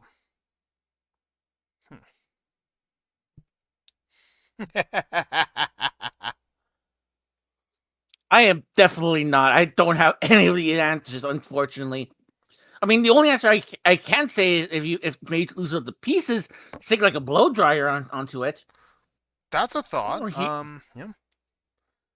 Or like, for example, like your tea kettle, like put it through the steam a little bit so maybe it can loosen up a little bit. Yeah, because it is just stuck in there. I can see the slider right. Like you can see how it's supposed to come down. It's pretty obvious looking at the piece. How this is supposed to go. I hate it. I'm gonna feel really bad that was the answer. What, a heat gun? No, like heating up, putting like something so you can put some so you can loosen up the joint. If that's the answer, I'm just gonna cry because it's like, oh my God, I could just never mind. Yeah, but I shouldn't need to do that though. That's the thing. Exactly. Mm-hmm. Yeah, it is just stuck there, and like even with this one here, like it should be like that is the root of all my problems. The fact that these are not pushing down, because if those push down, that immediately like I've been trying to figure this out, and it took me a while to realize that that was the core problem. That the core problem was that just this piece does not come down. Actually, I wonder if I do this, will that loosen it? Oh, I got it on one side. I got it on one side. Let's go. Sweet, sweet. So we got it on one side. I just jammed my sputter in here, and you can see here that it's now protruding just a little bit down there. We got this. We can do this. We We believe got in you, this. Techno. We got this thing. Yeah. Okay, we can do this. Yes, I know it. Now I know. Now I know it. We can we can make this piece go transform. We can do this. Yes, I know it. Oh, now that comes out quite well. Yeah, so now this, yes, that one is loosened there. Yeah, you can see that it's just slid down just a little bit there. And yeah, it's still very tight though, but let's see. I don't know if this is supposed to go down any further. But yeah, we got it down a little bit. And it's not sliding very much though. That's the weird part. Like you can tell this is supposed to slide down.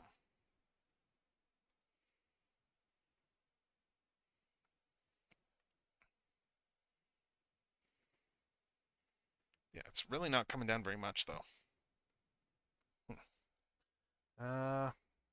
Yeah, like you can see here, it has come down a little bit now. I don't know if that's enough, but let me just see.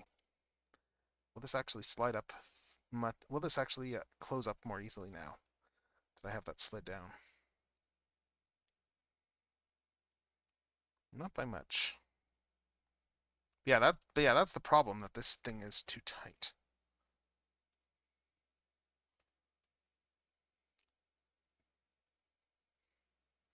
Like I was wondering if that thing was a locking mechanism for it, but it doesn't look like it is. Because that's on its Yeah. own, that's on its own piece. And these are independent of one another. Yeah, I think just some of the pieces are just really stuck together. Unfortunately, if that's the case. I'm just trying to like get a sputter in here and wedge this in, and see if this will. Oh yeah, there we go. That's going down now. That slid that down a bit. Just getting a sputter in here and just slowly rotating it just to force this. Yeah, that slid that down. Wow, yeah, like look how much that slid down now. Like that made a big difference. Like this bit right here. And let's see. I'm just seeing if now that that's slid down, if it's moving a little bit more. But that's our problem. That's our core issue here. It just took us like a while to actually ID what the problem was. And again, let's just slowly get the sputter in here and just try and force this into the gap.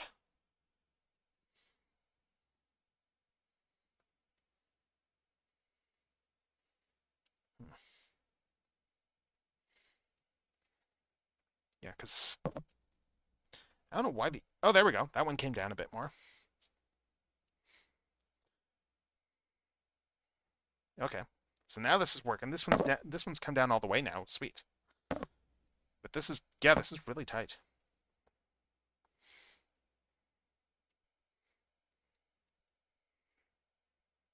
I'm just seeing if the weird part is it looks like it's lubricated in there, but looks like it's stuck. Looks like the lubricant's not really enough. That's the weird part about this. Yeah, no, it feels like someone like I think like from shipping from I think shipping must have dried up everything. That's possible, yeah.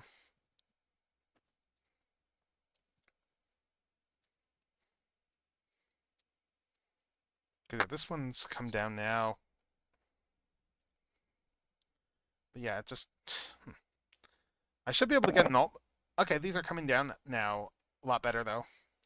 Okay, that slid down all the way now. Let's see if I can get this back up. Yeah, that goes back up now. Let's see if I can get this back down.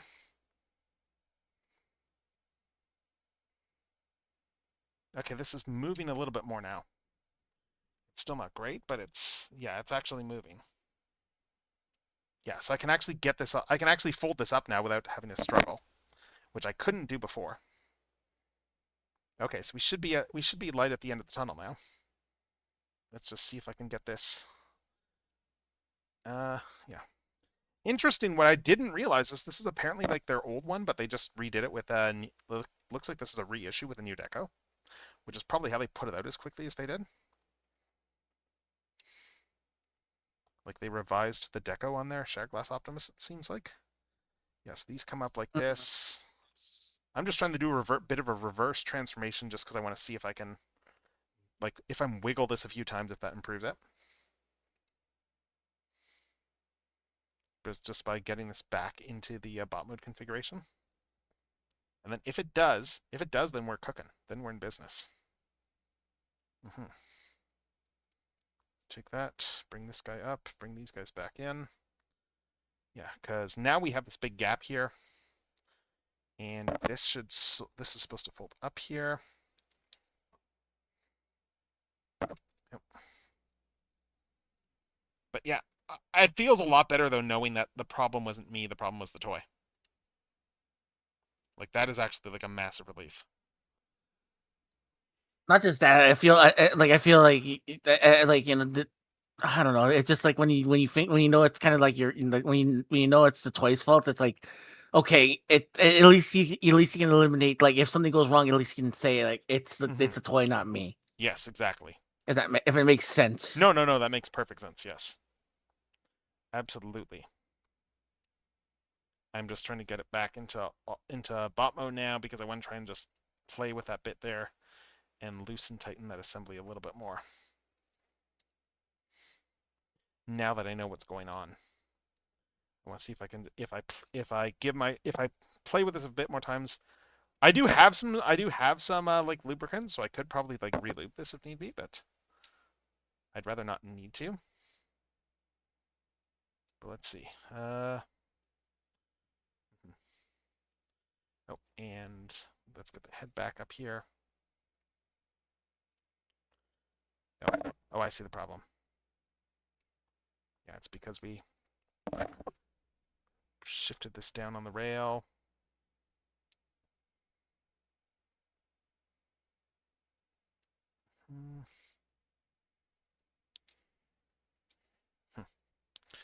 I did not expect this to be an adventure in this sort of thing, but let's see.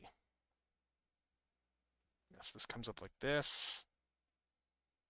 And that would normally let me bring this down here. But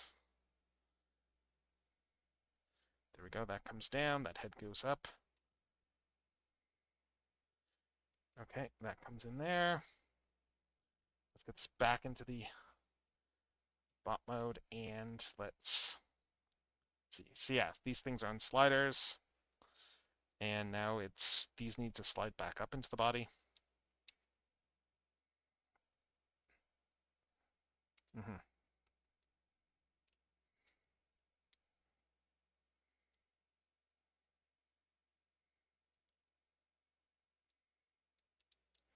And that would just close up there. But yeah, these guys just do not want to slide.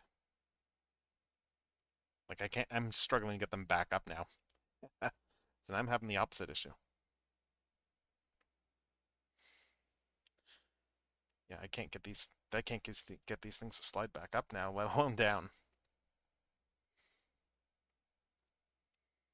Yeah, these are gonna need some sort of yeah. I will need to do some sort of lubrication on these, I think. Well, that was a freebie. It was, yes. Yes, that was a freebie. So yeah, I've not had this issue happen with the toy before. This is like where it's this stuck just right out of the package. This is an interesting experience.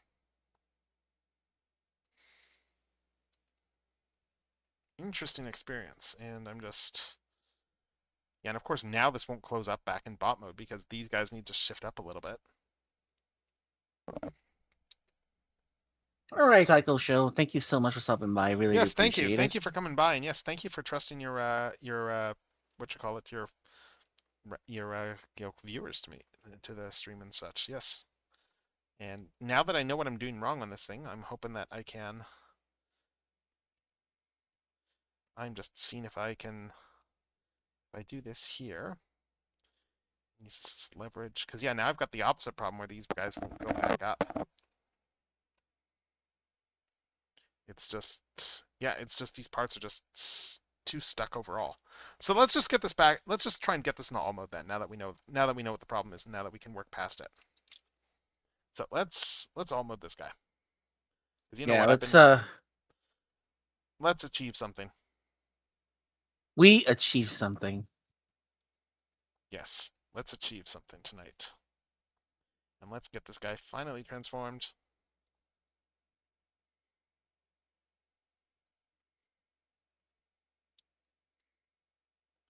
Yeah, I have some shock oil. I'm probably just going to have to use that on this, and that's going to be tricky to figure out how to get that in there, but that's what I'm going to have to do.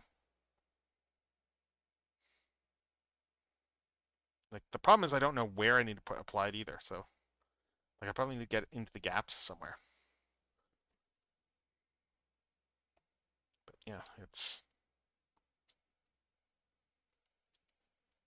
Okay, so that's down there. So now we can bring these guys. Yeah, we brought those around already. So now we should be able to get everything should close up really nicely now. Now that everything is like lined up, now that everything is better lined up.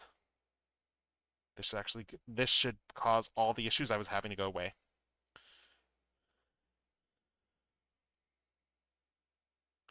So we bring the windows out. This guy comes up and down.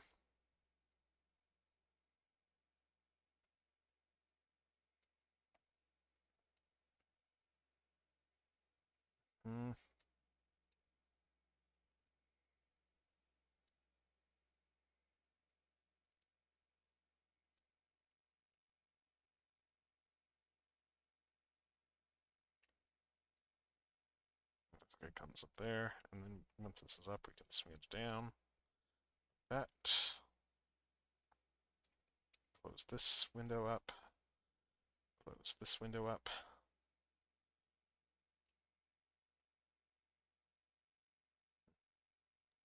And yeah, now we can actually should be able to swing these up as soon as I get this fold up out, of course. And now we should be able to actually swing. Yeah, now this is all fitting. Amazing how all it took for this to fit was for the parts that are supposed to move to actually move. Who would have guessed? Who would have guessed that that was the magic secret all along? I'm just gonna stay very quiet.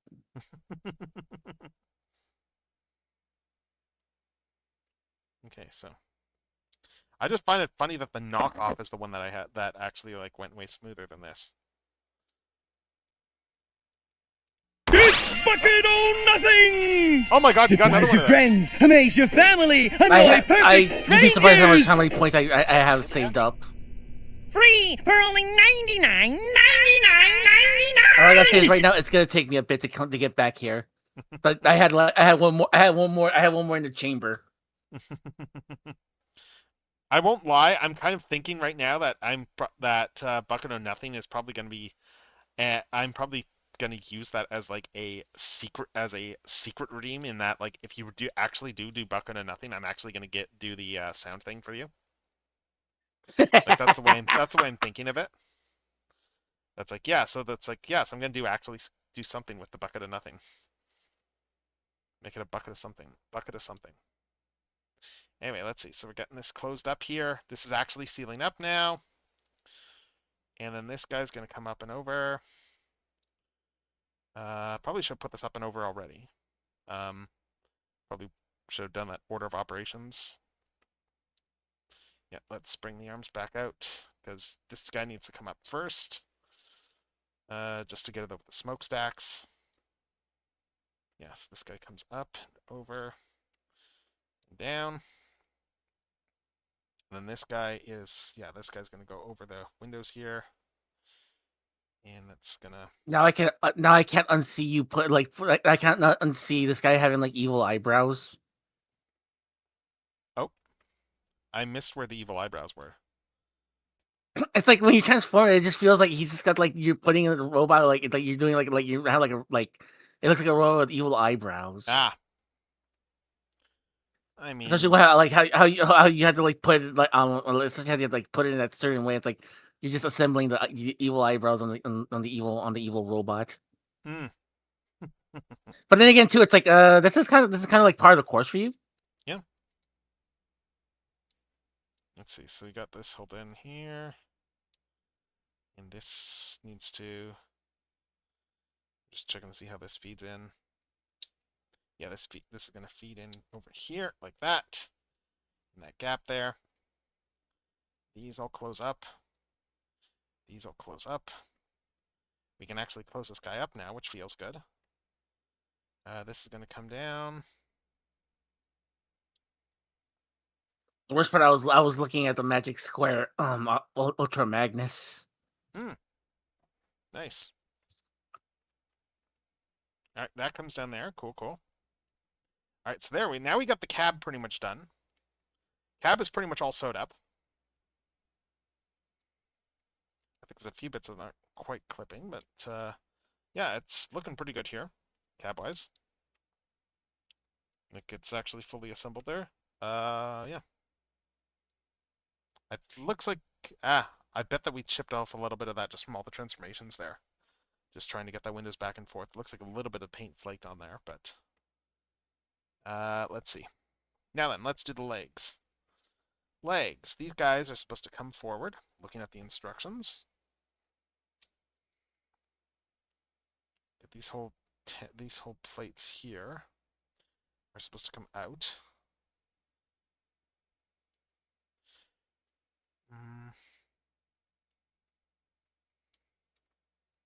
I'm just trying to see where these disconnect. Because yeah, these whole front shins are supposed to come up and go over top of these legs. Looking at the instructions. I'm just trying to spot where the connections for this is.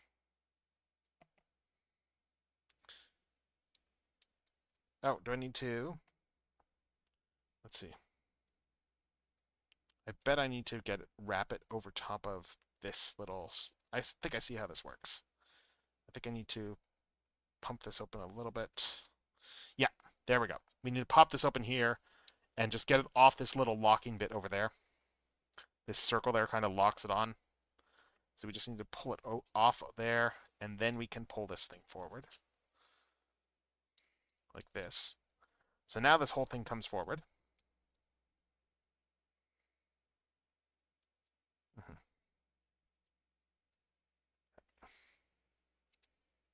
Yeah, so this all comes forward.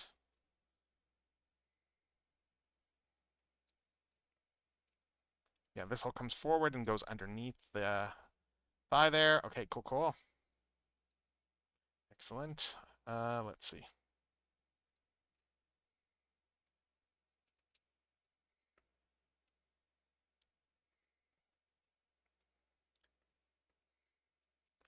Yes, these come up over here.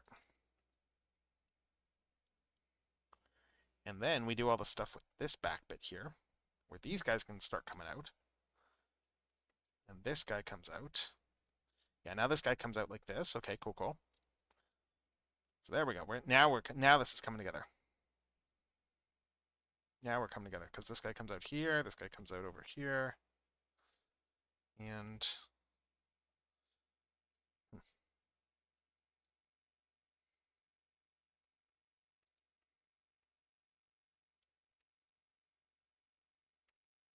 okay. Yeah, this guy comes out like that. This guy comes out like that. Waha.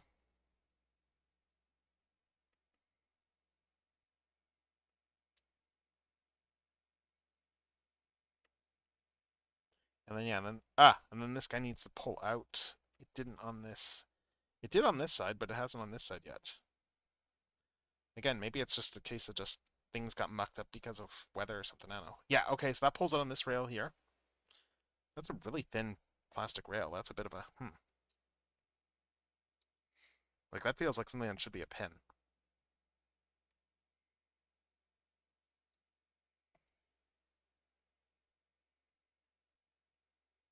And then yeah, this guy comes out here. And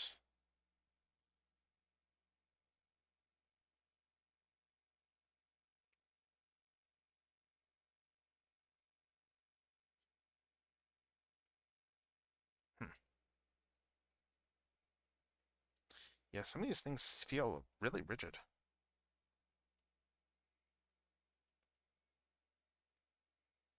Like this definitely feels like a design that benefits from size, purely because then you get like you get to have some thicker parts.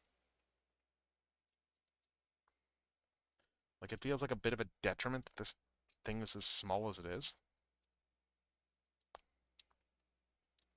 Because a lot of the issues would probably be a lot of these issues I'm having would probably go away if the figure was bigger. And I mean that's the risk, I suppose, when you have like something this small.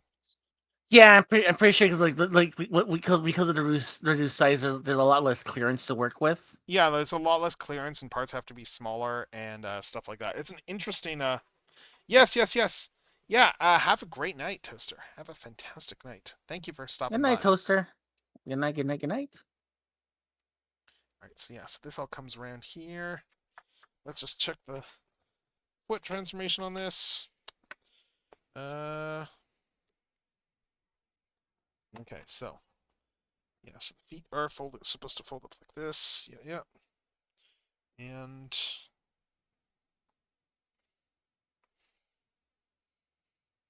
okay, the toes aren't quite right here. Something folds around differently here. Okay, I think this goes like this.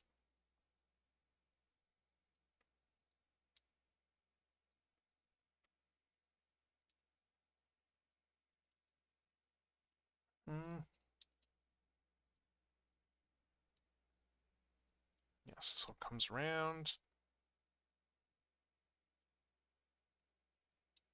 That slides in over there.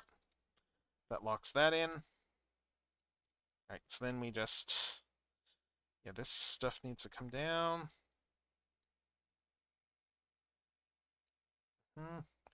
Then this locks in over here. I see. Naruhodo.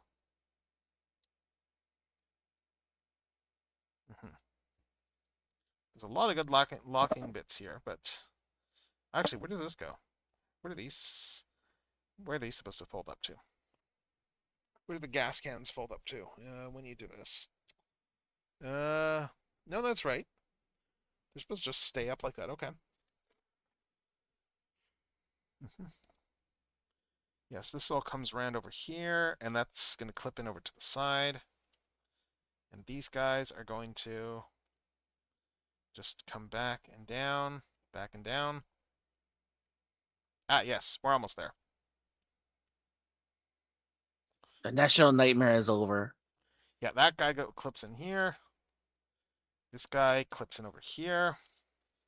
We got these legs to clip together over here. That. This guy.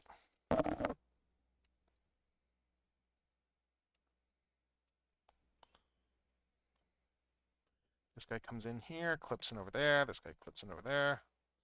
This guy is not quite wrapping around for some reason.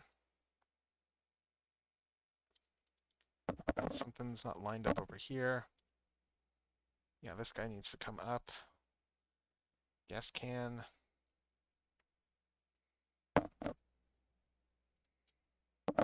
Yeah, gas can's supposed to straighten out there, and then that goes in over there. And then, yeah, then these fold back and down. Like this. That goes there. And then we got the toes there, the feet over here. I think this is almost right. There we go. It's down like that. It's down like that.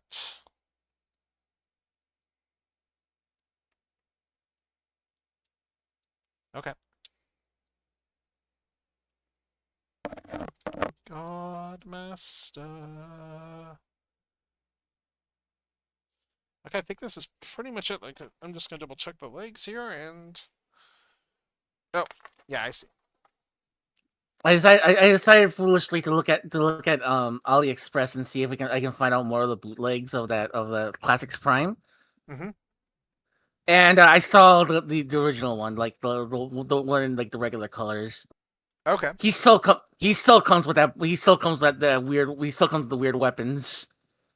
Oh, the new ones? You mean? Yeah, I don't know why.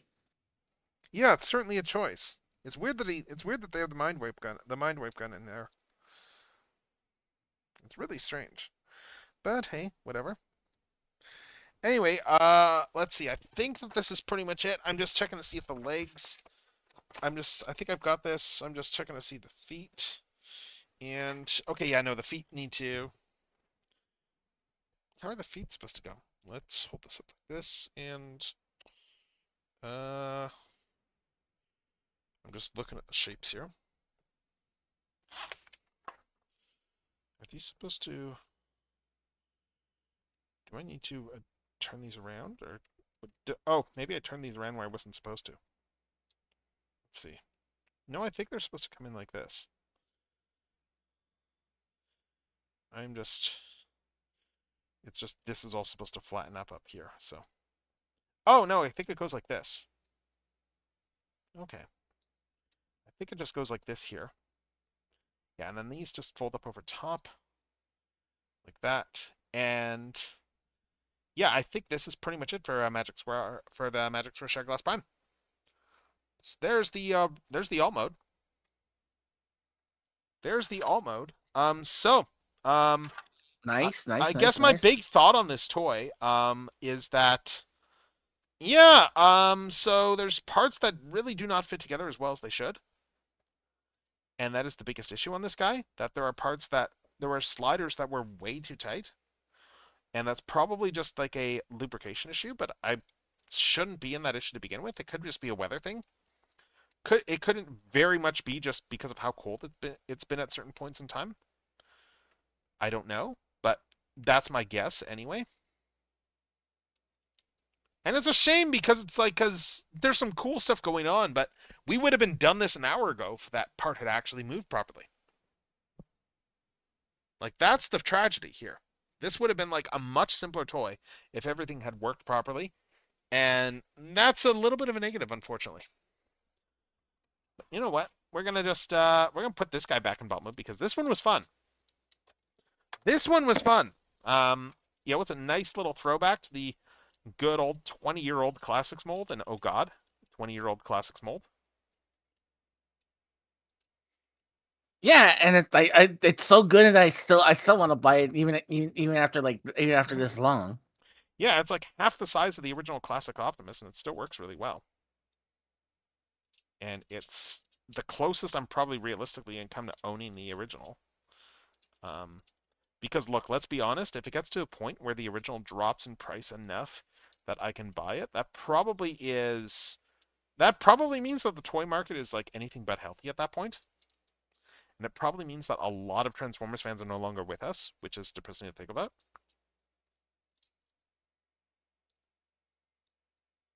Yeah, no.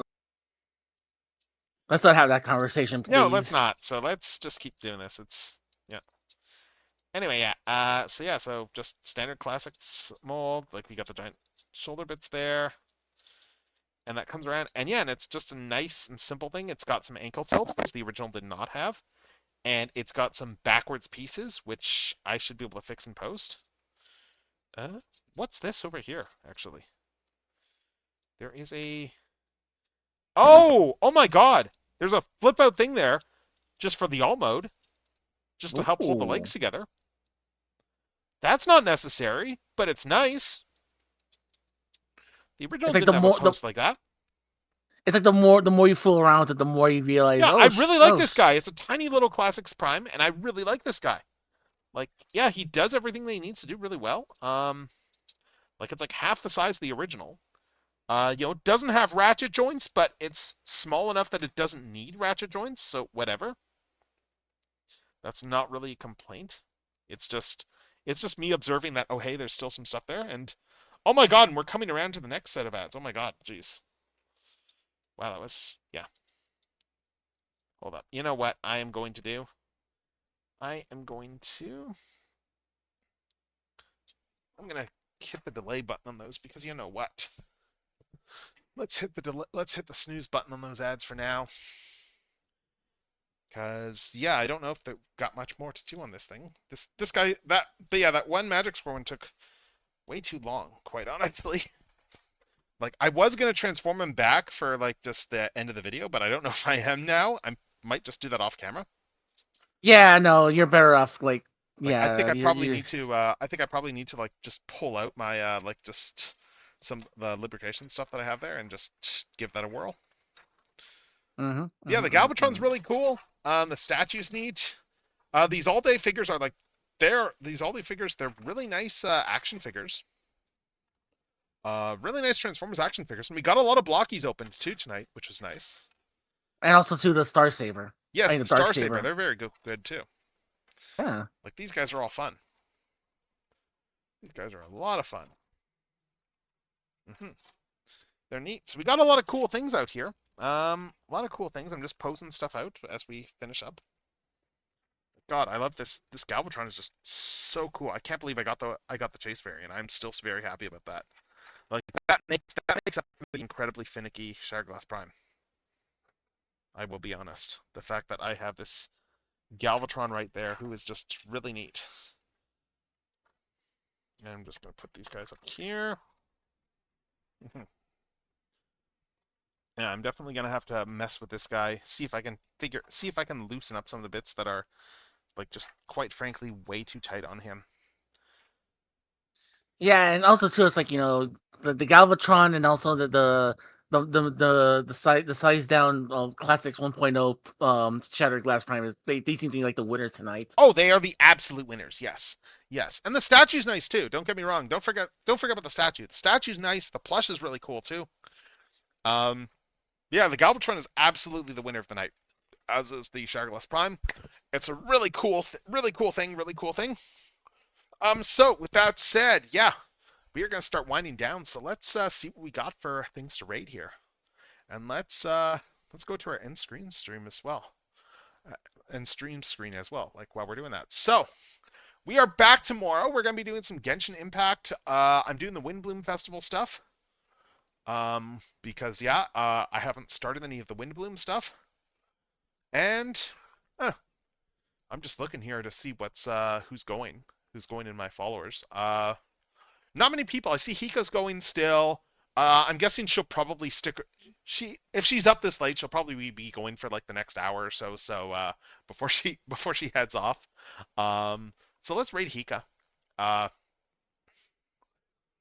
But yeah, thank you everybody who came in tonight. Thank you everyone who came by. Thank you so much for the raid, Psycho Show. I know you've headed off already, but I mean, I can still thank you for the raid because why not? So yeah, we are going to be back tomorrow. I'm probably going to take a stab at seeing if I can fix this prime, like once we head off. Plus, I need to do gacha dailies too. But yeah, this was a good one, and this is going to be Techno. Signing off. Until next time.